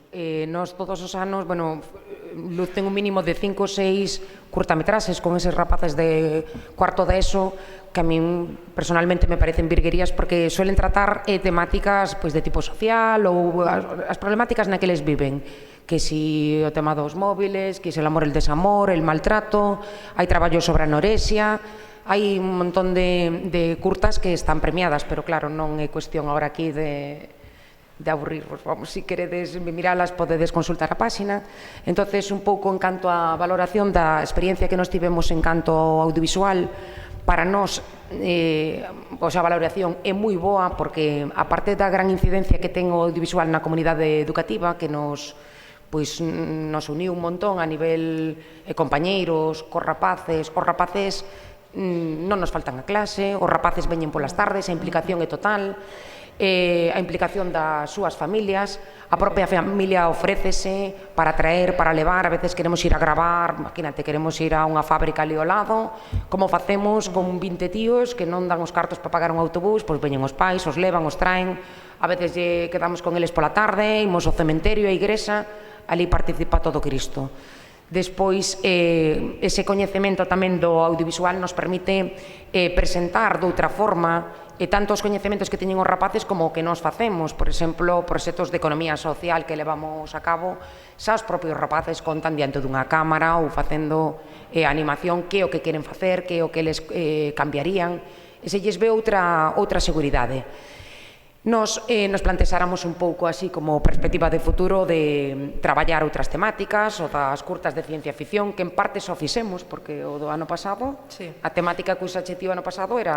Alguna non está publicada. Sí, ten varios de ciencia ficción, o que pasa que, bueno, tampouco publicamos todo porque a veces hai que ter cuidado. Depois o tema da animación, os efectos especiais, e, bueno, queríamos aproveitar para... contarvos no que estamos metidos este ano. O sea, a produtora sigue igual en marcha. Os curtas se fan cada ano un mínimo de 5 ou 6. Luz está traballando nas que se presentarán no mes de maio ou xuño. As animacións, sabedes, ou traballos interdisciplinares con departamentos tamén. Calquer saída, ou se, por exemplo, nos tivemos unha saída cos rapaces, visitamos unha imprenta, etc. Todo iso eles o van a contar de forma audiovisual, fan as súas crónicas. Me refiro, nós todo iso xa forma parte do noso día a día. Pero este proxecto no que nos estamos centrando máis este ano. Contalle ti, si que aí xa lle poso vídeo. Sí, directamente, porque eu penso que é mellor que les Estamos creando un editorial. Sí. Algo ilustrado. I'll be right behind you, Josephine. I won't leave you waiting in between. Claro, este é o vídeo de presentación. And the cigarette you bummed from me is almost burning out. You suck it till your fingers burn and then throw it on the ground. I'll be right behind you, Josephine. Participan eses centros que vedes aí no vídeo. After everything they've seen in the sterile room with blinding lights and faces pointing down, I only wanna scream, but still I just can't make a sound. Now hold my hand, hold my breath. There's nothing in this world we really own. But Jesus Christ, if you tore my heart out, the only thing I'd feel is less alone, less alone.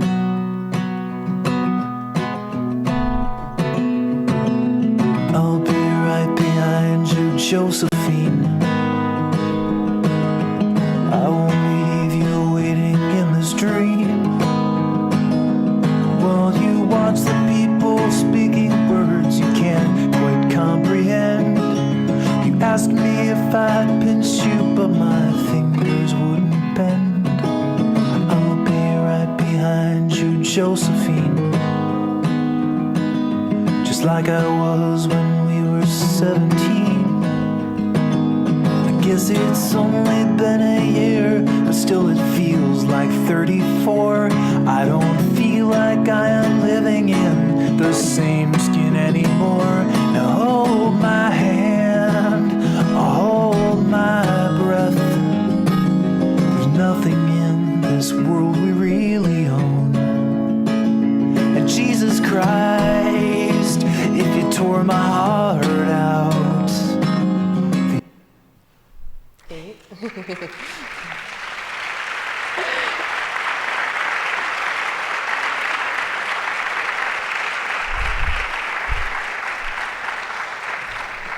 Si queredes paramos aquí, por si queren preguntar algo, claro, porque senón eu penso sí. que non sei se hai tempo. Non sei... Non sei se está moi... Alguén ten algunha cuestión por ali?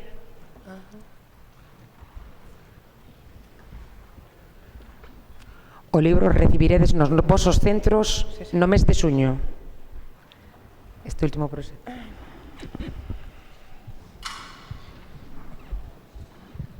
Hola, que tal?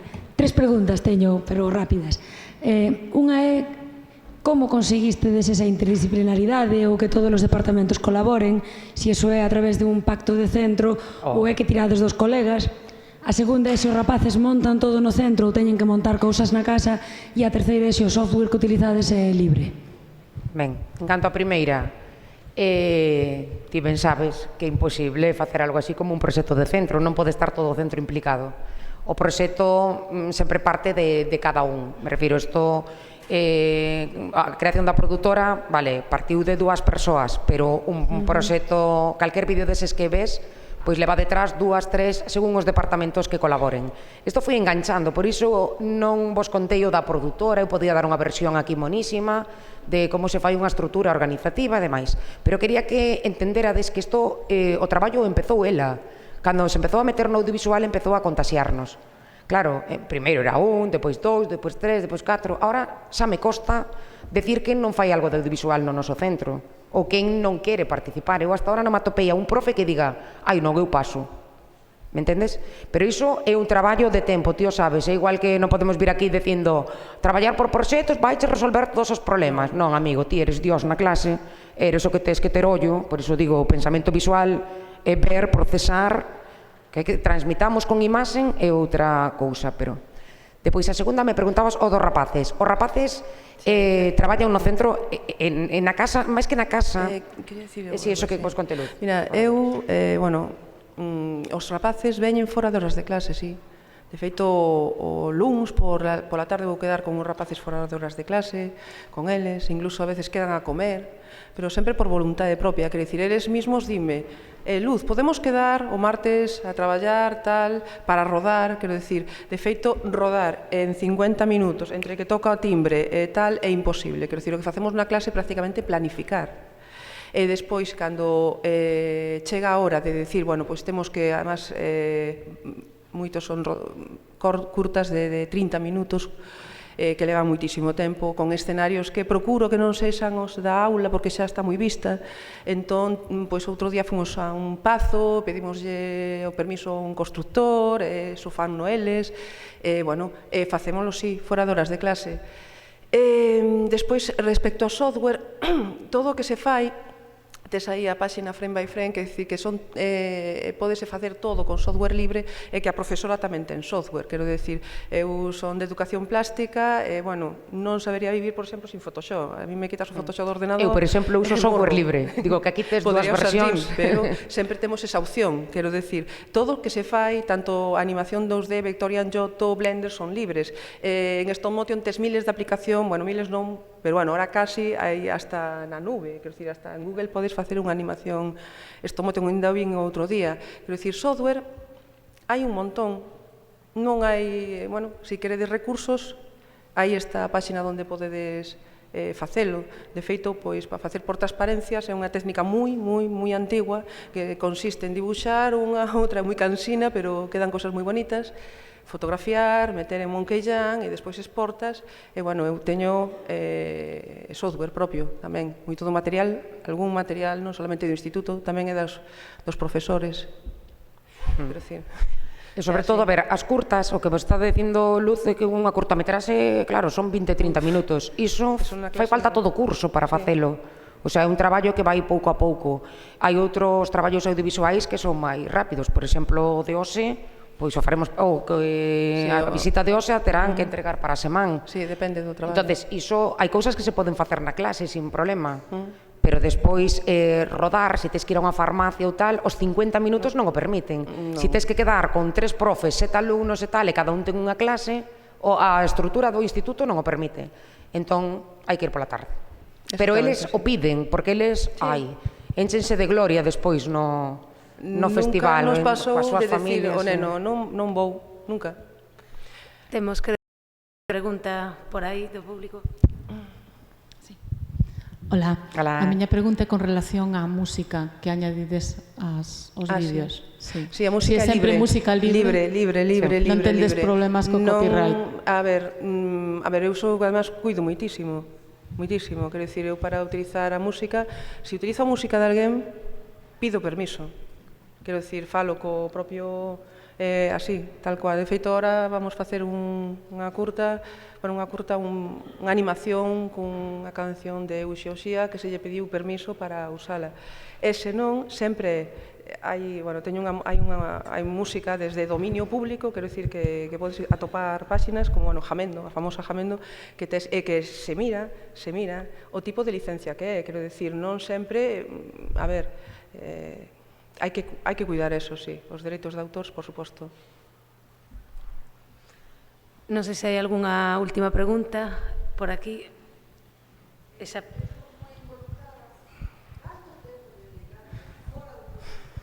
Estanlle preguntando que canto tempo dedica. Moitísimo. Ela moitísimo, eu non tanto. A ver, porque Luz bota moito tempo investigando técnicas. É que a min encántame. Xa é algo, cada vez quere ir máis alá, é insaciable, volveme tola. É traballo, pero non é traballo, sí. É pasión, sabes? Quero dicir, facemos proxectos, porque os rapaces están motivados, pero primeiro teño que estar motivada eu. Se non estou motivada eu, non podo facer nada. Traballo con ela porque, a ver, non é unha cousa imposta, é porque é así, quero dicir, funcionamos igual.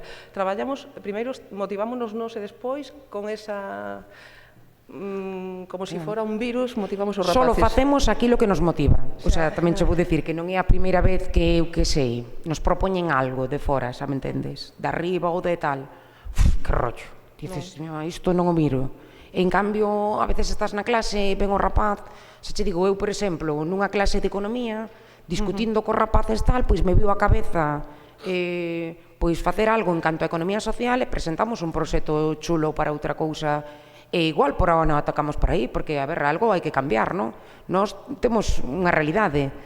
A realidade, fai uns anos, era super pesimista. Agora parece que todo va bien. Pero, filla, eu todos os días chego ao instituto cunha sonrisa, senón, mal rollo. Entonces, a min o fago porque me motiva e me sinto ben, me axuda a traballar, unha cousa che leva a outra. Tamén vos digo que non é vir aquí de papa, que isto é un traballo dun montón de anos. Digo que cando empecé a traballar tamén empecé co libro, co tal, co cual, fun cambiando a metodoloxía, eu xa non sei cando deixei de impartir ese tipo de clases. E que me estou reinventando continuamente, seguro. Seguro. A implicación nas TICs e tal, ou todo este tipo de proxectos, claro, unha cousa leva a outra. É unha consecuencia lógica. Eu, a ver, a primeira vez que foi no 2008, sí, que fixen un blog foi porque os rapaces enseñaronme a min o que era un blog. Eu non tiña nin idea. Entón, escoitalos. Se teñen Instagram, dices, que fotos máis chulas fan.